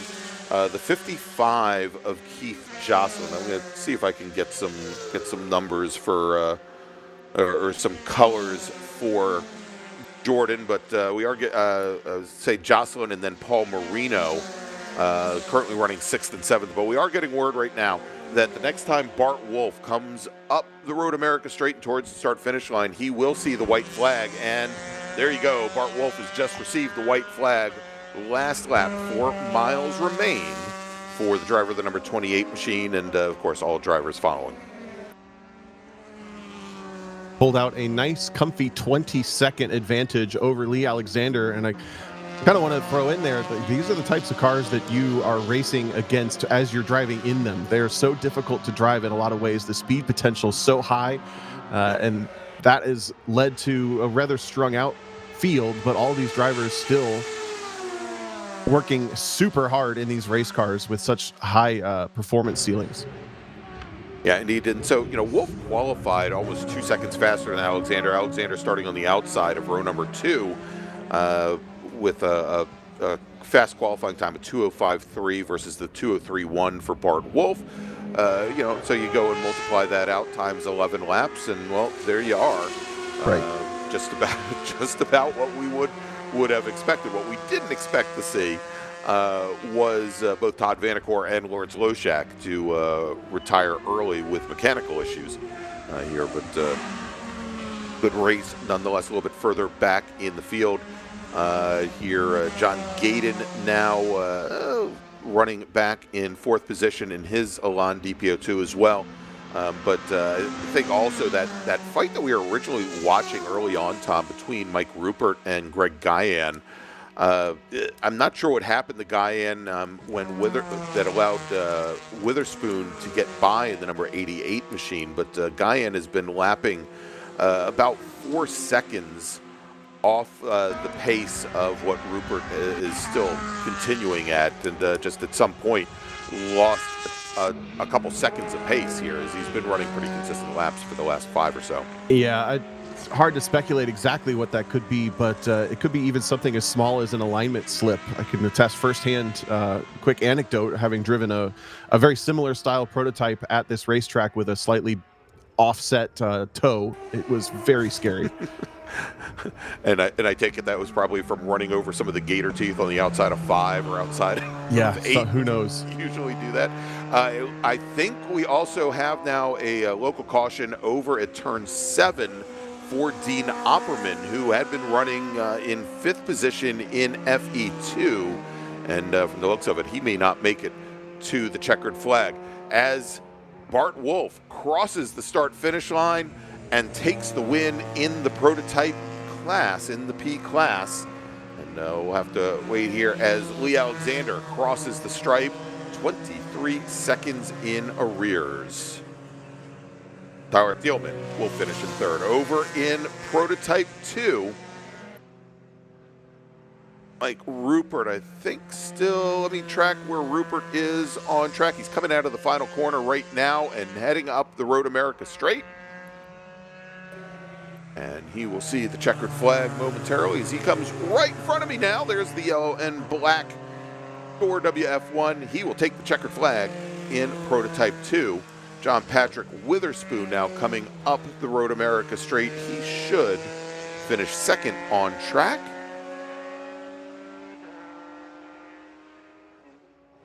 With Greg Guyan scheduled to start 3rd, or finish 3rd, pardon me. And in FE2, let's track where the number 18 car is on track. Believe they've already finished over in turn 7 or 8. Yep. Yeah, I think they were right behind Bart Wolf as they came across the line. So Steve Whitston will take the win in FE2. Mateo Naranjo will finish in 2nd. Will Franklin will take 3rd, with Tom Hope and Keith Jocelyn rounding out the top 5. All right, let's make a final call for our next group, Tom. Attention, the paddock.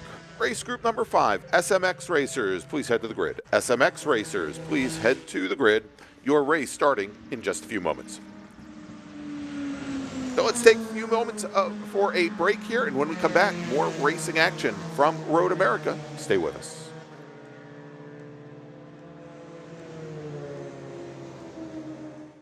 My customer experience with Mazda has been absolutely fantastic. I'm probably not the richest person out here, and they're extremely reasonably priced, and you can buy parts easily, and it's a class that fits both what I want from a racing standpoint and what I can afford. We got into Mazdas largely just because it's a fantastic platform, and Mazda Motorsports has some of the best support for the grassroots racer in parts and technical advice and everything else, so they make it easy for us to run these cars.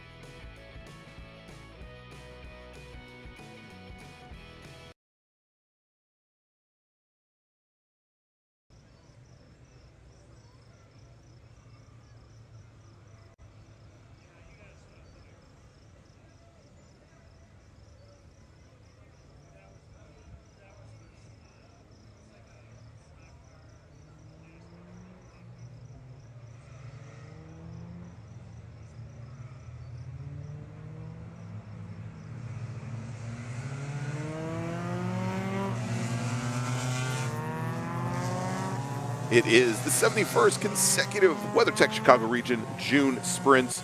I'm Greg Ginsburg along with Tom O'Gorman. Next up, it's Spec MX-5 for the NC, or third generation Mazda Miatas. Let's run down the starting order here. We had 20 drivers set qualifying times, and on pole today, driving the number 52 Mazda out of Paso Robles, California, representing the San Francisco region, it's William Wallace. Camden Gruber, his father will never let me call him Cam.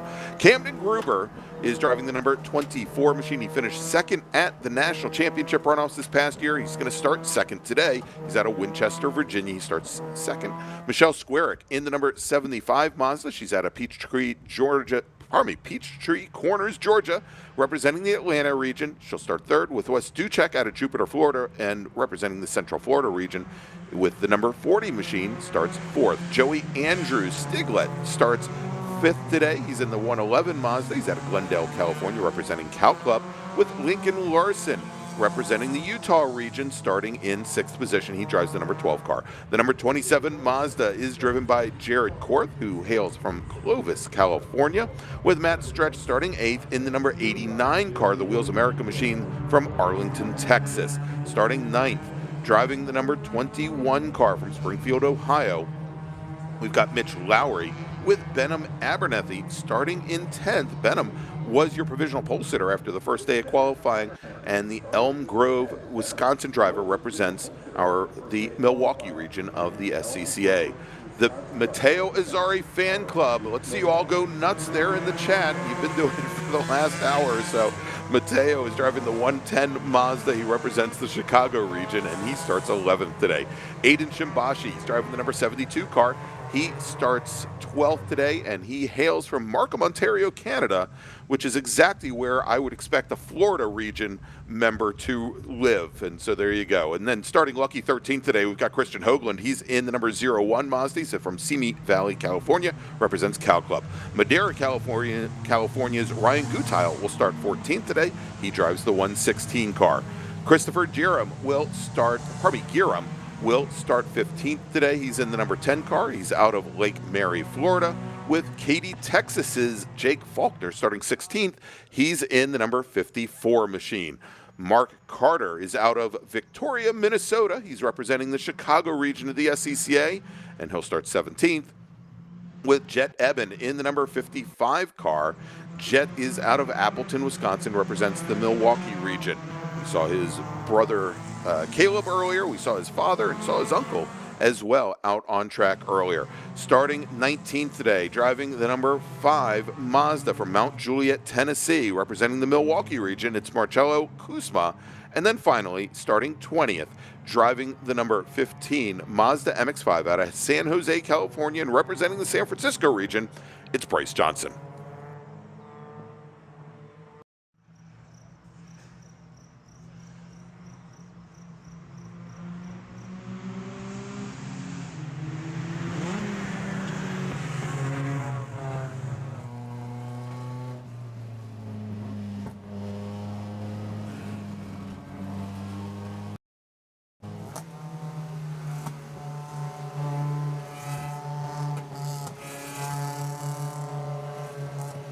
All right, as we're on board right now with one of our many in-car videos, they're coming up. That's Lincoln Larson, of course, coming underneath the gantry there into turn 14, and with William Wallace, your pole sitter, Camden Gruber on the outside of the front row. Very well-formed pack, and Tom, I'm hoping this race goes a little more to plan than the qualifying session yesterday. We could talk about that maybe as this race transpires, as we had a lot of activity there as we go on board with our pole sitter.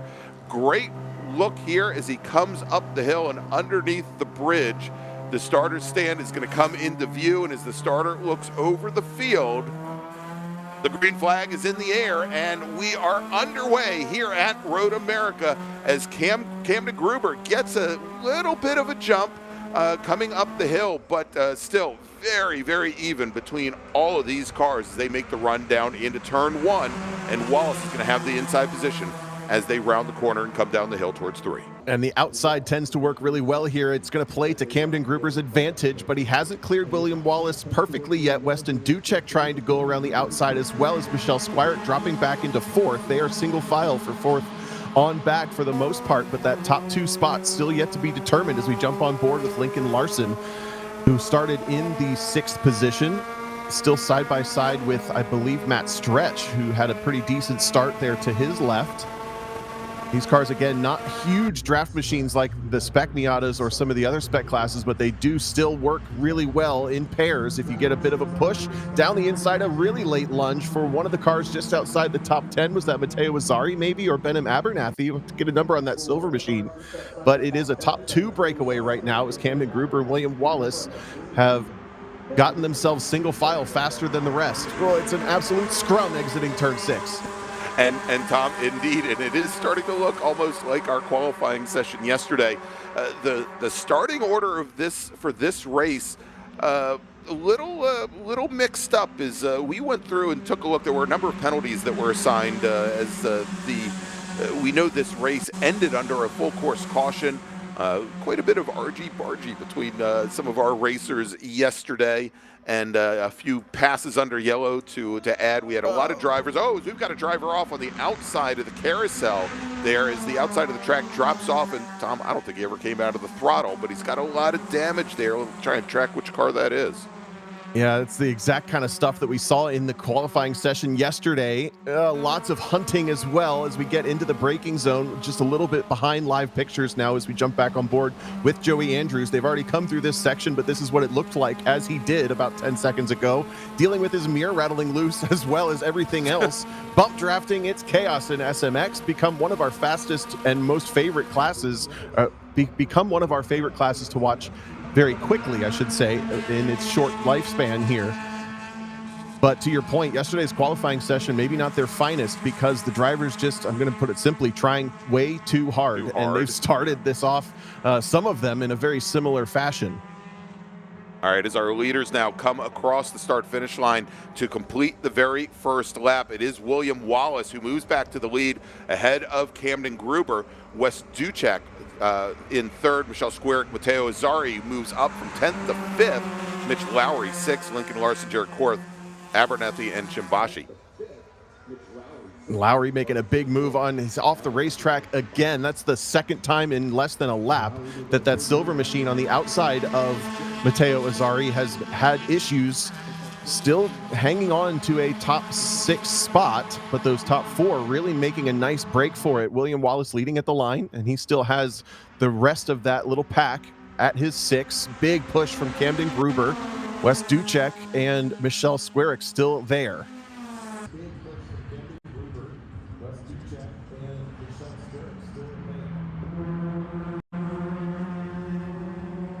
All right, and in the battle now for 7th position, Jared Korth takes a look to the inside of Lincoln Larson. I think was bringing it Benham Abernathy along with him. Abernathy again in the wet here in the first qualifying session, came out of yesterday morning as your provisional pole sitter and then fell back into 10th position when the track dried out. Abernathy out of Elm Grove, Wisconsin, trying to make up some positions here, but that second pack now quite a bit further back. We've got the 4-car breakaway with Wallace, Gruber, Ducek, and Squarick. Mitch Lowry off the racetrack again in that number 21 car, still sits 6th, but is falling back into the clutches of the rest of the pack, currently led by Jared Korth and Lincoln Larson. Korth made a bit of a breakaway and now sits in that kind of no man's land. Coming at us, the 3rd car, the white machine with the 2 dark purple stripes. There they come through, and that's Lincoln Larson and the rest. This Joey Andrews, a huge ride through the gravel, keeps the hand straight, rides it out nicely. It's about the safest thing you can do once you end up off the racetrack at the kink. And he's obviously going to lose a little bit of pace there as he goes down in the Canada corner. We'll see if he can keep those other cars behind him.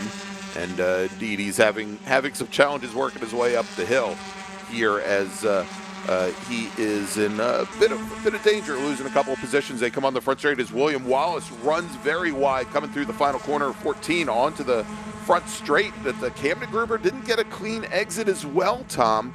And we'll see if Wes Ducek can take advantage of that as they come down the front straight, as they are now starting to lose Michelle Squarick here as they head down into turn 1. Ducek, the fastest driver of our top 3 as we completed the second lap. And as they come down into turn 1, there you go, as both Ducek and Gruber make their way past William Wallace. So let's shuffle our prior leader back to third.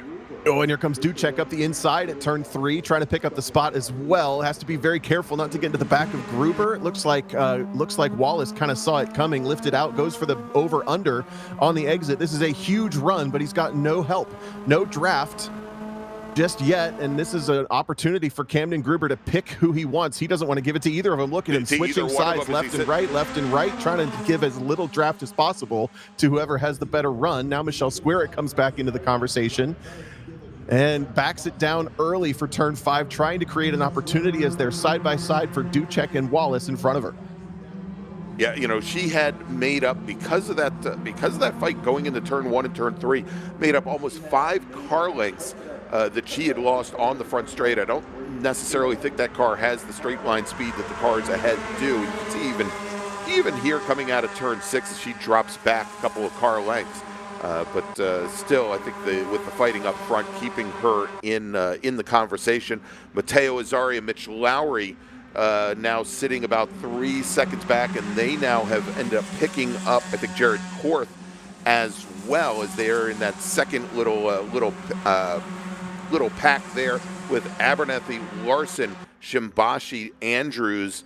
Let's add Ryan Gutile to the conversation, as well as Matt Stretch in that next pack. And good to see Ryan Gutile out, Tom, because the way we ended qualifying yesterday, Gutile was was off track over by turn 14 with only 3 wheels of 4 required to race. Yeah, maybe some sort of hub or knuckle failure, but repaired and back on the racetrack to our ever-present SMX driver there in Utah. I think he's been in every single Super Tour race this year, if not twice a weekend, also dipping into STL at times. But he's got his hands full right now with Matt Stretch making a move down to the Canada corner, picking up 12th from Gutile. Christian Hoagland also in that pack, trying to make moves, as they've essentially relegated themselves to battle for the second half of the field at this point. There's just about 10th position in front of them, the red car. All right, is Joey Andrews, in the 111 car, having some challenges down at Canada corner. Spins the car, he now continues, but he has gone all the way to the rear of this field.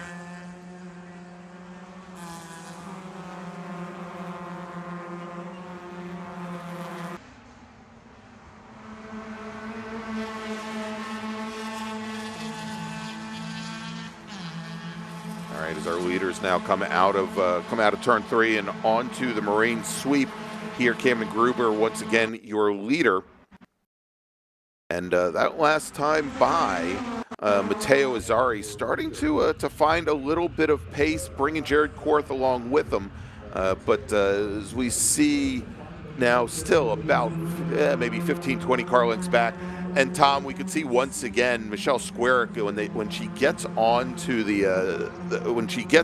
these long straights here at Road America, unless she can really tuck in underneath the cars ahead, she just ends up losing maybe 6 or 7 car lengths. But again, we're seeing it almost corner after corner here as we go back on board with William Wallace in his fight with Wes Ducek.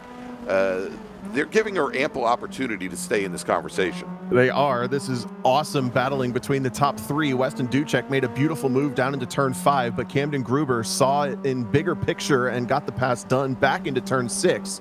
William Wallace, who we ride on board with now, did not get any opportunity as the car's now basically pinned, falling through the exit of the carousel. You see there just eclipsing 90 miles an hour flat out and then grabbing another gear before turning in for the kink. Maybe just a breather of the throttle. These cars really move around a lot laterally on the racetrack. You see them just kind of shuffling side to side more than basically any other car. Into the braking zone now for Canada corner. Wallace is going to stay in the tire tracks until the last minute, look for an opportunity up the inside, but brakes nice and early to make sure that he doesn't make a mistake, rolls the speed through the apex, and that is what the front of these classes look like. You're just driving on pure trust that the driver in front of you is going to do something similar, if not identical, to what you're trying to do. Yeah, and and he popped to the inside, I thought, fairly early there, Tom, and he wasn't making up any ground, and I think good decision for him to just get back in line behind Ducek. Got to think about engine temps in these cars as well. Not maybe quite as much as the slightly older spec Miatas, but a little bit of clean, fresh air into the grill is never a bad idea. As now we are drag racing once again. Looks like Camden Gruber getting a big push from Wes Ducek. That creates no opportunity for William Wallace once again as these top three. Clearly the class of the field on raw pace, but the battling behind is hot as ever. That is Mitch Lowry and Benham Abernathy going at it. Both cars who have had their ups and downs in this race, and they're having another one, maybe one car into the wall. It's the same car as before. Mitch Lowry ends up off the racetrack again. And Tom, I'm not sure if he actually impacted the wall over there, but looked like it was the rear end of that car was moving around somewhat oddly going down into turn 3. So we'll definitely want to watch that chassis. That's given an opportunity for Lincoln Larson to pick up a spot, now up into that's 8th position, the red and white car there at the back of the second train. Still being led by Matteo Azzari, although Azzari just picked that spot back up from Jared Korth. Those two going at it back and forth just a bit. Benham Abernathy slots into the 3rd spot in that train. That's 7th overall. And we've got Nathan Saxon, who has put in his time certainly behind the wheel of these SMX cars, Tom, and definitely agreeing with you, saying that the water temps in these cars are super important to manage. Yeah, it's pretty incredible, the little tiny details that really start to matter to get the most amount of speed out of these race cars, even down to just making the alignment a little bit more straight for Road America. You'd give up a bit of cornering speed for more straight line handling at a racetrack like this in given circumstances. Wes Ducek feels very defensive into the kink on William Wallace, trying to dissuade any funny business coming into that high stakes corner, giving Camden Gruber and maybe another car length advantage. Another look to the inside for Wallace. Keep an eye on the break point. Does he go for it this time? Yes, he does. Throws it down the inside, side by side at the apex. And he's going to shut the door on exit as well. Picks up the 2nd spot. There you go. And, and as he came down in there, Wes Ducek, he moved over maybe a little bit too late. He was trying to cover the braking zone, Tom, going in, but Wallace was already right alongside him as he tried to shift over maybe a quarter of a car width there. Tell you what, we're right at halfway here in our SMX race. Let's take a quick break, and we'll be back with more racing action in a moment here from the National Park of Speed. Stay with us.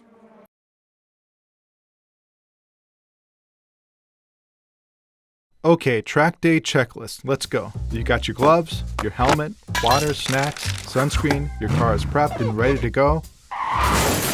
Oof, forgot your track day insurance, didn't you? If you want to be covered for the whole value of your car, you need high-performance driver education coverage through Hagerty. We'll get you a policy for track days, time trials, and more in less time than it took you to apply that sunscreen. Hagerty, let's drive together. Shopping for tires used to really ruffle my feathers. That was before I went to TireRack.com. TireRack made it easy to identify the right tires. No more searching high and low, I got the best deal. TireRack has thousands of recommended installers. I chose a mobile installer. They brought the tires to my neck of the woods and put them on, right here in my driveway.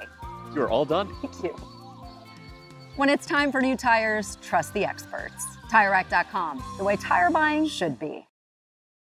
Hoosier Racing Tire is proud to be the presenting sponsor of this year's Hoosier Racing Tire SCCA Super Tour. As the world's largest race tire manufacturer, Hoosier has been at the forefront of motorsports innovation for more than 65 years. From local tracks to the global stage, Hoosier is dedicated to delivering high-performance tires that meet the demands of champions. Whether you're a seasoned competitor or an aspiring racer, Hoosier tires are engineered to help you push the limits. For more information, visit us online at HoosierTire.com or visit us trackside, and remember to connect with us on on social media. For more than 30 years, championship-winning drivers have demanded the Hawk Performance braking advantage. Now you can experience that same advanced technology on your daily car, truck, or CV with Hawk Performance Street products. With brake pads, rotors, and fluids that deliver smooth braking for muscle cars and tuners, Super Duty solutions for tow vehicles, custom-engineered motorsports friction designed specifically for road racing, autocross, drag, and everything in between, Hawk has all your braking needs covered. Visit hawkperformance.com to learn more. Hawk Performance, what's stopping you?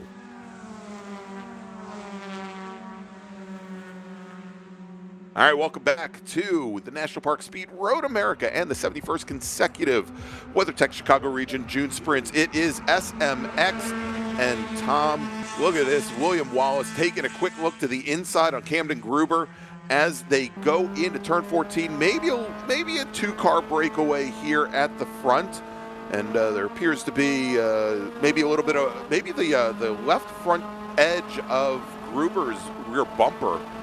Catching a little bit of air there as he's been bump drafted. And is that a temporary license tag on the back of his car, by the way? As they head now under braking into turn number 1, as I think Gruber and Wallace have opened up a nice advantage now over Weston Dutek and Michelle Squarick, putting them almost a second back. Yeah, it looks like those two just with a little bit more gas in the tank at this stage of the race, figuratively, of course. As those two able to pull away slightly. They set the fastest laps of the race as well, the fastest laps of the weekend. In fact, William Wallace resetting that fast time, which would become provisional pole if it stays unchanged. Michelle Squarick, this is the best draft she's had for third position. Now looks like she's thinking about it down at turn 5, out about a half a car length, just filling the mirrors of Weston Dutek, who will not take the bait this time into the braking zone. Then powering up the hill. We've seen in the later stages of these races, some vehicle management does come into play.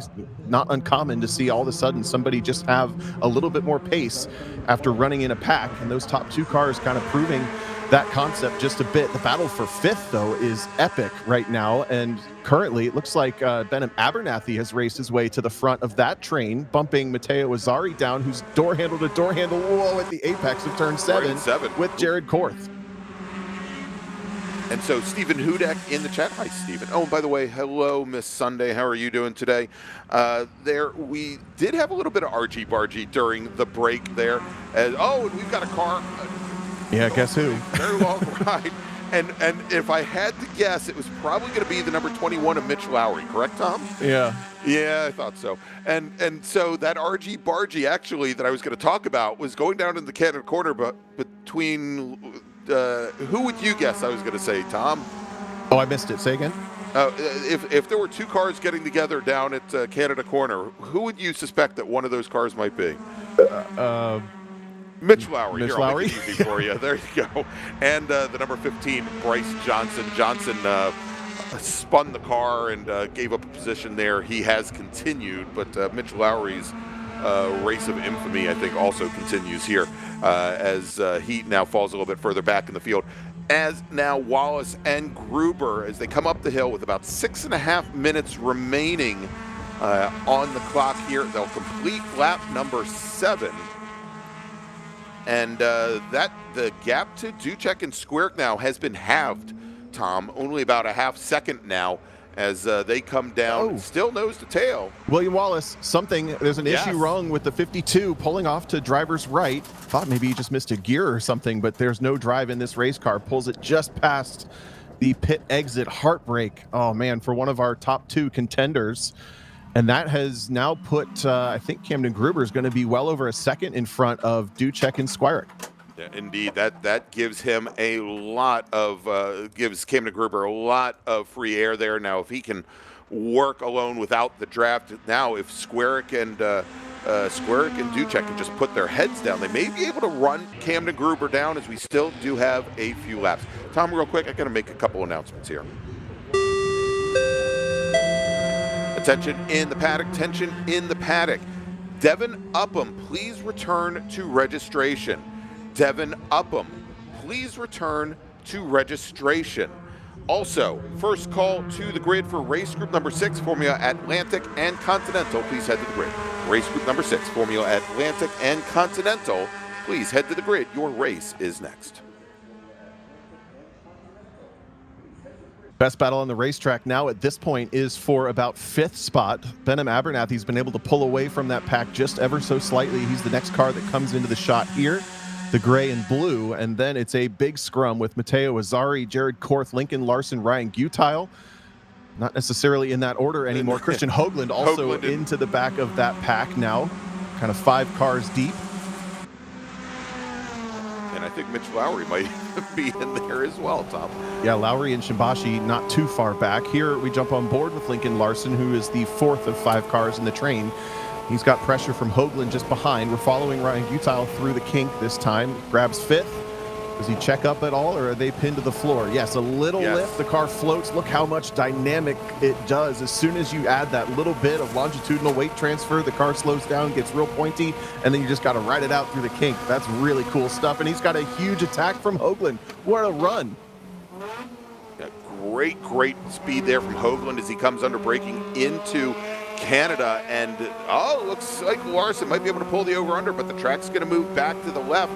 Is the car still there? No, Larson gets the pass, the repass made. Really good foresight there to just pack the corner up once he saw that Hoagland has gone through in the braking zone. Lives to fight another day. And Tom, I think looking at Matteo Azzari ended up going off over at Canada Corner, and I think may have been collateral damage of that pass happening just ahead of him. As our leaders are going to see the white flag the next time by, we also still have that local caution heading down in towards turn number 1. Of course, they'll clear the incident before they get to turn 1 and can make the passes down there. They just have to make sure not to do it too early. As Camden Gruber comes down the Moraine sweep, and Ducek and Squarick, they really haven't been able to take anything out of the Gruber car that last time by maybe a 1/10 of a second, but they're not really closing things down all that quickly. No, and I agree with your straight line assessment there for Squarick. It just looks like she drops back maybe a car length, or maybe not dropping back at all, but not making any progress on the straights. As now Jared Korth has run down Benham Abernathy for 4th and is all over the back bumper of the 133 as they come up the hill under the Corvette Bridge and into turn 6 for the final, for the second to last time, Korth in the white car with the black stripes is on a charge right now, and one other car has gone missing. Is it Matteo Azzari? Oh, unfortunately, Azzari. Yeah, Azzari is the one that's off down at Canada Corner. I see. And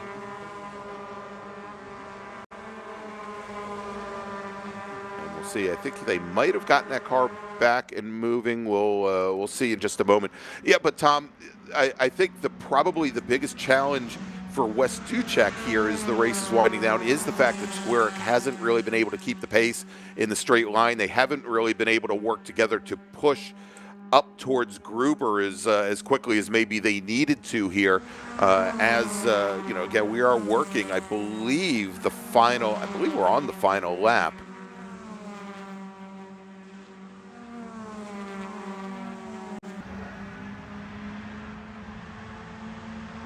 Oh, actually, it looks like Wes Ducek got a really good run through Canada Corner. This time is very much closer, visibly closer to Camden Gruber. Maybe even a mistake from Gruber to create this. I thought we were getting the white flag this time, Greg. Correct me if I'm wrong. Up the front straight.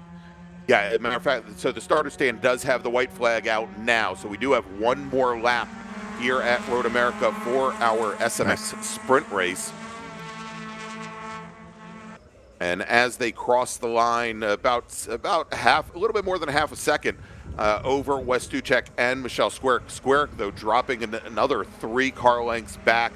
She does close some of it up under the draft, however. And that battle now for 4th between Abernathy and Korth, as they are nose to tail heading down into turn number 1. And they've got Ryan Gutile now in the 116 machine, only about 3 car lengths back.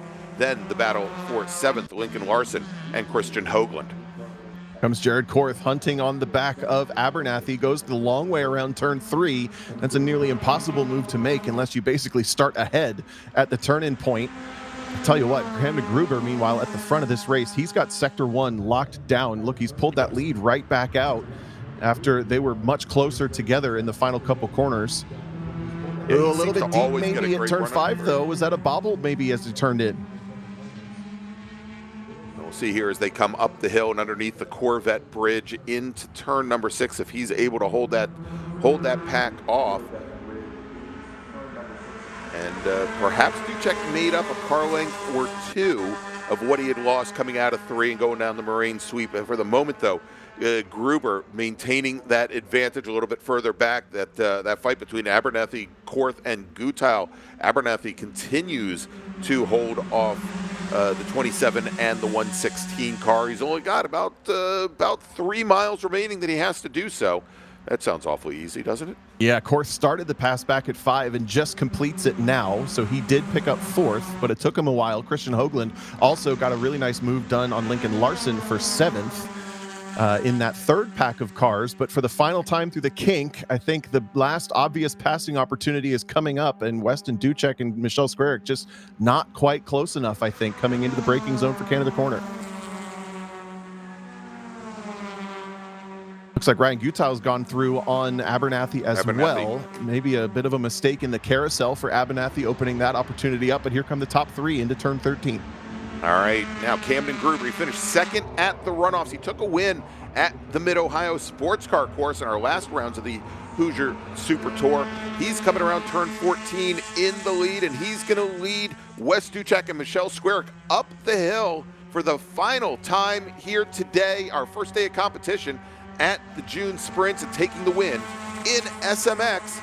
Camden Gruber out of Winchester, Virginia, representing the Washington, D.C. region of the SCCA. Congratulations. Wes Duchek will finish 2nd. Michelle Squarick will come home in 3rd. Now let's watch that battle for 4th between Korth, Abernathy, and Gutile. And taking 4th position, it is Jared Korth out of Clovis, California. Ryan Gutile will finish in 5th. Benham Abernathy on the last lap falls to 6th position. He's out of Elm Grove, Wisconsin. Christian Hoagland will finish 7th with Lincoln Larson in 8th. Mitch Lowry in 9th, and Matt Stretch will round out the top 10.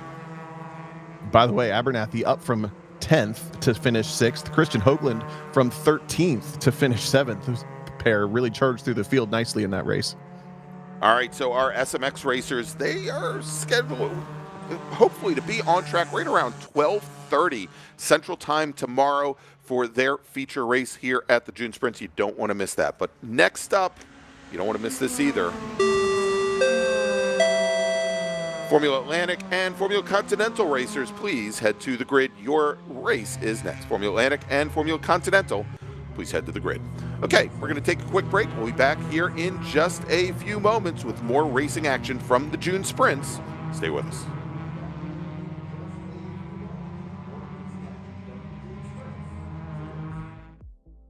Joshua Smith, Business Development Manager for Mazda Motorsports. We're happy to be supporting the SCCA and Mazda racers here. So our team support program offers a couple of tiers of support, parts support, technical support. All of this is done through our MazdaMotorsports.com parts store website. It's basically like signing up for an Amazon account. Simple information, prove that you're a racer. It gets you access to our 800 hotline that you can call and speak to one of our parts representatives 5 days a week.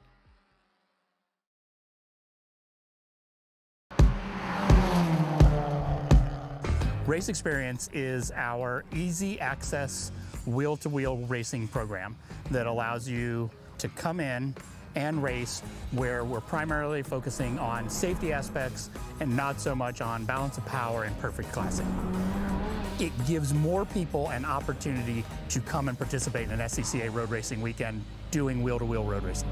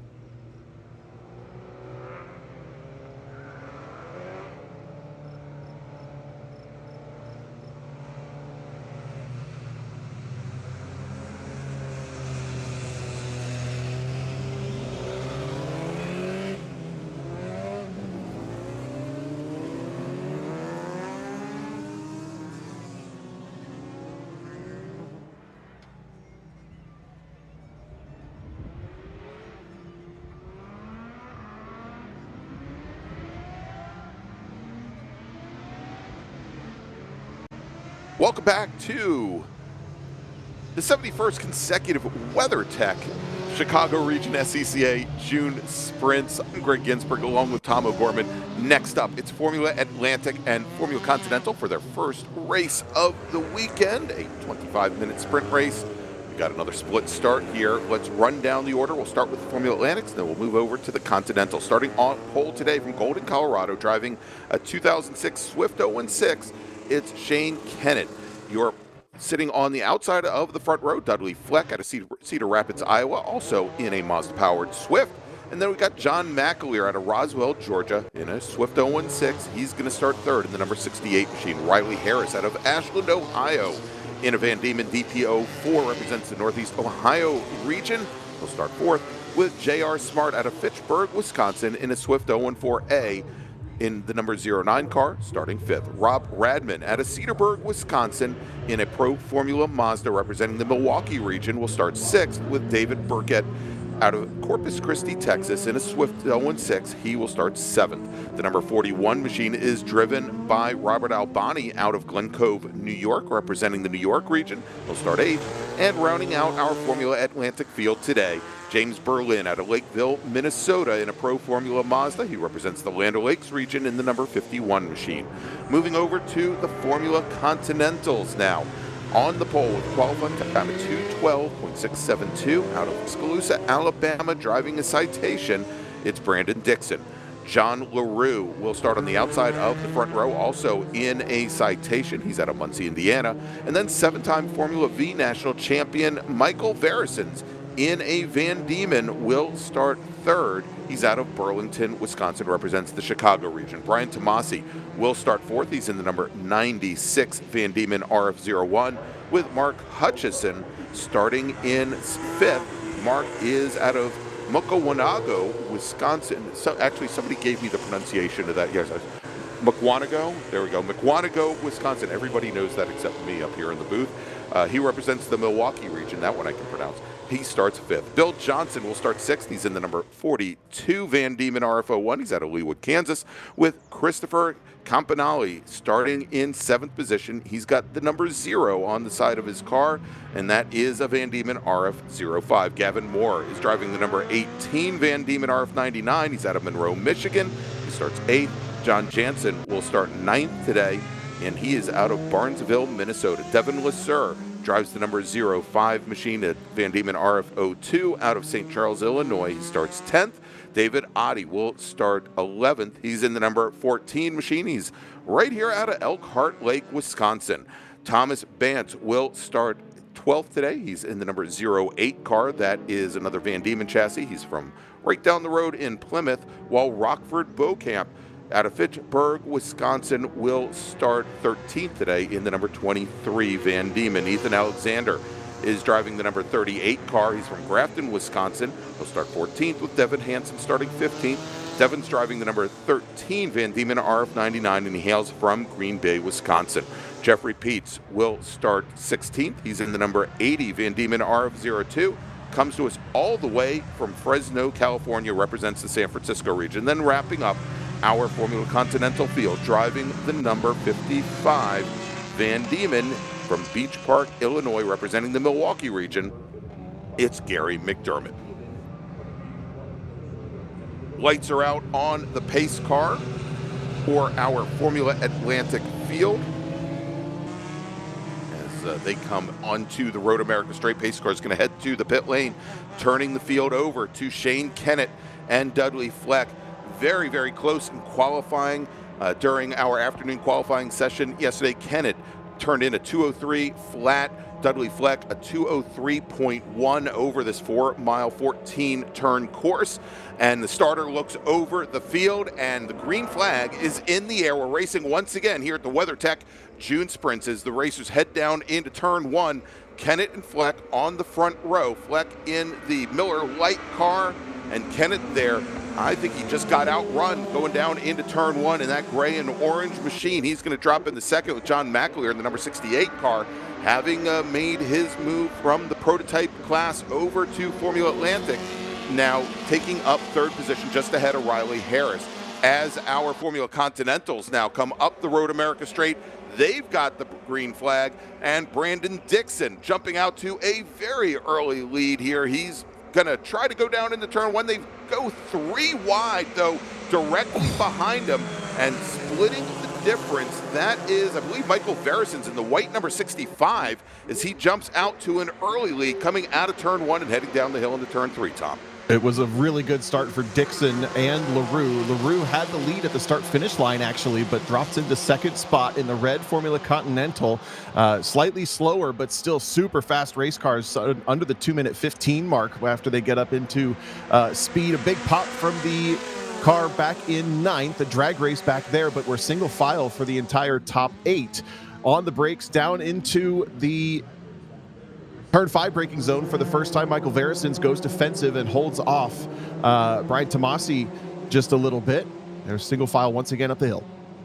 All right, well, Tom, as our racers come around and our Formula Continentals go into turn number 7 now, opening up a pretty substantial lead here early on, almost 3 car lengths. Oh, I know that sounds substantial, but it doesn't sound substantial, but it is. Here as now Verisons heads down in turn 1. Now, we did just have the 23 machine. That's Rockford Beaucamp, did not take the green flag, and he was here on the pit lane. He is now, I believe, heading out to rejoin the rest of the field. And there he is, and he's going to be almost 2/3 of a lap down from the rest of our racers. Actually, as the Atlantic racers now are coming up on him and heading into turn 1, as we've got, actually it's Dudley Fleck now in the lead, John McAleer, and then Shane Kennett rounding out your top 3. Yeah, McAleer was able to make that move down into turn 1, actually, and slotted in very early. So it's a top 3 breakaway there for Fleck, McAleer, and Kennett. Then we have J.R. Smart kind of in no man's land up the road just slightly from Riley Harris and Rob Radman, who have been going at it for 5th and 6th. These are some of the fastest race cars this weekend, if not the fastest that we'll see.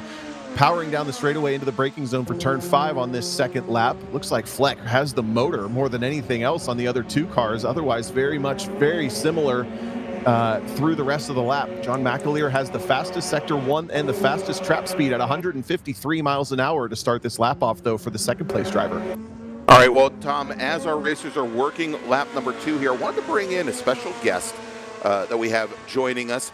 Every year here at the WeatherTech Chicago Region June Sprints, we try to get the Grand Marshal to join us here and grace us, and we have with us a very special Grand Marshal this year, and it is Cooper McNeil. He's our 2019 SCCA Touring 2 National Champion, but I think also most of you will know him, maybe not from his SCCA exploits, but he has won the 24 Hours of Daytona, the 12 Hours of Sebring, as well as Petit Le Mans. And he is, what did you say, 10-time competitor at Le Mans as well? Well, let's not pump the numbers a little too much, Greg. Okay. 9 times. 9 times, sorry.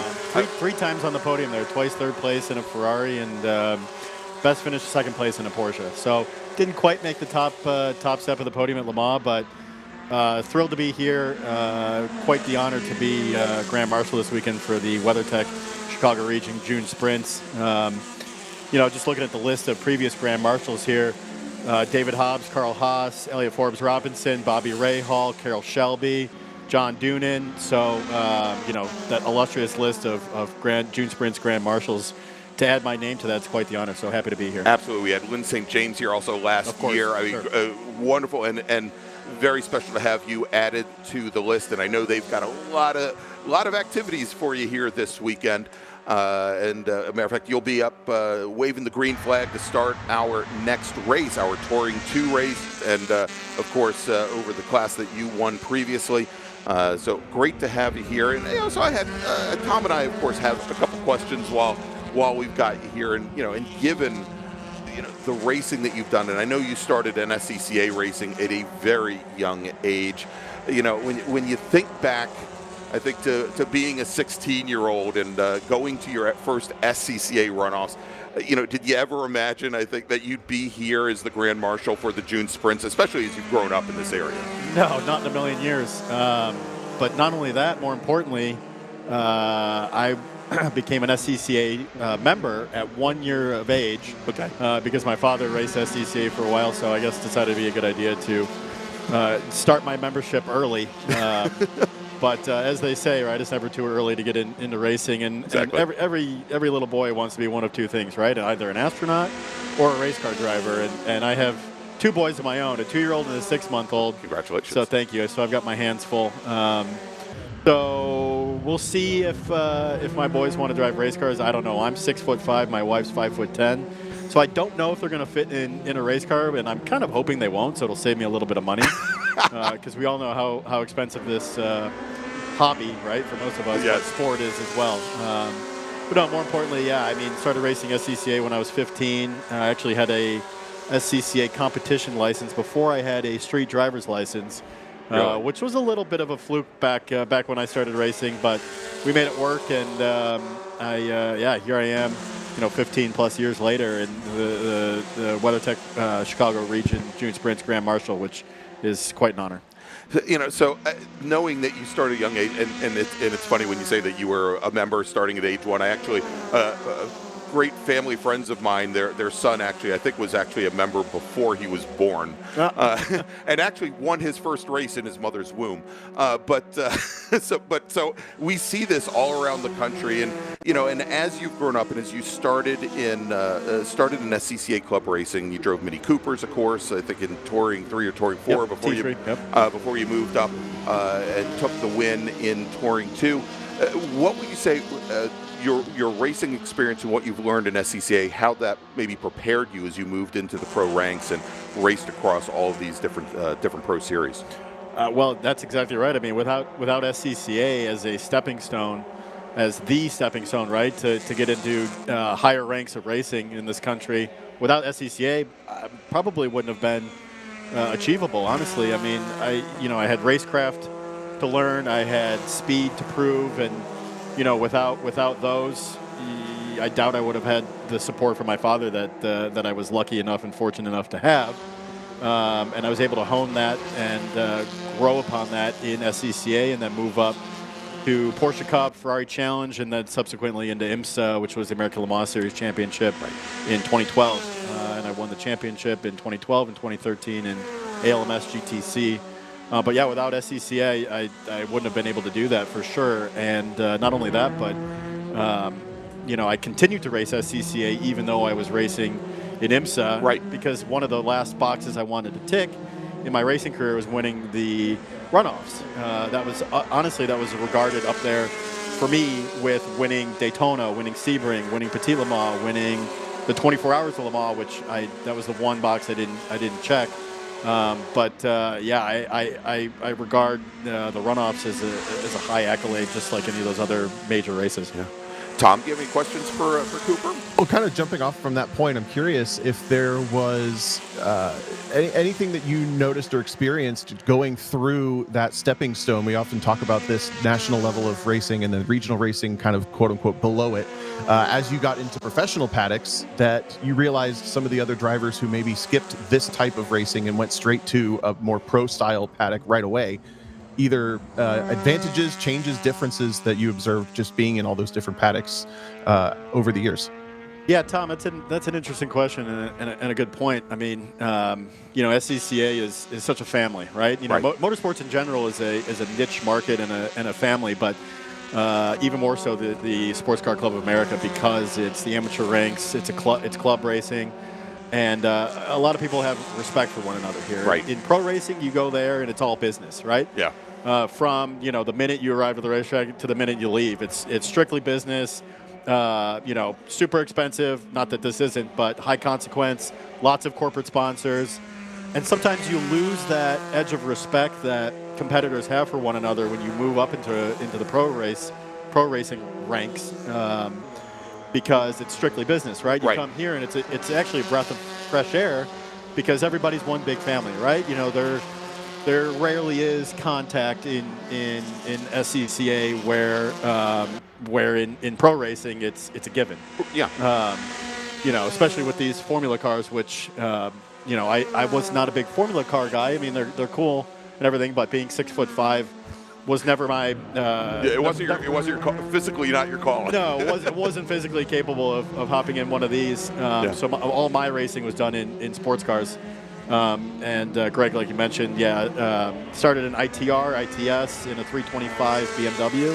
Okay. Moved into T3, into a Mini Cooper, and then into T2, which is what my father drove for so long, which is what I grew up watching him race, was T2 and an E46 BMW M3, and then moved on from there, so on and so forth, into different cars, but still in T2. So, yeah, Tom, to sum that up, I mean, the level of respect that these competitors have here is a little different than pro racing, and it's a little bit more cutthroat in pro racing.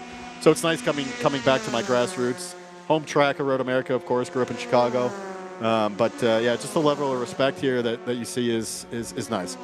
Yeah, I experienced something very similar in my time with actually went straight from autocross to pro racing somewhat in a way, but I kind of verbalize it as you're racing at the expense of others in pro racing a lot of times, and you're racing with others here a lot of the times. You don't necessarily stick the knife in and twist it when you're wheel to wheel with somebody in club racing like you would in the pro paddock, but also just off track. I think you nailed it on the head. Yeah, precisely. All right, so, I was wondering, Cooper, and unfortunately we don't have a lot of time to talk here today, and I know you've got some other activities coming up, but I know we've got a lot of younger racers that are here in the paddock, some that we've seen on track this weekend that are 14 and 15, and as you said, you got your driver's license, or you got your competition license before you were ever able to race a car on track. For those kind of racers, what kind of advice would you give them maybe about making the most of the opportunities in the Sports Car Club of America, and if they want to go and continue and build on to a career in whether it be amateur racing or pro racing like you've had? Yeah, sure. I mean, these younger drivers, they have an uphill battle because, speaking from my own experience, when I started when I was 15, a lot of the guys that I was racing against had been in the SCCA for a decade, 2 decades, and longer, and so they see a young kid come in, and they don't quite have the respect for the younger kid as they should, because a lot of these young kids are quite fast because they have no fear. Right. They don't know that concrete hurts, which any pro driver knows quite well, or even non-pro driver that's been around for a while knows how much concrete does not move when you hit it. Yeah. So yeah, the no fear factor is there. So that's fine and well, but you also have to have a lot of respect for these other guys that you're racing against. Which, Tom, like you said, in SCCA they have a lot of respect for each other, and you summed it up quite well. You kind of stick the knife in, but you don't twist it, kind of like you do in pro racing, which I thought was an interesting analogy, which is spot on. But just the level of respect that these younger guys have to have for these older guys that have been doing this for a long time, and most of them pay for it themselves, right? These 14 and 15-year-old kids, they ain't paying for it themselves. Right. They got a rich dad, like I did, of course. Fortunate enough to have that support from my father, and sometimes they don't quite have the level of respect that they should.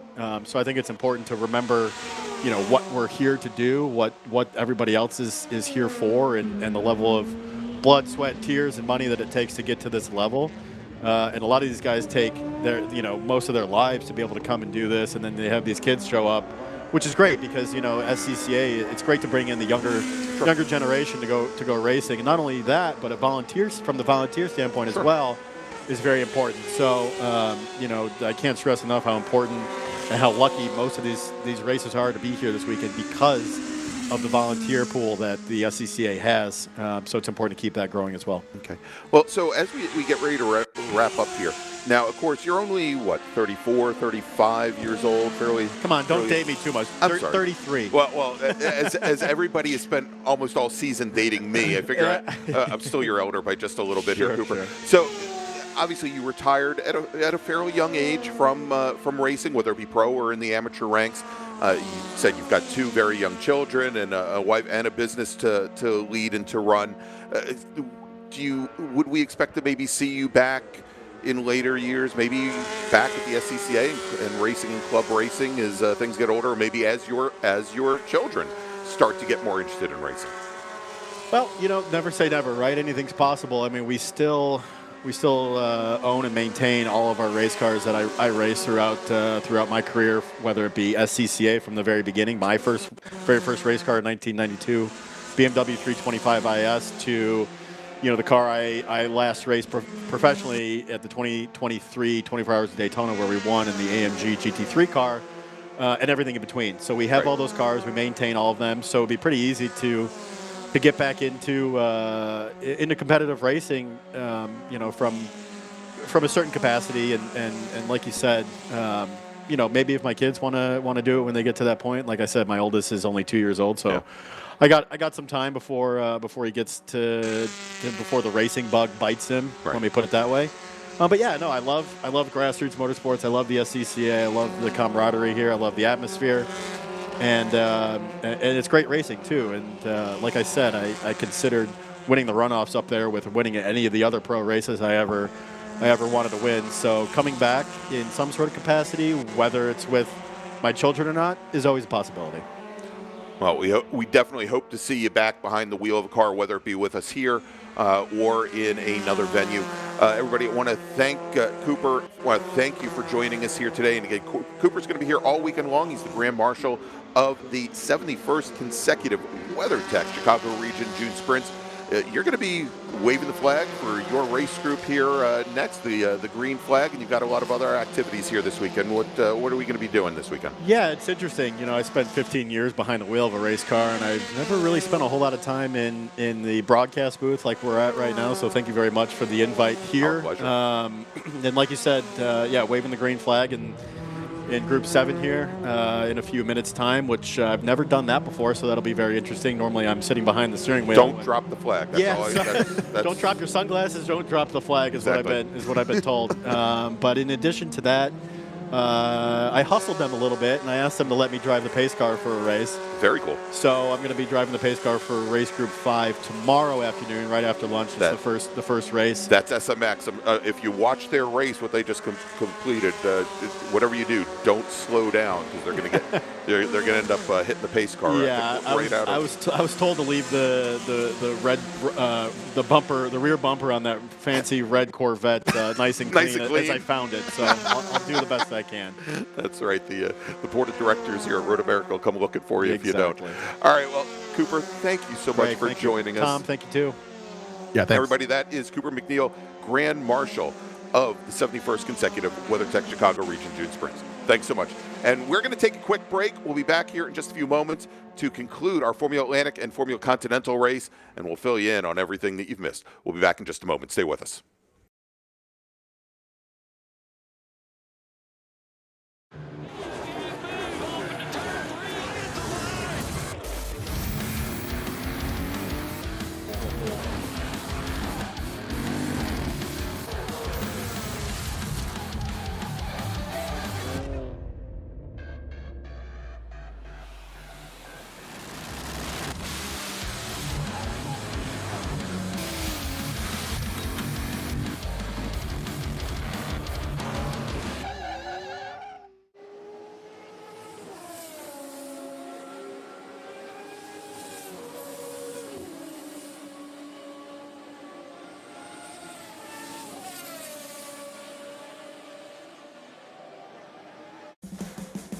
What does it mean to be built with Summit?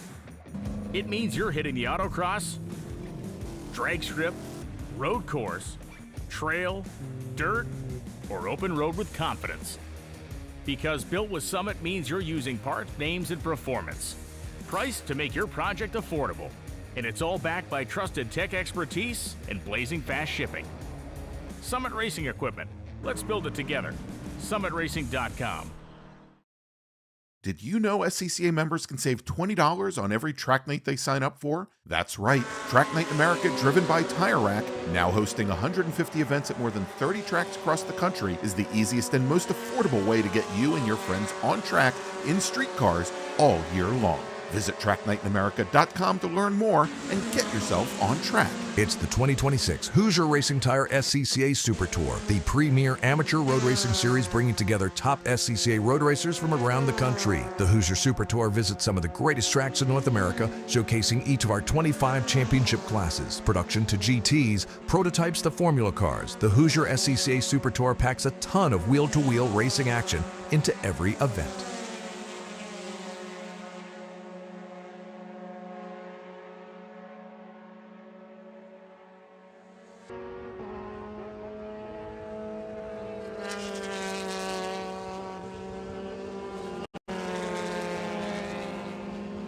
And we're back here at the National Park at Speed. It's the 71st consecutive WeatherTech Chicago Region June Sprints. I'm Greg Ginsberg along with Tom O'Gorman. Want to thank Cooper McNeil, this year's Grand Marshal of the event, for joining us. And we'll see him right from the starter stand here in just a few moments as he's going to give the green flag for his race group for Touring 2, 3, and 4, Super Touring Light and Super Touring Under. That race is next. In the meantime, Tom, we've had some action here in Formula Atlantic and Formula Continental. Yeah, it's been a good one so far. We right now have the top 2 in Formula Atlantic just lapping the top 2 in Formula Continental. Brandon Dixon is leading the way in Continental. We'll start there. He's got about a 4-second advantage over John Burton LaRue. Brian Tomasi, though, has raced his way to 3rd and held that spot over Michael Verisons for the entire race up to this point. Those 4 have kind of broken away from the rest, but Dudley Fleck has not a lot of space to work with, as John McAleer was reeling him in by a couple of tenths per lap for a majority of the middle part of this race, but just now has started to deal with some traffic issues. Both of them are, in fact, dealing with those traffic issues, which has allowed Dudley Fleck to inflate that lead back from what was down to 0.8 of a second all the way back up to 2.2 now, as those Atlantics are now working the finish of Sector 2 coming out of the carousel and will be headed towards the kink. There they are now, and they've just passed Brandon Dixon in the white Formula Continental. The last car in shot, there's Dixon coming through the kink as well. There you go, your Continental leader. Hey, want to welcome David Burkett's 2 beautiful daughters, Sydney and Marcia, in the chat right now. And Burkett currently running 5th in Formula Atlantic in a new-to-him Swift that was built by Merle Swan. And Burkett was your Southwest division champ in prior years in Sports 2000, so we know he's been at it for quite some time. He's been racing for 37 years now, also Formula Continental and Formula Atlantic, and he's got a nice hold there, about 8-second advantage right now on Riley Harris, as we're getting word now that the next time Dudley Fleck comes across the start-finish line, he will see the white flag for 1 lap to go. So, Tom, let me make a quick call to the grid for our next group. Attention in the paddock. First call for race group number 7, Super Touring Light, Super Touring Under, Touring 2, 3, and 4. Please head to the grid. Race group number 7, Super Touring Light, Super Touring Under, Touring 2, Touring 3, and Touring 4. Please head to the grid. Looks like we're getting an early retirement from the number 18 car. That is Gavin Moore coming down the pit lane. We also had heard that another car was possibly having some mechanical issues, that the rear wing was somewhat askew. That was Rockford Beaucamp out of Fitchburg, Wisconsin, the number 23 machine, although certainly not impacting him enough to bring the car down the pit lane and retire. We did also have the number 0 car of Christopher Campanale only complete a single lap and then come down the pit lane. His team has been looking at that car on the pit lane ever since. You mentioned David Burkett running 5th there in Formula Atlantic. His family in the chat cheering him on, saying he's going to be the hard charger, and he's up 2 spots from 7th to 5th. And we have no retirements in Formula Atlantic, so that's all in raw race pace. Nicely done there as our top 2 in that class. Dudley Fleck and John McAleer into the braking zone for Canada Corner. Here comes Fleck, the white and blue, up through Bill Mitchell Bend. And unfortunately, McAleer did get more delays in some lap traffic, has slipped back to almost 4 seconds at bay of Fleck. And I have been corrected, and my apologies to David Burkett's lovely wife, Marcia, not his daughter, wife of 38 years. Congratulations, Marcia, and I'm sure David is happy to have you cheering him on, as is Sydney, who I assume that was your daughter. All right, so here we go. Fleck, McAleer, Kennett now working their last lap in Formula Atlantic. Brandon Dixon, your leader, over LaRue, and Brian Tomasi now in Continental as they come across the start-finish line. And did we just see, what did we just see? The car that came in to the pit lane and cut across some other traffic going into the pit lane. I'll see if I can get some more information on that, but it just flashed something flashed before my eyes. Not my wife, of course. Yeah, I think that's just the pace car dance of getting one back to grid. But the battle for third, by the way, in Formula Continental is still on. Brian Tomasi has now found himself with his hands a bit full with Michael Verison's. Those cars coming through the run down to turn 5. Tomasi in the black Continental, Verison's in the white with some highlighter orange accents on it. And Verison's has been in the conversation for the podium, and he's just been outside of it for a majority of this race after starting third.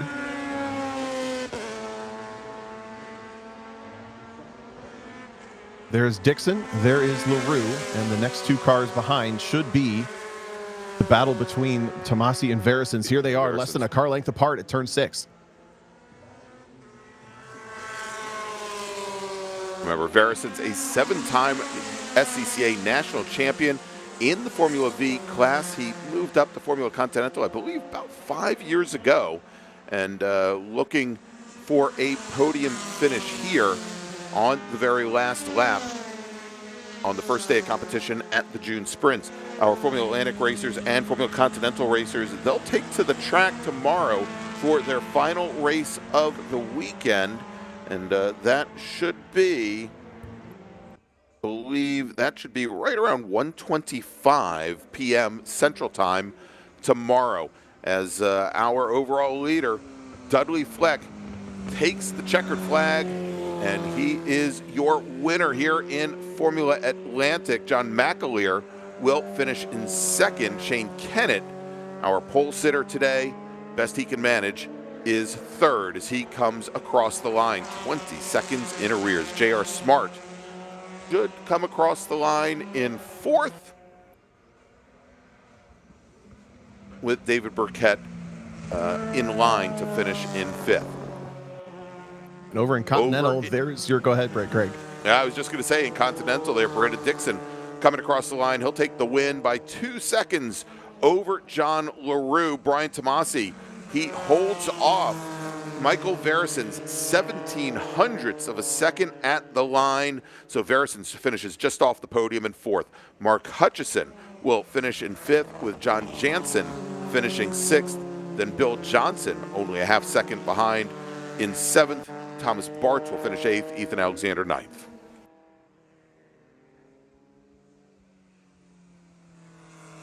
All right, so that's going to wrap things up for Formula Atlantic and Formula Continental. That is our last open wheel race of the day. But again, got 3 more of them for you tomorrow. Let's make a final call to the grid for our next group. Final call to the grid for race group number 7, Super Touring Light and Super Touring Under, T2, T3, and T4. Please head to the grid. Race group number 7, STL, STU, T3, T2, T3, and T4. Please head to the grid. All right, Tom, let's take a quick break. Going to thank some partners and sponsors, and we got 3 more races for you here today, and we got 1 more guest as well. Stay with us.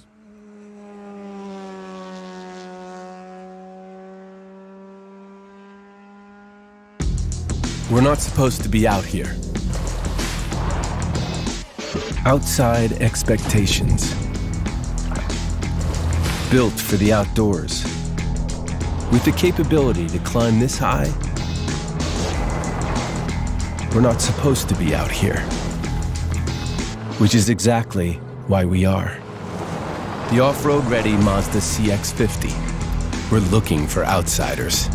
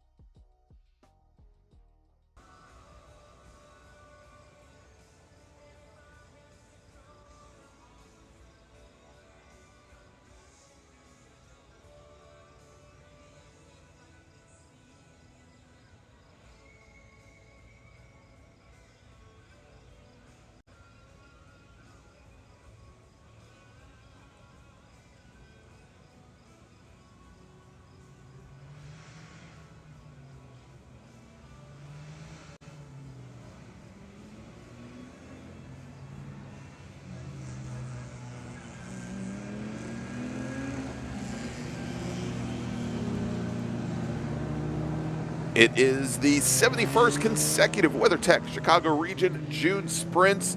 I'm Greg Ginsburg along with Tom O'Gorman. Next up, it's our Super Touring and Touring racers for their first of two races this weekend, another 25-minute sprint race.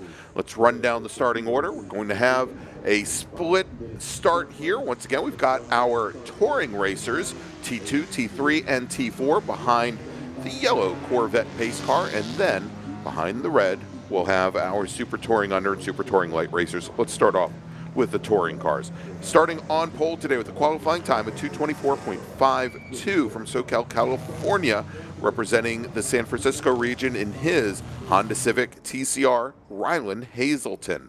Aaron Kaplan will start on the outside of the front row in his Touring 2 BMW Club Sport. He's out of Evanston, Illinois. Alan Kosoff will start third. Also in Touring 2 in his Porsche 996 chassis 911. He's out of Prospect Heights, Illinois. Brian Spiewak hails from Inver Grove Heights, Minnesota. He's driving a 2004 BMW M3 in the T2 class. And then Matt Jensen is in the number 68 2003 Chevy Corvette, and he will start fifth. He's out of Boston, Massachusetts, representing the Milwaukee region. Russell King will start sixth. He's in number 12 Touring 2 BMW M2 CSR, with Stephen Greenhill starting on the inside of row number 4. He drives the number 79 Touring 2, also BMW M2 Club Sport. Robert Wellington will start 8th. He's driving the number 2 BMW M235 IR and hails from Tacoma, Washington, and represents the Northwest region of the SCCA. Starting 9th, the number 54 BMW M3 of Cottage Grove, Minnesota's Ken Schlorf. John Logitas will start 10th today. He is driving the number 73 Touring 3 Ford Mustang. He's your pole sitter for that class with qualifying time of 2:32.59. Rob Bakarczyk drives the number 99 Toyota GR86. He's out of Brunswick, Ohio. He'll start 11th in the field, with Andrea King starting 12th in the field. Third in Touring 3, she drives the number 08 BMW 330 CI. She's out of Minneapolis, Minnesota. Clayton Cavill is in the number 53 Touring 3 Porsche Boxster, and Clayton is out of Indianapolis, Indiana. And then we've got our Touring 4 pole sitter, Mario Carini, out of Fox Point, Wisconsin. He's driving a BMW Z4. Qualifying time for him, 2:39 flat.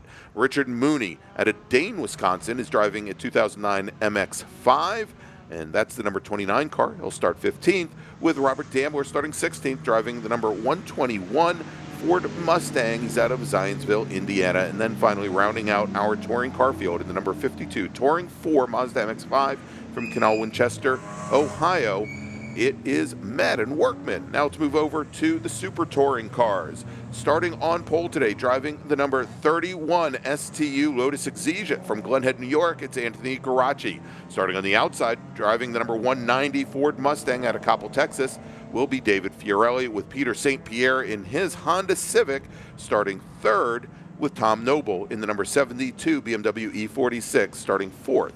Then we got Danny Stain. He is your STL pole sitter. He's out of Fort Lauderdale, Florida, with a qualifying time at 2:32.284. Alongside Danny will be another of our STU drivers. It's David Wessel in the number 186 Honda Civic. Then we've got Eric Feast in his Honda CRX SI. The Bristolville, Ohio native will start in 7th position.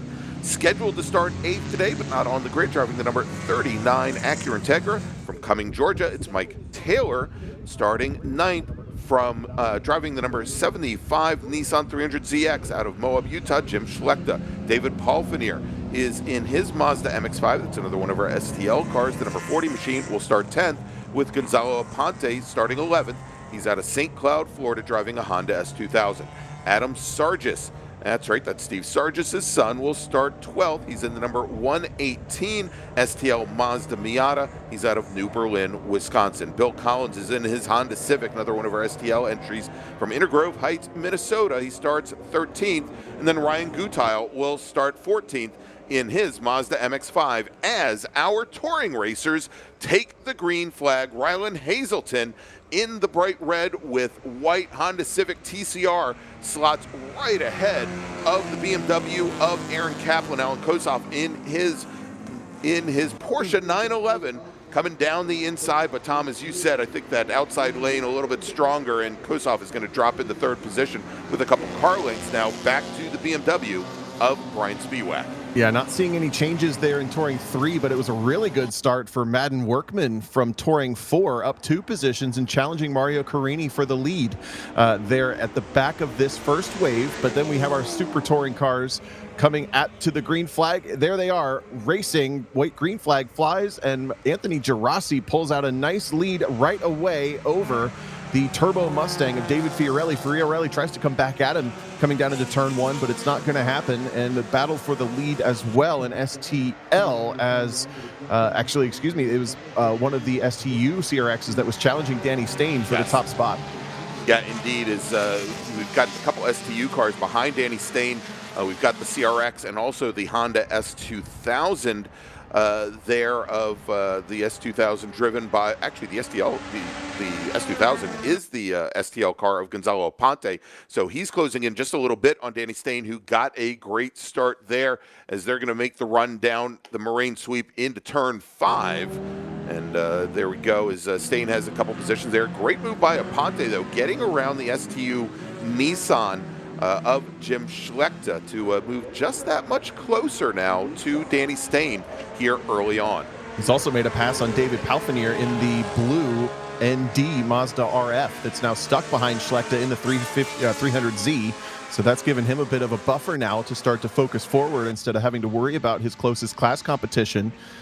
At the front of this second wave, though, it looks like Gerasi's been able to pull out quite an advantage in Sector 2, the handling sector of Road America, over the EcoBoost Mustang of Fiorelli. Now getting back into the slightly more straight-line handling section of the racetrack, though, maybe Fiorelli can come back towards him a bit. Yeah, and I would assume, obviously, Tom, the advantages that Exige are going to have are in some of the tighter sections of the course here, and maybe getting good exit speed off of some of the even slower corners here. But that Mustang certainly with a straight line advantage. We'll see if Fiorelli can keep it close here as our touring car racers complete lap number 1. Rylan Hazelton, who's been the class of the T2 field here in this TCR car that was moved out of Super Touring under last year and moved now into Touring 2. Where he leads Aaron Kaplan and Alan Kosoff a little bit further back in the touring car field. John, and I keep pronouncing it as Logitas, and I believe it is actually pronounced a little bit differently. It's actually pronounced Lejudice, Tom. John Lejudice in his Ford Mustang leads the T3 field over Rob Pekarczyk in the Toyota GR86 as they both come by us now down the Moraine sweep going into turn 5. Also had a move for Robert Damler on Madden Workman, picked up second spot in Touring 4 as well at the back of that first wave. Here are your top cars coming into Sector 2 through the run at the Corvette Bridge, turn 7 down the Hurry Downs into turn 8. All these BMWs are the back of the pack in Touring 2, and then that dark blue Mustang is your leader in Touring 3 that you mentioned of Lejudice. There we go. John, we'll get it right one of these times. Exactly. But he's not been able to pull away from the GR86 of Rob Pekarczyk. Just now he is starting to pull maybe that 5 car lengths or so, but Pekarczyk's been bolted to the back of that pack basically since the start. Yeah, and Lejudice's got, I think, a number of slower, maybe not slower cars, but a number of other cars right up ahead of him. Now, you were talking a little bit about Madden Workman there in the black number 52 MX-5, and he's got a very similar livery to his father, former F Production national champion Mason Workman, who likes to now go by Madden's father. That's how he likes to be referred to. But Madden had some issues in qualifying yesterday that the car more or less shut down on him on the front straight at the start of the very first flying lap in qualifying. So all he had to stand on was the wet weather qualifying from earlier in the day, And I think he was in a very good position where he was gridded up today. And as you said, he's made good time there as he's making things awfully rough for Mario Carini. Hey, so Tom, let's. We just finished up a few moments ago talking to the Grand Marshal of this year's June Sprints. I want to bring in the alternate Grand Marshal. He's the Grand Marshal of STL. He is your defending national champion in STL, and unfortunately, I think this is the second time this season we've had him in the booth to talk to us, and that usually means the car wasn't ready to go for the big race. Let's bring in Mike Taylor, your defending national champion in STL. How you doing, Mike? I'm doing good. I'd be doing a lot better if I was out there racing. I figured as much. But, the racetrack is my happy place, so if I'm not out there racing, I'm almost as happy being up here with you guys. Yeah, and there we go. And Mike has got his famous racing driver T-shirt on right now that has famous and racing crossed out. But Mike, thanks so much for joining us. And I think you probably more than anybody else, certainly here in the room, can give us some great insight on what it's like to race here in STL back at Road America. And of course, you're watching now Danny Stain lead the field, and it's his first time, his first weekend back here at Road America since that incident he had in Spec Miata 2 years ago. Yeah, and I tell you, he's been impressive. I mean, I think he was on pole for Spec Miata and STL, and was leading Spec Miata. So I mean, he hasn't lost a step. I think he's not really showing any signs of the big wreck that he had. Yeah.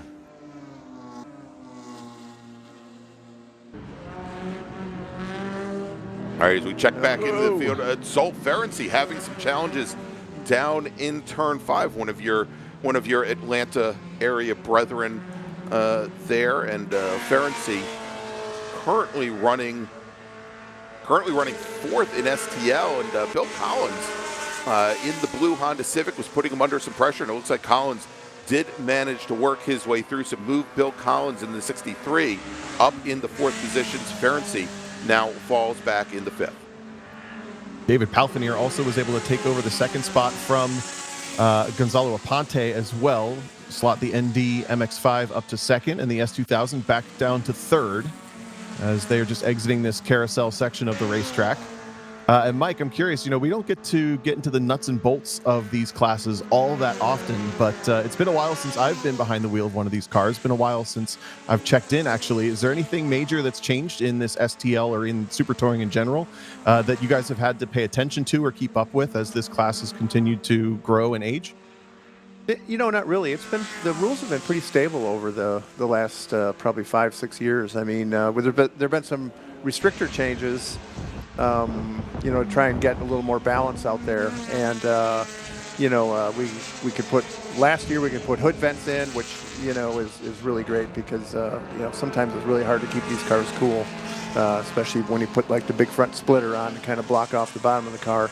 A lot of the guys were having problems with heat, so that really helped a lot. So that was really a good move, I think. But no, I mean the classes have been pretty steady, and which is good. I mean, I think it really helps keep people in the class because constantly changing rules. At least in STL, they've been pretty constant. I think STU there's been quite a bit more rule changes. I think that it makes it hard for people to kind of plan and keep up with things, right, when you have a lot of rule changes going on. But hopefully that's settling down a little now with the GT3U and some of those changes. Yeah, I was going to say we're about a year out now from the merger or consumption of GT3 or GT3U into STU, and of course I think probably the biggest knocking the apple cart. First off, I think there were some, especially early on last season, some challenges around balance of performance between those GT cars, tube frame cars, competing against production-based chassis. But in the end, I think the biggest highlight there was the TCR cars in the class and how they raced at the runoffs. So we did see that great race between Petey Cunningham and Chip Herr, at the front of the field there. But those two TCR cars and Ryland Hazelton was a little bit further back in the pack, but we saw racers essentially buying cars for the class and buying those TCR cars, and they pretty much just there were two separate races going on last year in STU. Yeah, and I think STU is a little harder to balance anyway because you got turbos and you just have a lot more variety of power plants and things like that out there. So I don't envy the job of trying to balance the STU cars. I think it's a pretty hard thing to do. I've been kind of involved with Peter St. Pierre with his Civic. I think he's running third right now, and I know he's been doing a lot of work on that. And it's crazy the difference it makes on those cars with just small changes, right? So to try and balance that out is difficult, I think. Yeah, the more changes you're allowed to make to the car, the harder the balancing becomes because the moving target becomes a lot bigger. I was just going to point out in STU, I think timing and scoring might be going a bit haywire for a split second, but the battle in STU, Anthony Girazzi and David Fiorelli, they've swapped positions at least twice back and forth. Girazzi still leads the way in that Orange Lotus Exige by less than a second last time across the start-finish line over Fiorelli.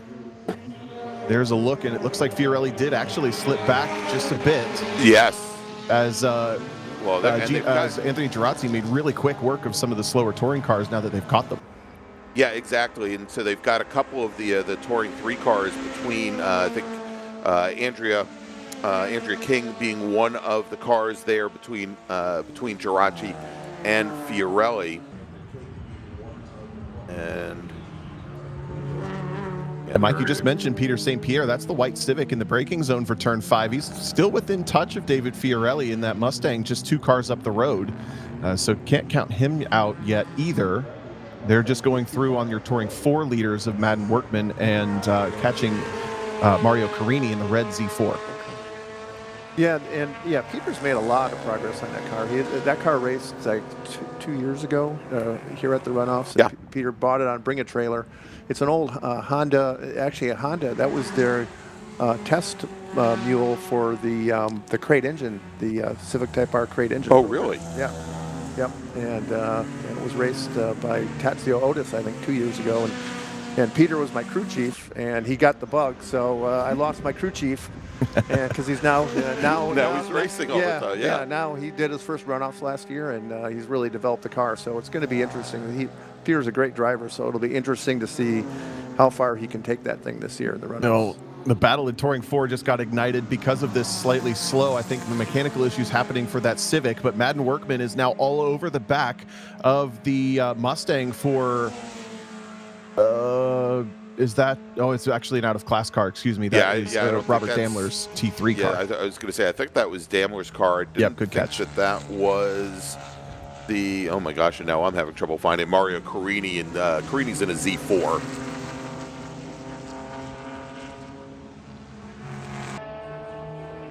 And Carini, I think at the moment, actually, I think just left the shot and came up the Road America straight about 4 seconds up the road.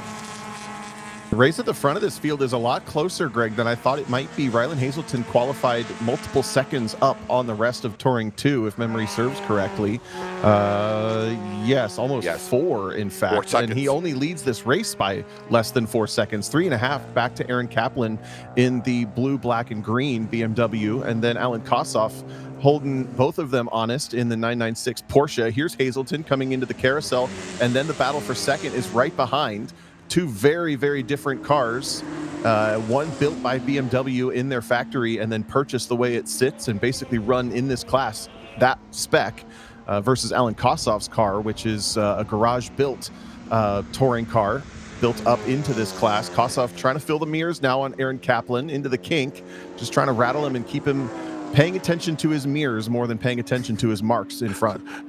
First off, Tom, I don't know of many 996s that are necessarily built in the garage. I think sure. That might, I think nice that might garage, be but a former Fall Line car, actually, right? Because I'm fairly certain that both Kaplan and Kossoff had been racing with the Bowdens at Fall Line for a number of years, and a great little battle that they've got going on right now. And actually, that 911 might have been built in the garage. It would just be a much nicer garage. Exactly.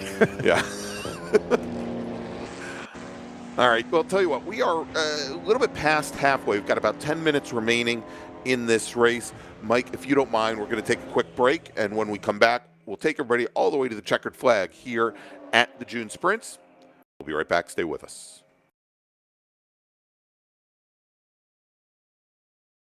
Okay, so pretend this is your race car. It's on the trailer, and you have an accident.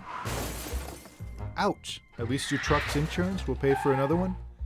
Yeah, not so fast. Standard insurance won't replace your race car, whether it's in the trailer, in the paddock, in the garage, or the repair shop. But at Haggerty, we can protect it for what it's really worth anytime it's off the track. No matter what or where you race, offer less than a set of race tires. Haggerty, let's drive together.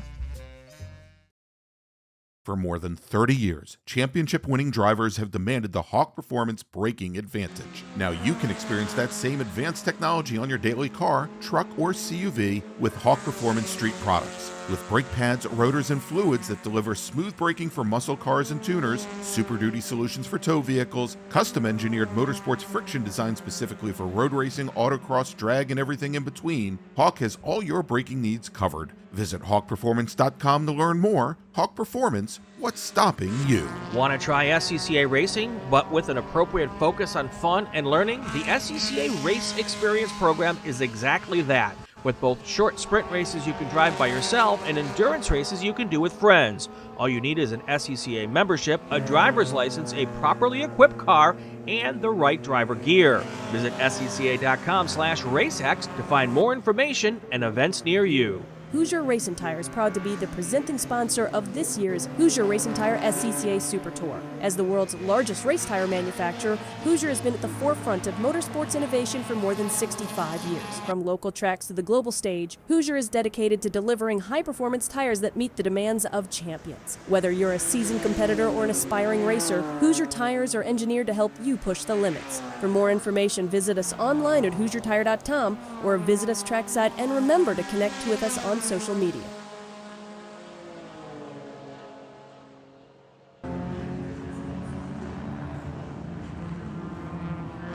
Back to the National Park Speed Road America for the 71st consecutive WeatherTech Chicago Region June Sprints.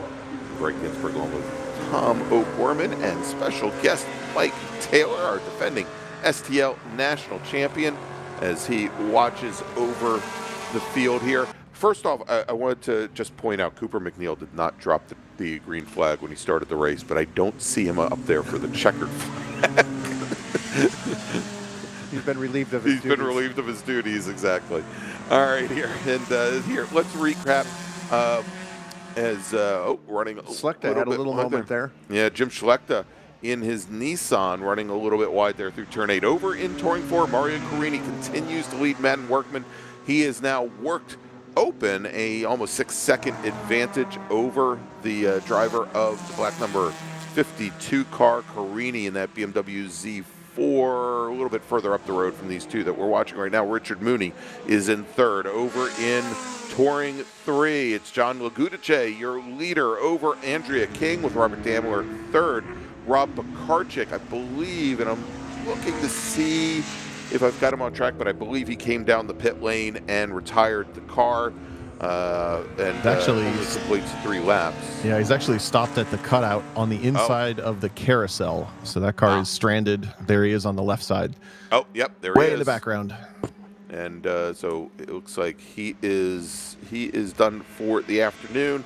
Over in Touring 2, race that we've been watching, Ryland Hazelton with Alan Kossoff and Aaron Kaplan, and Hazelton now has opened up the wick. He's got 4 seconds on the 23 car and the 18 car. Over in Super Touring, Anthony Garacci now extending his lead over David Fiorelli up to 9 seconds. And in STL, the Honda S2000 of Gonzalo Ponte running a distant second now to two-time national champion Danny Stain.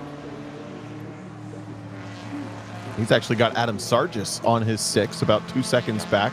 across the start-finish line, maybe a little bit more than that. And by the way, at the front of the field in Touring 2, Alan Kossoff, right as we cut to break, accomplished the pass on Aaron Kaplan. So now it's Civic, Porsche, BMW at the top as they now navigate some lap traffic coming into turn 14, but Kaplan is still all over the back of the 996 Porsche. Here we go as they come out of the final corner onto the front straight. So speaking of Adam Sargis, his father Steve Sargis, and Adam is trying to continue the winning history there as he took his very first race win last year here at Road America during the Cat Majors, which I'll have to check the schedule, but I think is happens about a month from now here at Road America. As we've had, and he says that his family is his team, and without them, he wouldn't be doing this. And a huge shout out to his wife as well. As we've had a couple of cars come down the pit lane here, Tom.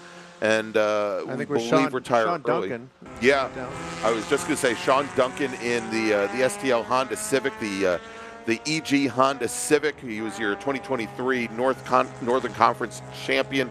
He just came down the pit lane. We just saw Solt Ferenczi on the pit lane as well, and did not see whether looking to see if he's gone back out on course. I must be bad luck because both those cars are carrying my parts. Yeah, well, exactly. I mean, when I saw when they came down the pit lane, one was holding up a sign, map sensor, and the other one was trying to reattach a rear wheel or something. So, but I want to say Adam Sargis. I mean, he raced here a couple of years ago at the runoffs, and tell you, he's, the car, it sounds great, and he's much faster now. So it's really great to see people in your class kind of step it up and move to the front. And so it's pretty exciting, I think, for what Adam has done the last couple of years. All right, real quick, let's shift over to STU. And Tom, I don't know if you see what I see, but believe that's not the 190 Mustang. That's the 190 Mustang. For a moment there, I thought Fiorelli had maybe knocked about 5 seconds off the 8-second advantage that Anthony Garacci had. That still appears to be there is that bright orange Lotus Exige of Anthony Garacci now continues to expand his advantage over the Ford Mustang of David Fiorelli, with Peter St. Pierre, your ex-crew chief, here running in third. Fiorelli was quicker last time than Garacci, but I think the math is not on his side at this point as we're under 3 minutes to go. White flag is impending. I think that's what I mean. Impending white flag any moment now. That's it kind of depends on when Rylan Hazelton gets back to the start-finish line. It very much may be this lap. All right, well then, Tom, let me make a call to the grid for our next race group, if you don't mind. Attention in the paddock, race group number 8, GT1, GT2, GTX, American Sedan, and T1 racers, please head to the grid. Race group number 8, GT1, 2, and X, American Sedan, and T1, please head to the grid. All right, so the next time Rylan Hazelton brings his Honda Civic TCR onto the front straight, he will see the checkered flag, or probably not the checkered flag, the white flag. We'll have one more lap to go. And the 49 machine right now, where is he on track? He is coming up to turn 6 now. Yeah, and he's got company on its way. Alan Kossoff was almost 1.2 seconds faster. There's the gap between the top two. What a late surprise that would be if Alan Kossoff is able to get the Porsche back to the front of this field after Rylan Hazelton definitely off his qualifying pace. But I have to wonder if maybe some longevity issues with the front axle of that car, tire wear wise. So he's really starting to slip back into the clutches of Kossoff in the first sector, though, did match the pace. So far, so good. We'll see what the pace looks like in that handling sector 2, though, as that's where the tire wear of the Civic would really show up. It's going to trip that timing beam just about now as they come into the kink. Does Kossoff blows in? No, actually, it looks like Hazelton has recovered. Maybe some lap traffic or something else influencing that gap possibly, as he's caught up so quickly just in that one lap. Yeah, and Kossoff is dispatched with Aaron Kaplan now. Last time around managed to run about a second and a half faster then the BMW driver, with Matt Jensen about 10 seconds in arrears. But it appeared, Tom, even coming through the kink there, that perhaps, and in talking to Rylan earlier in the week, he admitted that places like the kink were probably a challenge for him, that he could go through there a little harder and a little bit faster. He just had to put some time to it. But now, oh wow, as Kossoff drops a wheel coming out of the final corner, and had the car, was showing the numbers on the door to Aaron Kaplan there. That's going to really affect his run up the Road America straight, as Rylan Hazelton, he's going to be coming up on some STL traffic here. But the BMW still seem to have a pretty good run down the front straight, Tom. Yeah, they did, and they're coming up on a really interesting little battle of STL cars. None of these are fully prepped STL cars, but right now Ryan Gutile is leading that pack of three, I think, with Jim Eben and Joe Eben both involved as well. I'm trying to remember, I think a mix of Spec MX-5 and effectively Touring 4 cars. They're battling it out. Hazelton's going to make easy work of him. Perfect timing, gets himself a couple extra cars in case he needed it between himself and Kossoff. Yeah, and Kossoff is, as they come into turn 5, he manages to get by one of those Mazdas, but he's going to have to contend with at least 2 more before he could even consider coming up to Hazelton here on the very last lap. Carini now is opened up a little bit over 7 seconds over Madden Workman, with Richard Mooney third in Touring 4. And Garachi now also, I think, working some traffic here. He's managed to stretch out another 3 seconds or so to his advantage over David Fiorelli.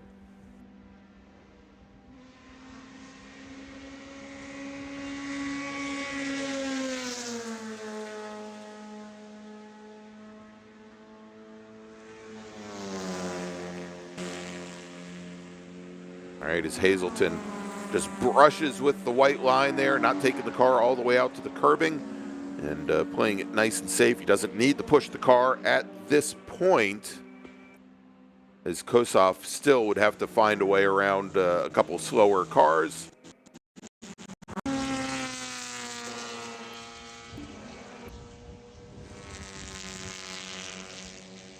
And a couple slower cars that are side by side for a moment there in Thunder Valley. And Rylan Hazelton's going to round the final corner, coming onto the Road America straight. I don't want to call it yet, as he comes underneath the bridge. Now we'll call it.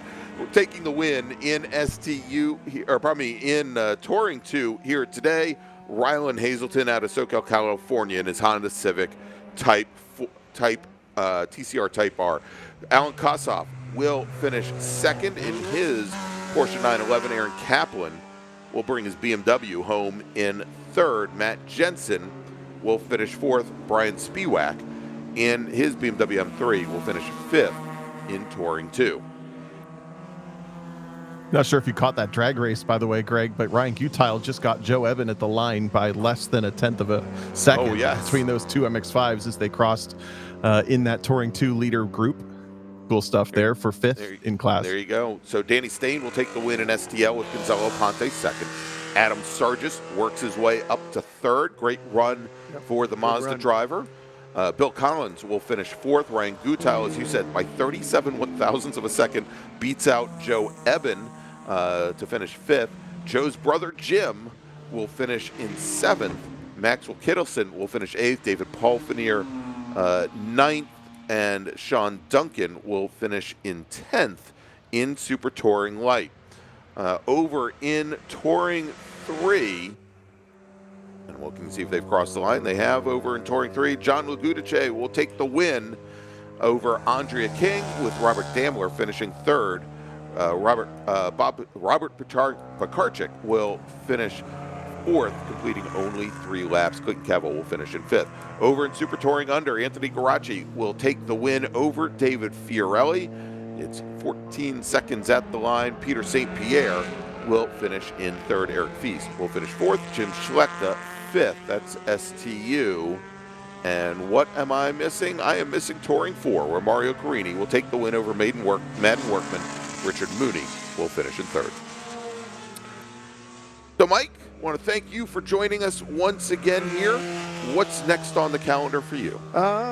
Probably Barber, I think. The Barber Super Tour. It's close to home and a new Super Tour venue. So it'll be interesting to see how many. I've heard a lot of people say like they've always wanted to go to Barber, and maybe this is the incentive to go. So it'll be it should be fun. Have you had any seat time there? Quite a bit. Yep. Done some endurance races and a few club races. The Super Tour is actually kind of taking the place of a club race. It's been there for quite a few years now. So, well, there you go. Well, everybody, it is your 2025 STL National Champion, Mike Taylor. Mike, thanks so much for joining us. And next up, we've got our 8th of 9 races today. GT1, GT2, GTX, American Sand, and T1 racers. Please head to the grid. Your race is next. Race group number 8, GT1, 2, and X, Touring 1, and American Stand. Please head to the grid. And Tom, we're going to take a break. We'll be back here in just a few moments with more racing action from Road America.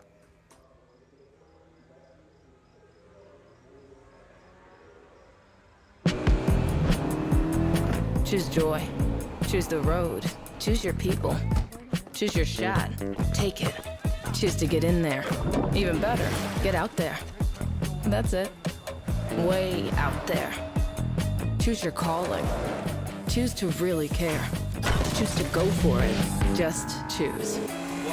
We craft cars for those who choose to do more than simply move. I'll wake up.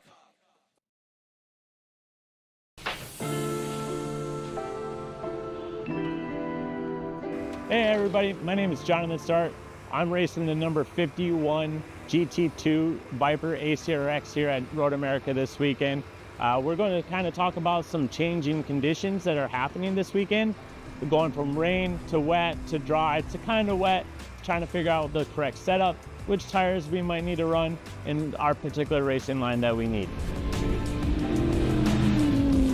With racing in the rain, you usually want to soften up your vehicle. Some of the things that you can do is change your shock settings, change your spring rate, and maybe if you can also change your sway bar. We can change our shock setting, so we go soft.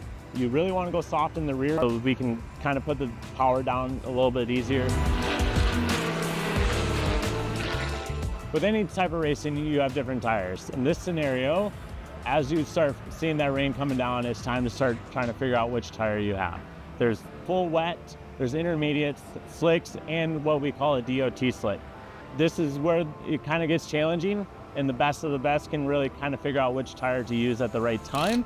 If it's drying and you think it's going to be really dry, you put that full race tire ready on that slick tire and go for it. But definitely if it's raining and you think it's going to be raining the whole time and wet, we use that full Hoosier rain tire.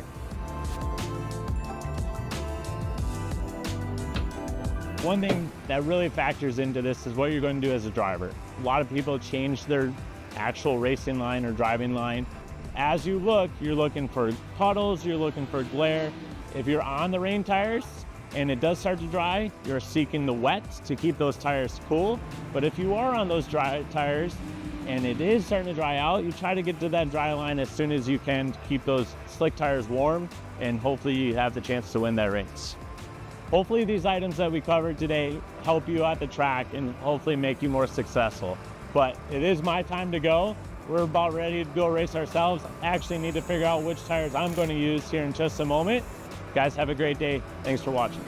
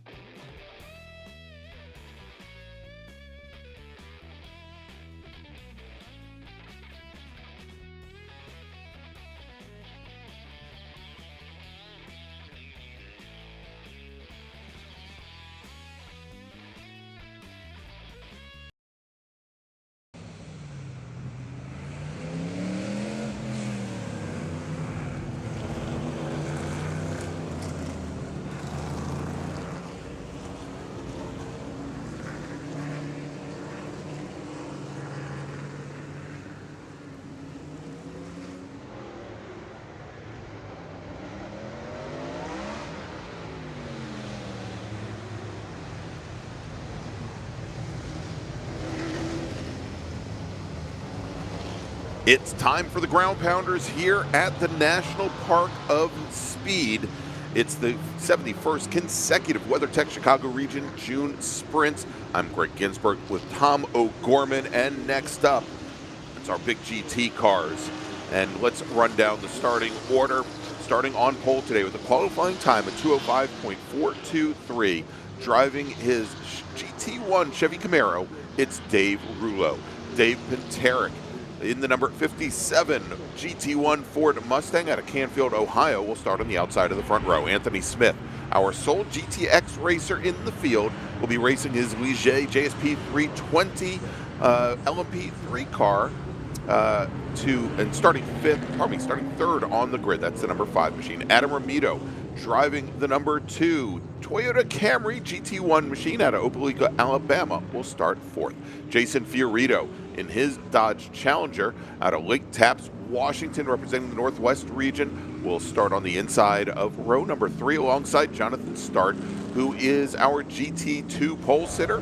Driver of the number 51 Dodge Viper hails from Caledonia, Michigan. Rick Dittman will start 7th. He's in the number 124 GT1 Chevrolet Corvette. He's out of Lincolnshire, Illinois. And then we've got Ethan Tovo, who starts 2nd in GT2. 8th overall, he drives the number 10 Toyota TA2 Camry. Joe Frito will start 9th. He's in the number 122 GT1 Chevy Corvette. He's out of Auburn, Alabama, and represents the Alabama region. Brad McAllister from Battleground, Washington, will be racing his GT2 Ford Mustang. He will start in 10th, with Justin Elder starting 11th. Justin's in the number 19 GT2 Chevy Camaro. Graham Jacobson is going to start 12th on the grid. He's driving the number 119 GT2 Chevy Camaro. He hails from Marietta, Georgia, while Patrick Paul will start lucky 13th today. He's out of Kennesaw, Georgia, and in a Ford Mustang. He's driving the number 34 machine. Starting 14th is Stephen Wiles out of Kansas City, Missouri, representing the Kansas City region. He drives a Chevy Camaro. That's the number 101 car. Starting 15th, driving the number 48 GT2 Dodge Challenger, we've got St. Charles, Illinois' Brian Garcia. Ike Keeler will start 16th. He's in the number 15 GT2 Toyota Camry. Represents the Western Michigan region and hails from Jenison, Michigan. Matt Gray will start 17th. He's in the number 64 Ford Mustang, and he's racing in the GT2 class. Hails from Chaska, Minnesota. Rocky Ellie will start 18th. He's in the number 11 GT1 Chevy Corvette. Robert May in the number 13 GT2 Dodge Challenger will start 19th today. And rounding out the top 20, driving the number 49 GT2 Ford Mustang from Riverview, Florida, representing the Milwaukee region of the SCCA, it's Patrick Utt. As the lights are out on the pace car and they come up through Thunder Valley, let's pick up a few more racers here. Starting 21st, driving the number 46 GT2 Ford Mustang from Savannah, Georgia, Stephen Sowers. William Moore starting 22nd today in the number 33 Chevy Camaro, hails from Chagrin Falls, Ohio, while Jason Pierce will start 23rd on the field. He's driving the number 98 GT2 Ford Mustang. Lonnie Hochstetler will start 24th. Lonnie is in the number 131 GT2 Chevy Camaro. He hails from Tempe, Arizona. Greenville, South Carolina's Dana Blackhurst will start 25th in the number 130 Toyota Camry, while Richard Ruck will start 26th.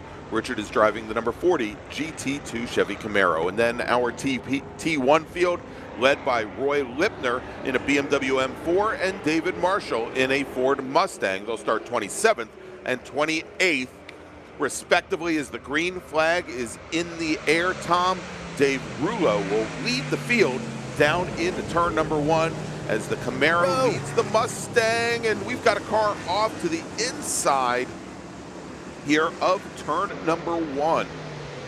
That was one of the GT2 Mustangs, got the rear in the grass and locked the tires up, went for a big spin, but was able to rejoin. Is actually just there. No, that's a different car, but no one looks like got collected. No, I don't think so. And he was able to the fact that he was able to rejoin without creating a problem. I think that might have been Jason Pierce in the number 98 Coke chassis TA2 Ford Mustang. A really good start for Jonathan's start, though, in the GT2 Viper. He's your only production chassis-based car there in GT2. Everything else is a tube frame Trans Am car, but he's gotten the wick lit very quickly on that Viper and has actually passed Jason Fiorito and Anthony Smith, a GT1 car and a GTX car, respectively, to put himself 2 cars ahead of the next car in class. That's Ethan Tovo's Camry, white and red in color, 3rd car in the shot here. And then a driver that missed second qualifying yesterday, Brad McAllister, only got 1 session in the book, started 3rd in class, runs 9th, and still sits 3rd there in that class in the solid white Mustang. Now 5 cars back coming at us here, trying to make any progress forward. Typically one of the front runners in GT2 when he's here.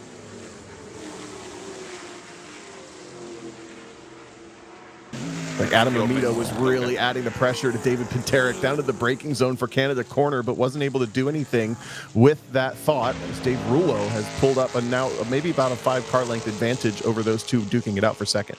You know, and Tom, it was so interesting this morning watching not the games that they were playing, but certainly the strategy involved as Dave Rulo and Dave Pinteric swapped provisional pole back and forth. We had Rulo come down the pit lane as Pinteric had set the fastest lap. Then Rulo, who had been there for a while, we thought perhaps he had decided to end his morning qualifying session, then took back to the track, put in an out lap, and then a flyer retook the fast lap. Pinteric, who had been on the pit lane, and we thought the crew was just, winding things down. They were taking tire pressures, what have you, went back out on track with 2 laps remaining. Tried to make up the difference, and they ended up qualifying about 0.4 of a second apart. But these were just the little games that we saw off and on for about 20 of the 25 minutes of the qualifying session this morning. And now Rulo has opened up about 7 car lengths over Dave Pinteric. And as you said, we've got Adam Ramito in that new Toyota Camry. He's been racing a Dodge Challenger for years. Now really just pounding the Mustang. A little further back from there, a duel for 4th in GT1. Jason Fiorito's yellow Dodge Challenger into the braking zone at turn 8. He's got a lot of pressure from the C7-bodied Corvette of Rick Dittman in the 124 car. A car mostly blue with some white accents, but Dave Rulo, it's all his show at the front of this race. Continues to set purple sectors as that car gets up to speed. But Greg, I think Adam Ramito looks really quick right now. He's got a lot of pace in that race car. He just hasn't really created an opportunity for a pass. Dave Pinteric has just been hitting his marks, running a pretty good defensive game at this point early on in this race. Yeah, and then over in GT2, Jonathan Start in the 51 Viper, in the white and blue Viper, currently running 4th overall. He's got some time to give. Ethan Tovo now sitting back in 8th position, although he is looking for a way to get around Rick Dittman, as we do have a local caution, and we are, I believe, heading down the Moraine sweep out of turn 4, heading down towards turn 5. And I think we do have 1 car off the course over there, and it might be the 124 car, Tom. But we do have emergency services vehicles responding to that vehicle currently, as we're now under local caution at turn 5 as well.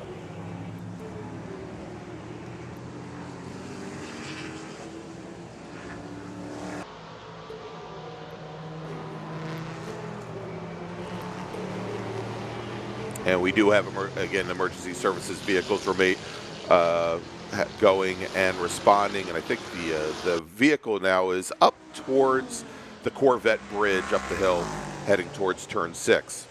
Look at the cameras vibrate as these GT1 and 2 cars go by at the halfway point down that long straightaway, basically at turn 4. Also, local yellow, you mentioned at turn 5. That took away Rick Dittman's opportunity to make a pass on Jason Fiorito.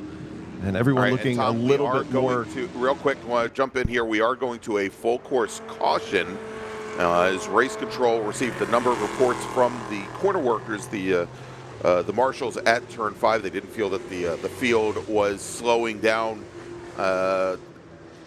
enough to allow them to work the incident over there with that car heading up the hill towards the Corvette Bridge. It's always tough when you're in the race to decide how much slower is slower, especially relative to somebody else's assessment of that. In the meantime, I think it happened before the full course caution came out. Adam Marino got through on David Pinteric for second overall, and now has split those two solid white cars at the front of the pack. It's Camaro, Camry, Mustang. Yeah, and Tom, when we go back to Green Flag Racing, Ramito, who has looked incredibly strong here early on, he won't have to contend with that Ford Mustang. He'll be right there back behind Dave Rullo's Chevy Camaro when we go back to green. All right, so as we take a look here and break things down in GT1, it is Dave Rullo, your leader, with Adam Ramito second and Dave Pinteric third. Over in GT2, Jonathan Starr, Ethan Tovo, and Justin Elder. In Touring 1, Roy Lipner, David Swearnoff, and Richard Brandt. And in American Sedan, Andy McDermott and Kent Bittinger. That is your field. Let's do this. Let's take our break a little bit early here. And hopefully when we come back, we'll be ready to go back to Green Flag Racing at the National Park of Speed, Road America. We'll be right back.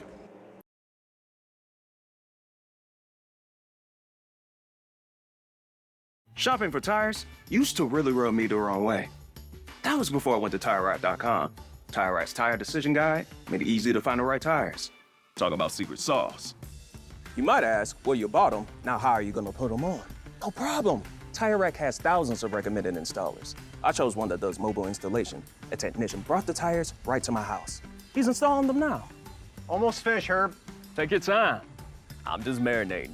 TireRack.com, the way tire buying should be.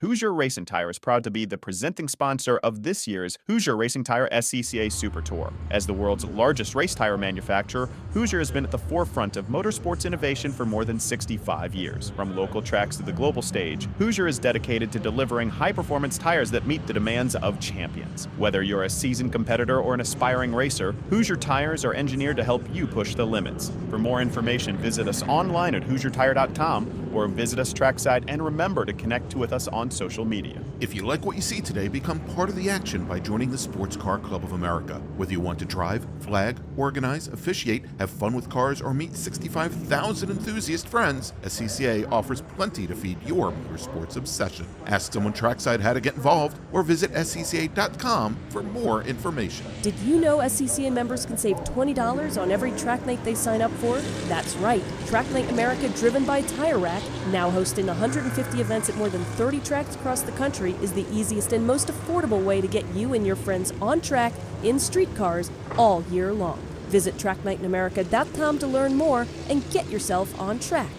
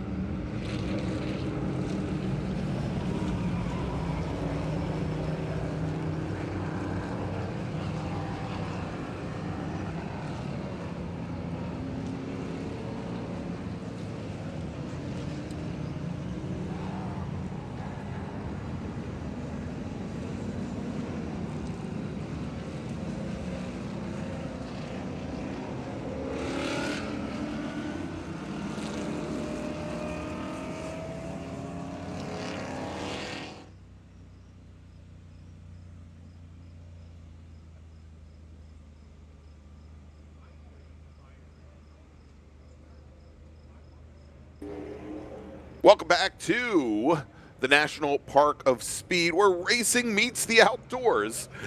It's the 71st consecutive WeatherTech Chicago Region June Sprints, and we are still under a full course caution here at the National Park of Speed, as we do have an incident. We got a car off up at turn 6, and because Tom and I have been doing some legwork during the break here, we've narrowed it down, Tom, to one of two different cars. To either Dana Blackhurst in the number 130 GT2 Toyota Camry, or Kent Binninger in his American sedan Ford Mustang. We know Binninger was having some issues with his with that car yesterday. It was quite a bit off the pace, and at the start of qualifying, actually heard that he had problems right at turn 4 down the Moraine Sweep. But we've got the emergency services team with a flatbed there trying to get that car collected now. We think that it had probably put down some oil on the way, and if we can get any more information, we'll let you know. There are also actually, again, one car over at turn 6, and I think we just saw that there is at least one other vehicle down, I think, over at turn 1 as well. And we saw the emergency services teams trying to get that car loaded up at the top of the hill. So that may be, Tom, take your choice. Which is the 130 car at turn 1, or is the 17 car at turn 1? Because the other one's probably over at turn 6. I'm not much of a betting man, so I'll let you carry the weight on that one. Nor am I.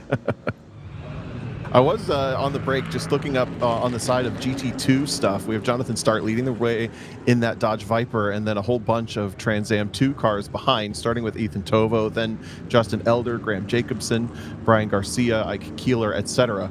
The main difference of those cars when we talk about weight is the Viper is quite a bit heavier, but it's not that heavy when all is said and done. It's still right about maybe 3,200 pounds, maybe just a little bit less than that based on its minimum weight.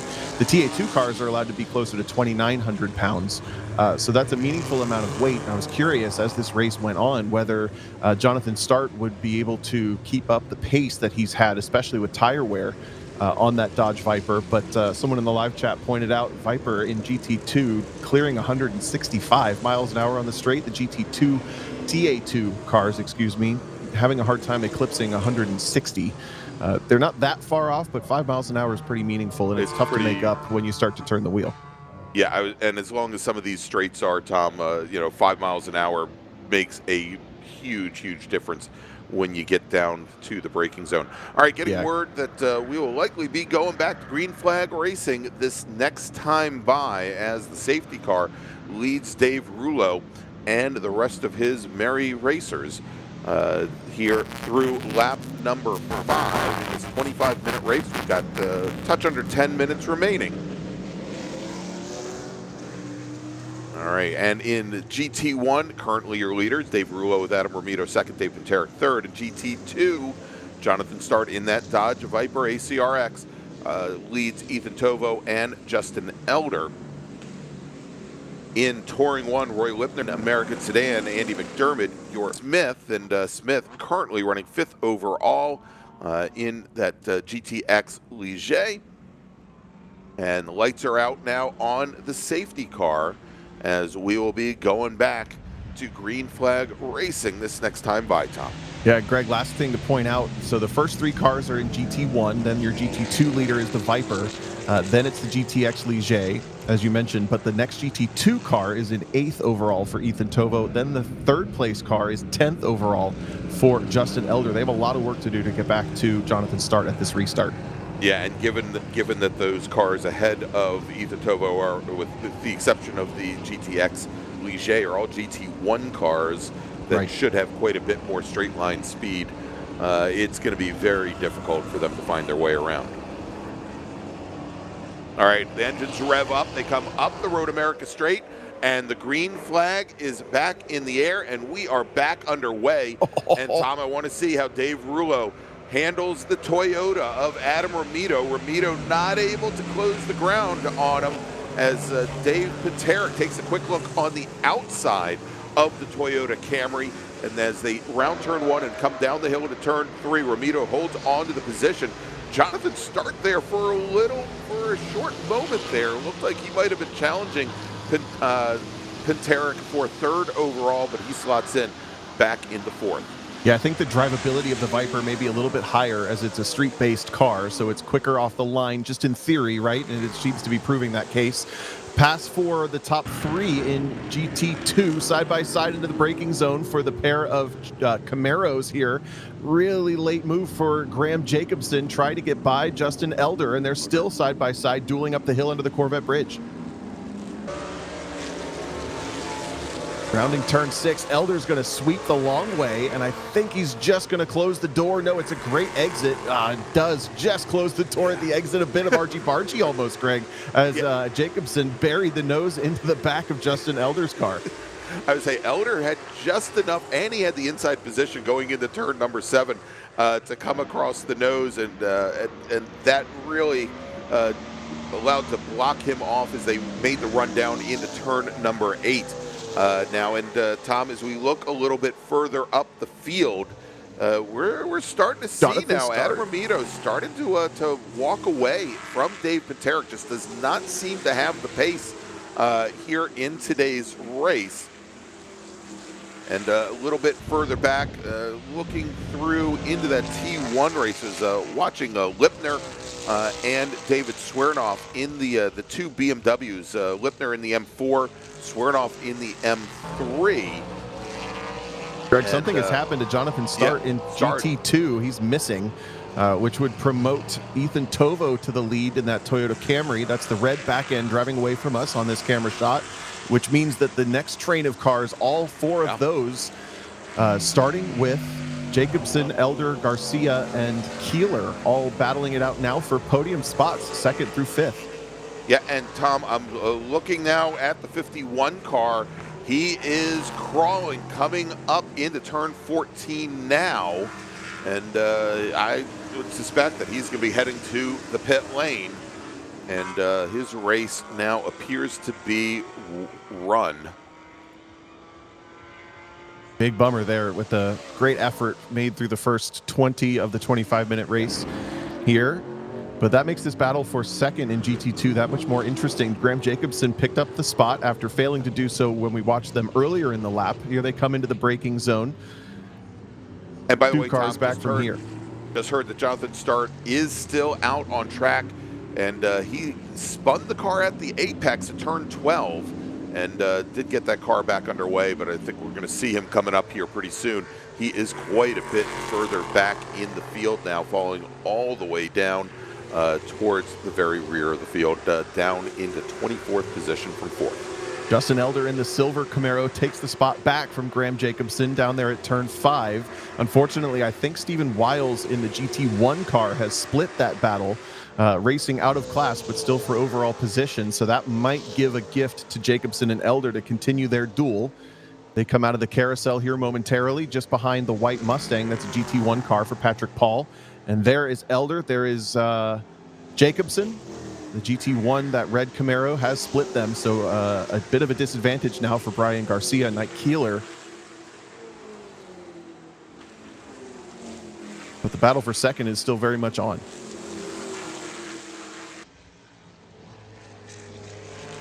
All right, and we are getting word as things are starting to heat up, Tom, over at turn 7 on this last lap, as Graham Jacobson having Justin Elder tap him in the rear there, and corner worker is saying no change in position, which we can confirm there. So things certainly starting to tighten up.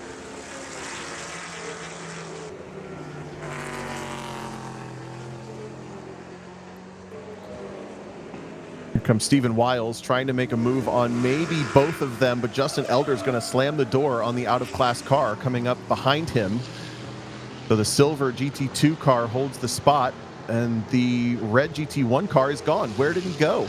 Stephen Wiles, MIA on the corner exit. Oh, there, yeah, just hearing maybe a spin.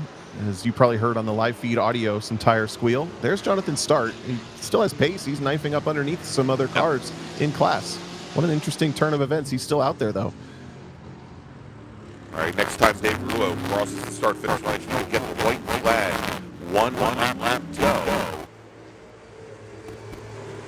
Oh, sorry, Greg, a little technical issue there. I'll let you fix that. Well, notice Graham Jacobson just went wide at turn 5. That's going to give Brian Garcia the opportunity to make the pass, as well as Ike Keeler's red Toyota Camry. Late mistake there takes away the opportunity for third position, unfortunately, for Jacobson in GT2. Now that Brian Garcia, he may not realize this is a third place run for him, but he's got still pressure. Go ahead and try it again, Greg. Yeah. Can you hear there me we now? go. There we go.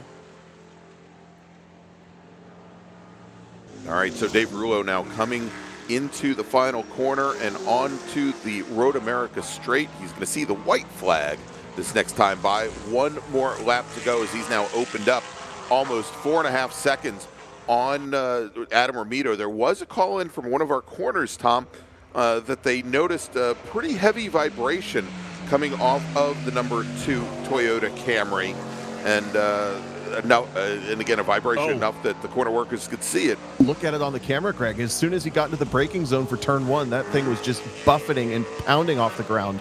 And I'll tell you from experience, that feels absolutely horrible inside the race car. It's just continuing to flap down into turn 3. And, that is a new build for Romito after years of running the Dodge Challenger. I think the last time we saw him might have been at Michelin Raceway Road Atlanta with this car, and he had some technical issues with the car at that time as well.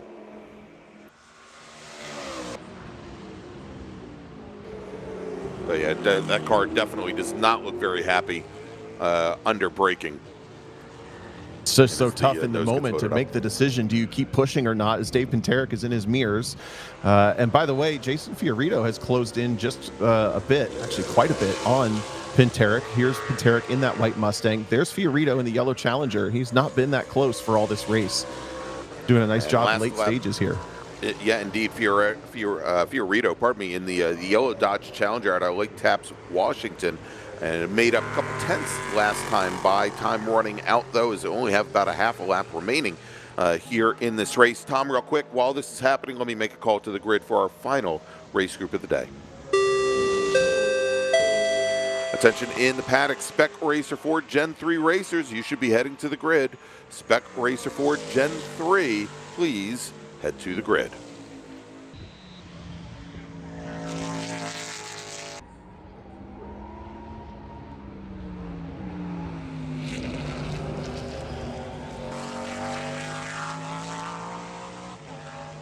All right, Dave Rulo now on the Road America straight coming up the hill.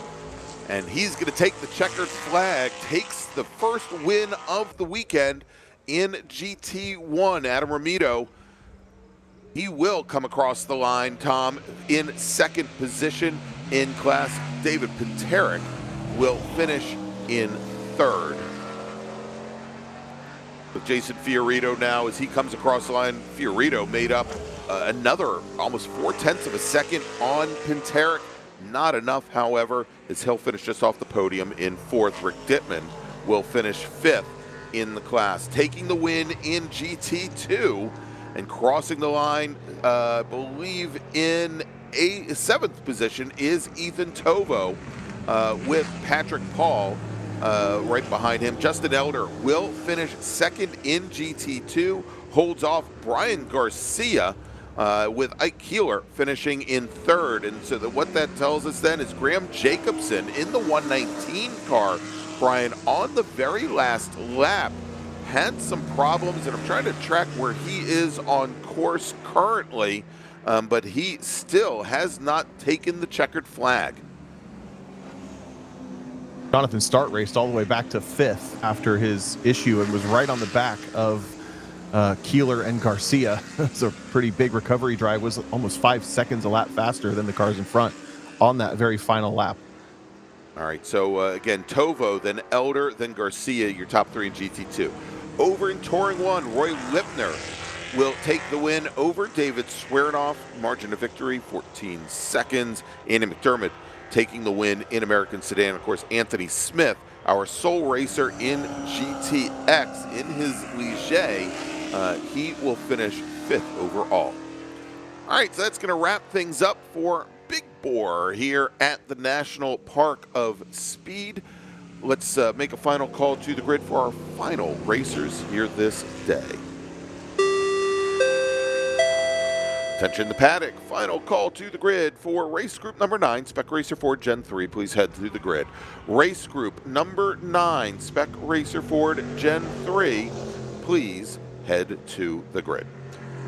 All right, let's take a quick break. We'll be back here with more racing action from the National Park of Speed. Stay with us.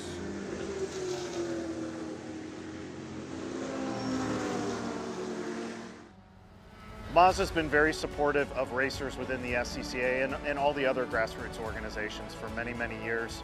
Really, their support for racing and our type of racing is unmatched from any other manufacturer. They've been a great partner for many, many years. Mazda, hands down, is the best company to work with for sports car racing. Factory support is second to none. It just feels right. You feel connected.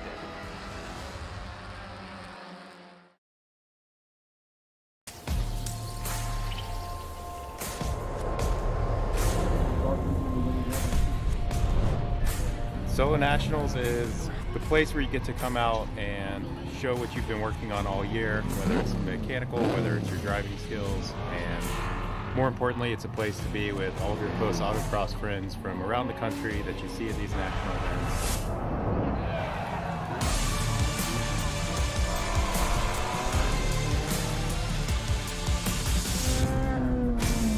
Solo Nats is a ton of fun and has some of the best people around. Solo Nationals is the biggest party that I plan for all year. Yeah, I mean, I don't know. It's, all my friends are here, and then we get to go have fun with cars.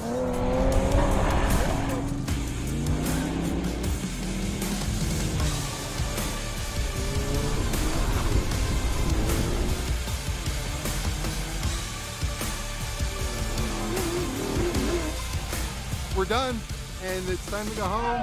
I woke up this morning and I see the parking lot's empty, and it makes me sad. That's kind of what Nationals is. It's lay everything out, and you wish there was more.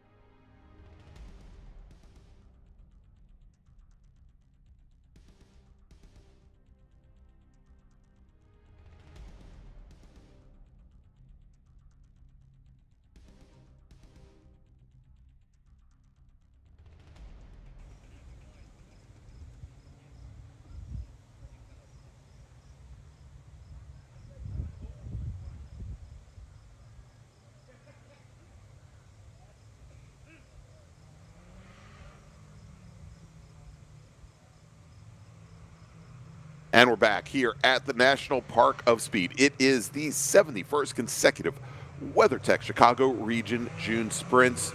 We've been SCCA racing here at Road America since 1956.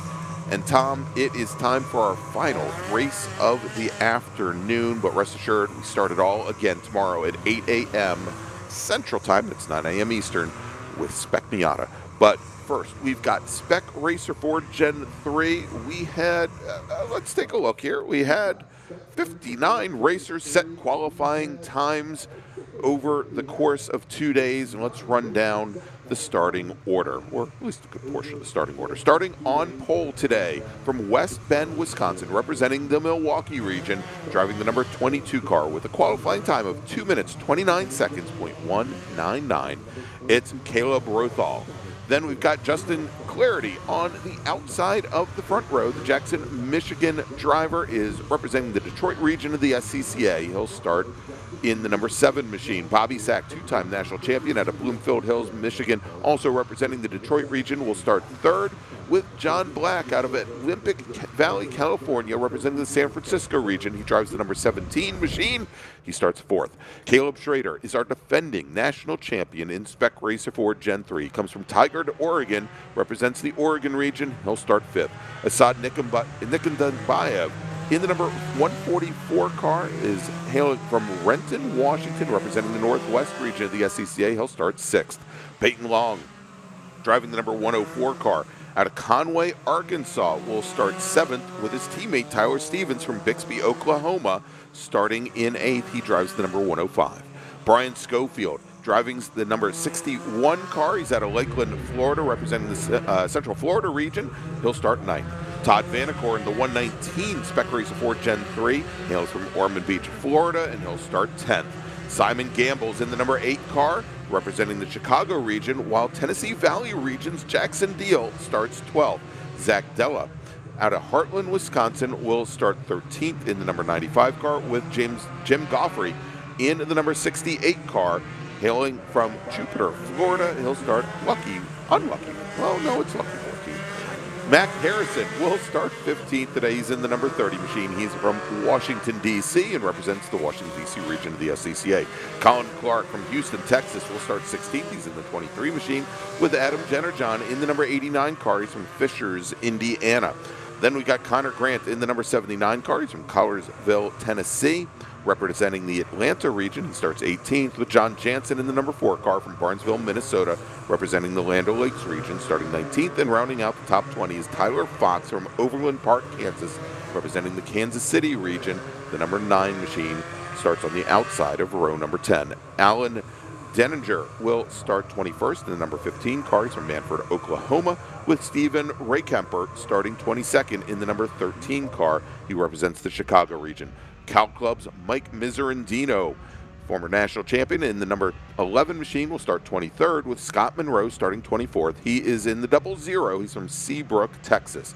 Then we got Chris Jennerjohn starting 25th. He's in the number 48 car. He's from Hartford City, Indiana, with Isaac Rothel starting 26th in the number 85 car. He's from West Bend, Wisconsin. Rob Peelsticker will start 27th, the number 33 car. He's from Colorado Springs, Colorado, while Algonquin, Illinois' Evan Hamitman will start 28th. He's in the number 1 car. And we are getting word now, I think, Tom, we may have a car that's had some mechanical problems here on the pace lap, and we're going to do one more lap here of Road America behind the pace car. The clock should start when the pace car heads to the start-finish line. And so this race going to run a little bit under that 25 minutes. All right, starting 29th, driving the number 45, Spec Racer 4 Gen 3 from Shoreline, Washington. It's Tom Burt with Andrew Wisniewski. In the number 32 car, the Lebanon, Tennessee driver will start 30th. Paul Marino from Westlake Village, California, represents Count Club. He's going to start 31st in the number 14 car, with Tim Preble from Lake Worth, Florida, represents the Central Florida region. The number 20 car starts 32nd. Starting 33rd is the 96 of Keith Grant. He's from Germantown, Tennessee. And then we've got Mark Carter from Victoria, Minnesota, He's going to start 34th in the number 18 car. The number 49 car belongs to Scott Barr. He's from Appleton, Wisconsin. He'll start 35th. And Mark Greb will start 36th. He's in the number 71 machine. He's from Iowa City, Iowa. Tom Miserandino out of La Quinta, California, scheduled to start 37th today. He had some challenges in our second qualifying session this morning, but he is driving the number 5 car. Thomas Schluter is out of San Antonio, Texas, represents the Lone Star region of the SCCA. The number 133 car will start 38th.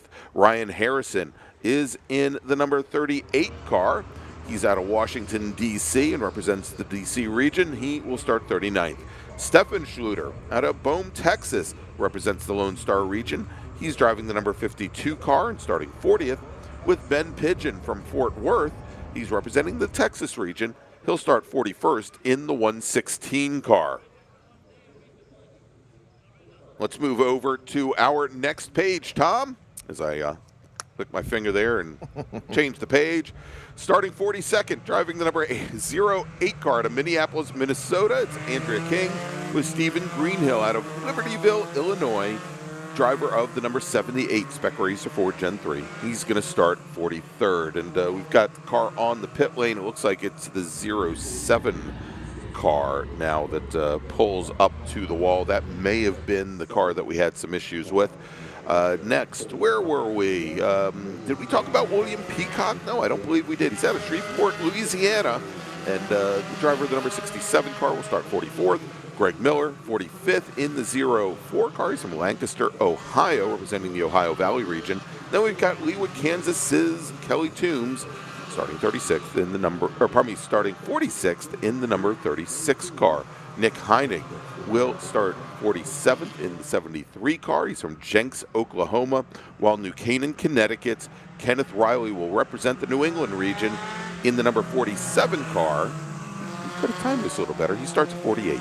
Starting 49th, driving the number 2 Spec Racer Ford out of Winnetka, Illinois, representing the Chicago region, is Robert Lujakovic, with Mark Fogarty starting 50th in the number 16 car. Let's go on. Peter Jankovic will start 51st in the number 6 car. He's from Lisle, Illinois, with Aurora, Colorado's Dwight Ryder starting 52nd. He drives the number 65. Mark Silverberg out of Farmington Mills, Michigan, starts 53rd in the 66, while David Roth is scheduled to run in the 07 car and was scheduled to start 54th. He's out of Boulder, Colorado. Chris Funk out of Kansas City, Missouri, representing the Kansas City 54 car. He starts 55th, while Kirk Collier is driving the 146 machine. He's out of Overland Park, Kansas, also representing the Kansas City region, starting 56th. Starting 57th, Dave Yon, driving the number 29 car. He's from Erin, Wisconsin, representing the Milwaukee region. And Tom, we're almost there. Frederick Haas, starting 58th. He's in the number 158 car. He's from my town that I like to not call home anymore, New Orleans, Louisiana, and is representing the Central Florida region. And then finally rounding out the 59 car field. Everybody put a hand together for Russell King, driving the number 12 Spec Racer Ford Gen 3. He's from Minneapolis, Minnesota. Well done, Greg. Thank you, Tom. Tom, can you fill in for me for about 16, 17 minutes? I'd appreciate that, please. So we caught on our cameras there. The 73 of Nick Heinig was the car that needed the flat toe on this opening lap. So unfortunately, that will retire him immediately to the pit lane. Looks like we're going to actually only have about 54 starters after a couple of issues here and there throughout the weekend. But that said, I think this is such a high-pressure weekend in ways for these drivers, this being the same racetrack that we run the national championships at later this year, come October. There are patterns and there are choreographies and strategies that you have to be paying attention to here, specifically in Spec Racer Ford, to be successful. If I make a move on the inside of this corner, how does it play out regularly? If I make the move to the outside of the same corner, how does that play out regularly? So that you have a bit of an understanding of how the patterns work in this particular class with all the drafting, all the teamwork that goes on. When you get to the championships, you might be able to big brain it a little bit more than somebody else. All right, so Tom, I've been asked now to go back and reread the order now that we have those 2 missing cars and make sure I've got the left and right columns correct. I'm going to hold off on that, though, as the lights are out on the pace car now. and pace car leading Caleb Rothal and Justin Clarity through and into turn 14. They'll come onto the front straight again. The clock is running. This race scheduled for 25 minutes. We are now almost 5 full minutes into that when we start this race. Pace car now on the pit lane, and the racers will keep that same approximate pace, about 35 to 40 miles an hour as they come up the hill underneath the bridge. The starter looking over the field, and they look very nicely formed up, at least for the first 2/3. And green flag is in the air, and almost immediately, Tom, we are 3 and a 1.4 wide going by me in the media center here as they make the run down to turn 1. The final race of the day here at Road America, and heading down into turn 1, Rothal in the black number 22 machine. He takes the point over Justin Clarity in the number 7 as they come down to turn 1, and we've got 2 racers. I think one of them might have been one of the Aston Martins coming off the pit lane there to start this race a little late. Maybe not. All right, here is they come. I'm getting a little punchy here, Tom, but we've got, looks like a change for the lead now heading into turn 5. Yeah, Justin Clarity has gone through on Caleb Rothal, and Bobby Sack tried to make the pass as well. It was unsuccessful, and now that's created a huge passing opportunity for so many cars. Look at Peyton Long down the inside. It's a long shot for him, but he picks up third. They're 3 wide with Tyler Stevens, his teammate, trying to go the opposite way around the outside in that number 105. We're now waving yellow. Something happened just out of our camera shot. The question is how many cars are involved, Greg, but all of that said, it's still Bobby Sack holding strong in third. Now it's Tyler Stevens up to 4th, and Peyton Long slots into 5th. All right, as we get word from race control, we'll let you know and who that went around. But as you said, Tyler Stevens stepped wide there, and I believe it is the 149? Or actually, it might be the 119 of Todd Vanacore there that went wide. And we've got another car with a problem coming through turn 7 with almost 100% great amount of blockage there. And there is quite a bit of rear suspension damage, as we saw there, Tom. Yeah, hearing at least one other car involved in that. That's looks like collateral damage from turn 5, but we're still green flag racing. Tyler Stevens and Peyton Long are defensive on John Black down into Canada corner for the first time, battling it out for 4th, 5th, and 6th. They're going to have to get single file quick because we are now full course caution. Indeed, Tom, we've gone to full course caution with that amount of track blockage that we have coming out of turn 6. Nobody tell the bird there on driver's left, but that car is not going anywhere except maybe in a circle there, as we've got the emergency services teams responding now. Now they're going to have to certainly slow down their pace in order to make their way through that part of the racetrack, as our leaders now cross the start-finish line, and it is Clarity, Rothal, Bobby Sack, Tyler Stevens, Peyton Long. And so Stevens, even with that big run around the outside of turn 5, and looked like the car really got all out of sorts for him as he went into the braking zone at 5. He manages to actually get around his teammate Peyton Long before the full course caution comes out. John Black, who started this race a little bit further back actually started up in 4th position, now finds himself back in 6th along with his teammate Caleb Schrader. Asad Nikondabayev, who started the race in 6th position, finds himself in 8th. Todd Vanacore, Brian Schofield, 9th and 10th. So I'm still trying to pick out the racer that had the problems over at turn 5 before this came out, and that might have been possibly... well, we'll see who this is. So there are 3 racers that have not completed the first lap. Paul Marino in the 14, actually 2 racers now, Paul Marino in the 14 and David Roth in the 07. Yeah, I'm going to put my money on Marino as he finished Sector 1 but didn't finish Sector 2. And Sector 2 is where turn 7 is, and that's where that car is stuck. So that tells most of the story, I think. It's just tough break for the Spec Racer group. Can't catch a break this weekend. I guess just the reality of statistics. If you put 60 cars on a racetrack, you're exponentially more likely to have an incident that can bring the session down to a full course yellow than if you have 20 or 30 cars like some of the other groups. So drivers indeed, the 14, as we expected. Paul Marino will get a toe up in the air back off the racetrack, and hopefully we go green flag racing this time. Yeah, and Tom got getting some more information from the corner station there. Coming into the corner, Isaac Rothel had spun the car. That was the number 85 machine, and he had dropped very far back in the field, and then he was collected by Paul Marino in the 14 car. As that was finishing, and to add insult to injury for Paul Marino, Isaac Rothel able to continue, of course, the Marino car on the hook now.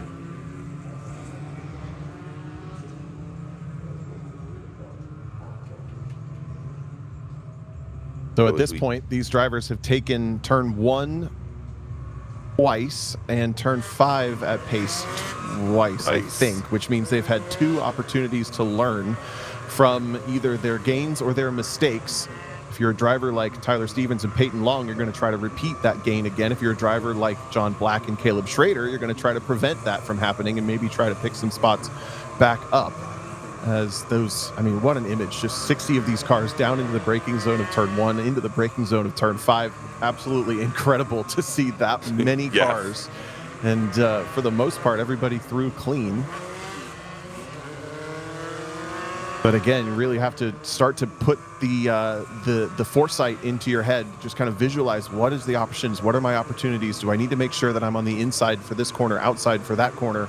And kind of make that your sole target if you're one of these top 10 to 15 cars, to make sure that you don't lose any more progress in this race, which was now just cleared half distance, I think, by the time we restart. Yeah, indeed. As we've got, we're right here with about 13 and a half minutes, Tom. Let's hopefully we'll be going back to green flag racing this time by as the remaining emergency services vehicle over near turn 7 has now cleared the scene. And yes, the word from race control, we're going to go back to green flag racing this next time by. Let's see if we can get a lap or 2 in the books, and then we'll take our break. All right, lights are out now on the safety car as it is leading the field now down through the Kettle Bottoms. And Tom, you see a lot of these drivers really working those tires hard, trying to get some heat in them before we go back to green flag. Yeah, it's tough to say how many of these drivers are going to know that we're going back to green flag. Everybody looks pretty lethargic, and I think the field's going to get pretty spread out up at turn 13.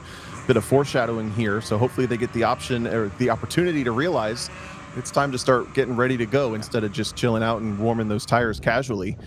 Here comes the top 10 up towards Bill Mitchell Bend. Your leader is Justin Clarity, and I think he's got a friendly face behind him in Caleb Rothal. Caleb Rothal, exactly. And, you know, I think this might be a good opportunity for some of these drivers at the very tail end of the field with this, you know, almost 60 car, I guess now 56 car field. When our leaders come up the hill, all of the flags are going to, all the yellow flags are going to drop at the same time. And so at least some of the folks at the very back, they may see green flag conditions coming into either turn 13 or turn 14. And I think we saw this a little bit earlier today during, maybe it was our small bore session with the B-Spec racers.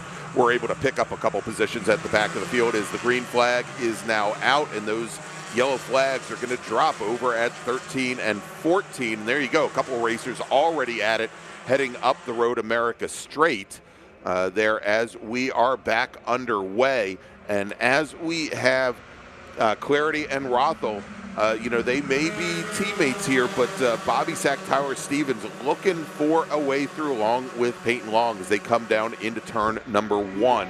As they rush down the hill, it's still Clarity with the lead, taking a poke to the inside. I think that was that the 105 of Stevens, I think may have gotten around Bobby Sack and Rothel.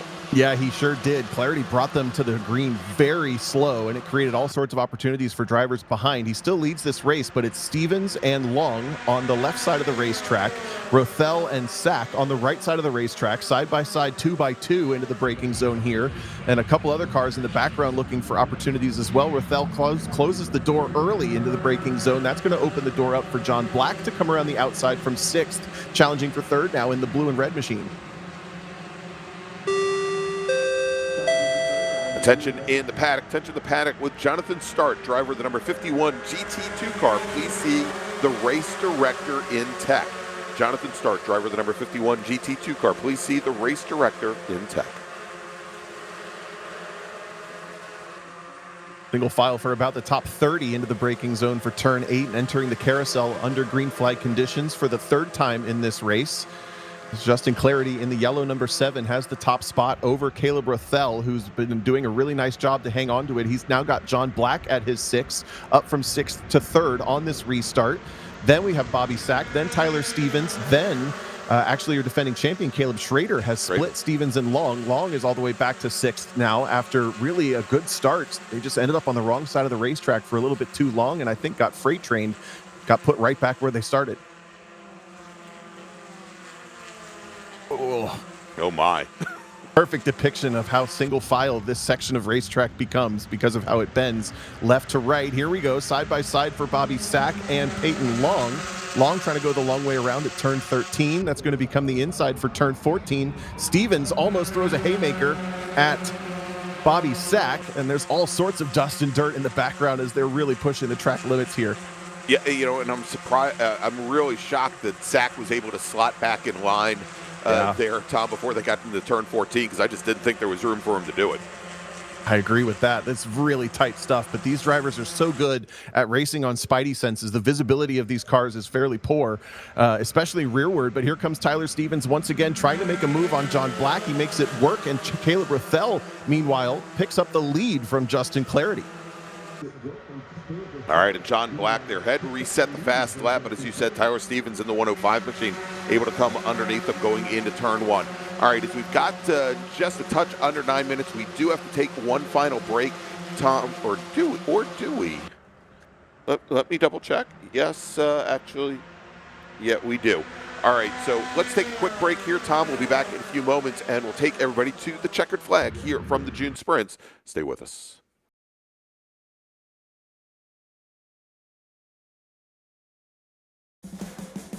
What does it mean to be built with Summit? It means you're hitting the autocross, drag strip, road course, trail, dirt, or open road with confidence. Because built with Summit means you're using parts from the top names in performance, priced to make your project affordable. And it's all backed by trusted tech expertise and blazing fast shipping. Summit Racing Equipment. Let's build it together. SummitRacing.com.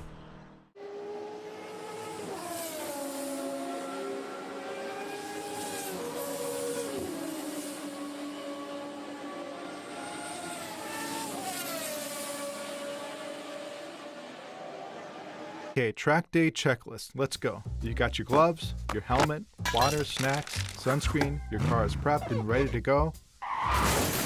Ugh, forgot your track day insurance, didn't you?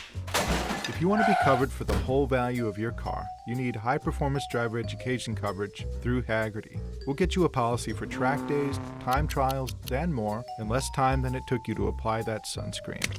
Haggerty, let's drive together. Hoosier Racing Tire is proud to be the presenting sponsor of this year's Hoosier Racing Tire SCCA Super Tour.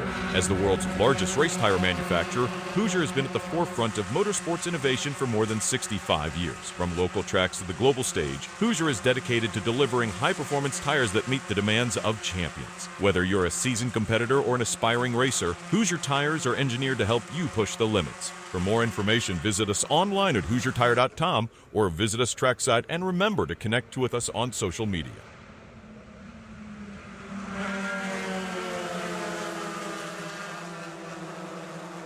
Welcome back to the National Park of Speed Road America and the 71st consecutive WeatherTech Chicago Region June Sprints. I'm Greg, he's Tom. These are our Spec Race Ford racers, and as the clock is starting to wind down, Caleb Bravo is your leader. Tyler Stevens working his way up now into second. Does the Bixby, Oklahoma driver Justin Clarity in third with John Black, and Caleb Schrader fourth and fifth. Tyler Stevens is done waiting around. He just popped to the inside and takes the lead of the race. The 105 will lead for the first time over Justin Clarity, who also goes through on Caleb Rothall. They get in front of now John Black, Caleb Schrader, and the rest. Still tons of great battles that we're just not going to be able to keep up with all throughout the entire 60-car field or so. But Tyler Stevens just, he was tired of being in the scrum. He said, I'm going to get to the front and at least control my track position and see what comes to me a little bit later. All right, a little bit further back in the field. I think we just saw, was that, I think Schofield might have run a little bit wide coming through turn 6. He's still trying to make up some ground a little bit further back than he would have expected at this point. He's down in 8th position with Todd Vanacore, Jackson Deal, and Asad Nikondabayev following him through. Actually, I take that back. That might have, a little bit further back in the field, that might have actually been Jim Goffrey in the number 68, the silver car. There he is. It was Goffrey who ran wide in 6th. Fun to watch that momentum carry throughout the train of 7 or 8 cars, each one tracking out slightly wider than the last as they trust each other through the kink down into the braking zone. Didn't look like anybody was thinking about moves as they left this camera shot, but Tyler Stevens led the way, giving a huge draft to the cars behind. Look at this, John Black, Bobby Sack side by side behind them, Peyton Long and Caleb Schrader side by side, trying to make the same sort of moves happen that Tyler Stevens was successful with and get a little bit closer to the front of the field. A bit of a drop of the tire for Peyton Long is going to pull the race car off the racetrack. He's just down left of our camera as he tries to get the car pointed back around. It's a heartbreaker for Long. Oh, yeah. As he now is going to try to ease that car back on, but it's so tough because it's right at the area where all these racers are completing turn 14, so he has to take it all the way up the hill there, and he will now continue. When he comes across the line, he is going to find himself, I believe, all the way back in 39th position, somewhere along those lines, as he has lost many, many slots. As we've got now right back to the front of the field, Justin Clarity back to the lead in the yellow number 7 car with Tyler Stevens, Caleb Rothall back in 2nd and 3rd. And we'll see here as the time is running down, only 3.5 minutes left on the clock, and locked in right behind Clarity is Tyler Stevens in that 105 machine. Yeah, lots of shuffling on the front straight. Here comes Rothall down the inside for turn 5 on Clarity. Stevens is actually back to 6th at the start of this lap after he kind of didn't get picked coming down the front straightaway as we watched Long trying to recover. But it's Rothall back to the front of this race in the black number 22. Bobby Sack gets through to 3rd. Stevens just recovered to 4th on John Black, who settles into 5th in the blue number 17. Caleb Schrader and Brian Schofield still in the conversation. And then it's a bit of a gap, if I remember the last camera shot correctly at least, back to Asad Nikodimbayev, who has settled into the front of the next train.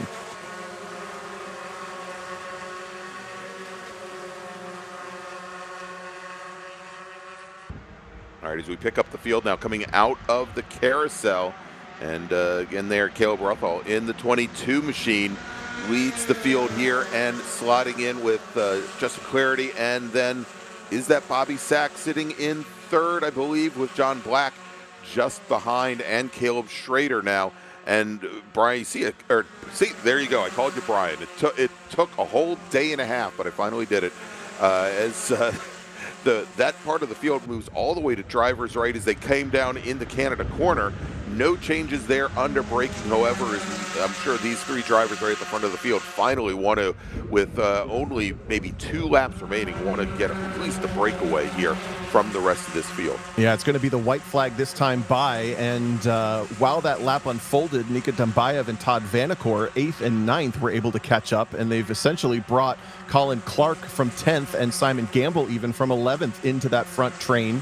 It's going to be very difficult to make moves from 11th to 1st with this 1 lap to go. Caleb Rothell leads the white flag lap over Justin Clarity, and they've pulled out a nice little advantage over Bobby Sack. No opportunities this time for Sack, as Tyler Stevens and John Black and Caleb Schrader all duking it out for 5th. And it looks like Tyler Stevens gets shuffled a little bit wide coming off of turn 1, and Schrader picks up the spot from him. He was leading the race 2 laps ago. He's down to 7th. Now down in the 7th with Brian Schofield directly behind him now, as the field comes underneath the Sargento Bridge and down the Moraine sweep, and Clarity there taking a look already to the inside before they even make it down. He's going to hold station though at this point. I think he's going to be looking to make the move, Tom, at Canada Corner as Bobby Sack just a little bit too far back to do anything about it, about 2 car lengths back from our leaders.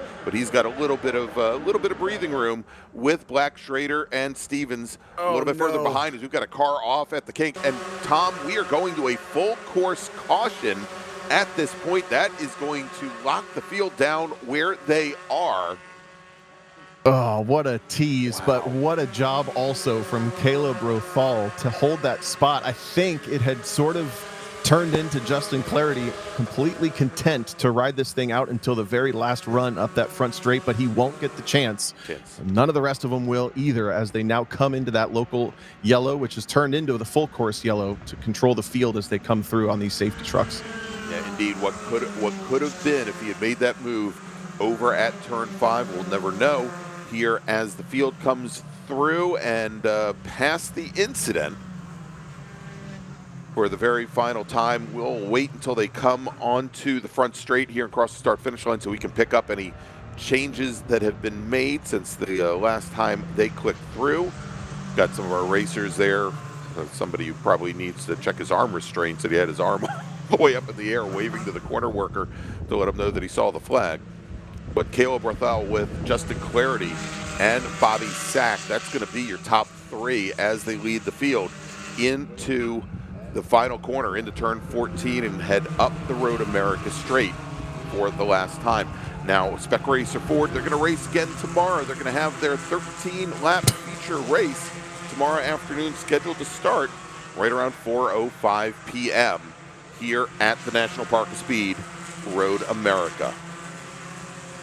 All right, and with the checkered flag out now, it's Rothel, Justin Clarity, Bobby Sack, John Black, Tyler Stevens, and then Caleb Schrader, Brian Schofield, Asad Nikandambayev will finish 8th, Todd Vanacore 9th, Simon Gamble rounds out the top 10.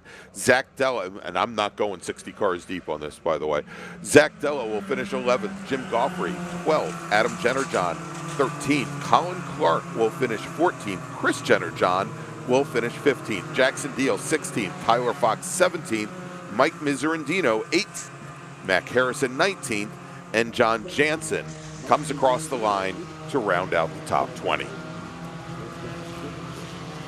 So that's going to wrap up our second day of coverage here from Road America, from Elkhart Lake, Wisconsin, and second day of the 71st consecutive WeatherTech Chicago Region June Sprints. Join us tomorrow morning, 8 a.m. Central Time, 9 a.m.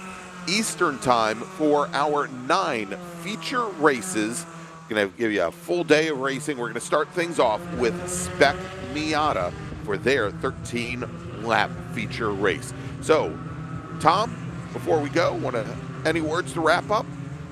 I'm just looking forward to more racing, Greg. I mean, tomorrow's grid, if the good news for anybody who left today maybe not having the race they wanted, it's still the fastest lap of any session from the weekend that sets the grid for the feature race tomorrow. The first driver that comes to mind fresh off this race, unfortunately, is Peyton Long, who ended up all the way down nearly in 30th. He'll get to reset with the fastest lap that he had, all the way right back into the top 10. There's going to be dozens of drivers, if not maybe even close to 100, who are happy about that. And that means that it's all to play for tomorrow still for all these drivers. Well, there you go. All right, so for Jordan Worth, our director, for Brendan Kesmerick, our producer from Driver's Eye Live, I'm Greg Ginsburg, and we'll see you tomorrow morning from the National Park of Speed. Have a great evening, everybody.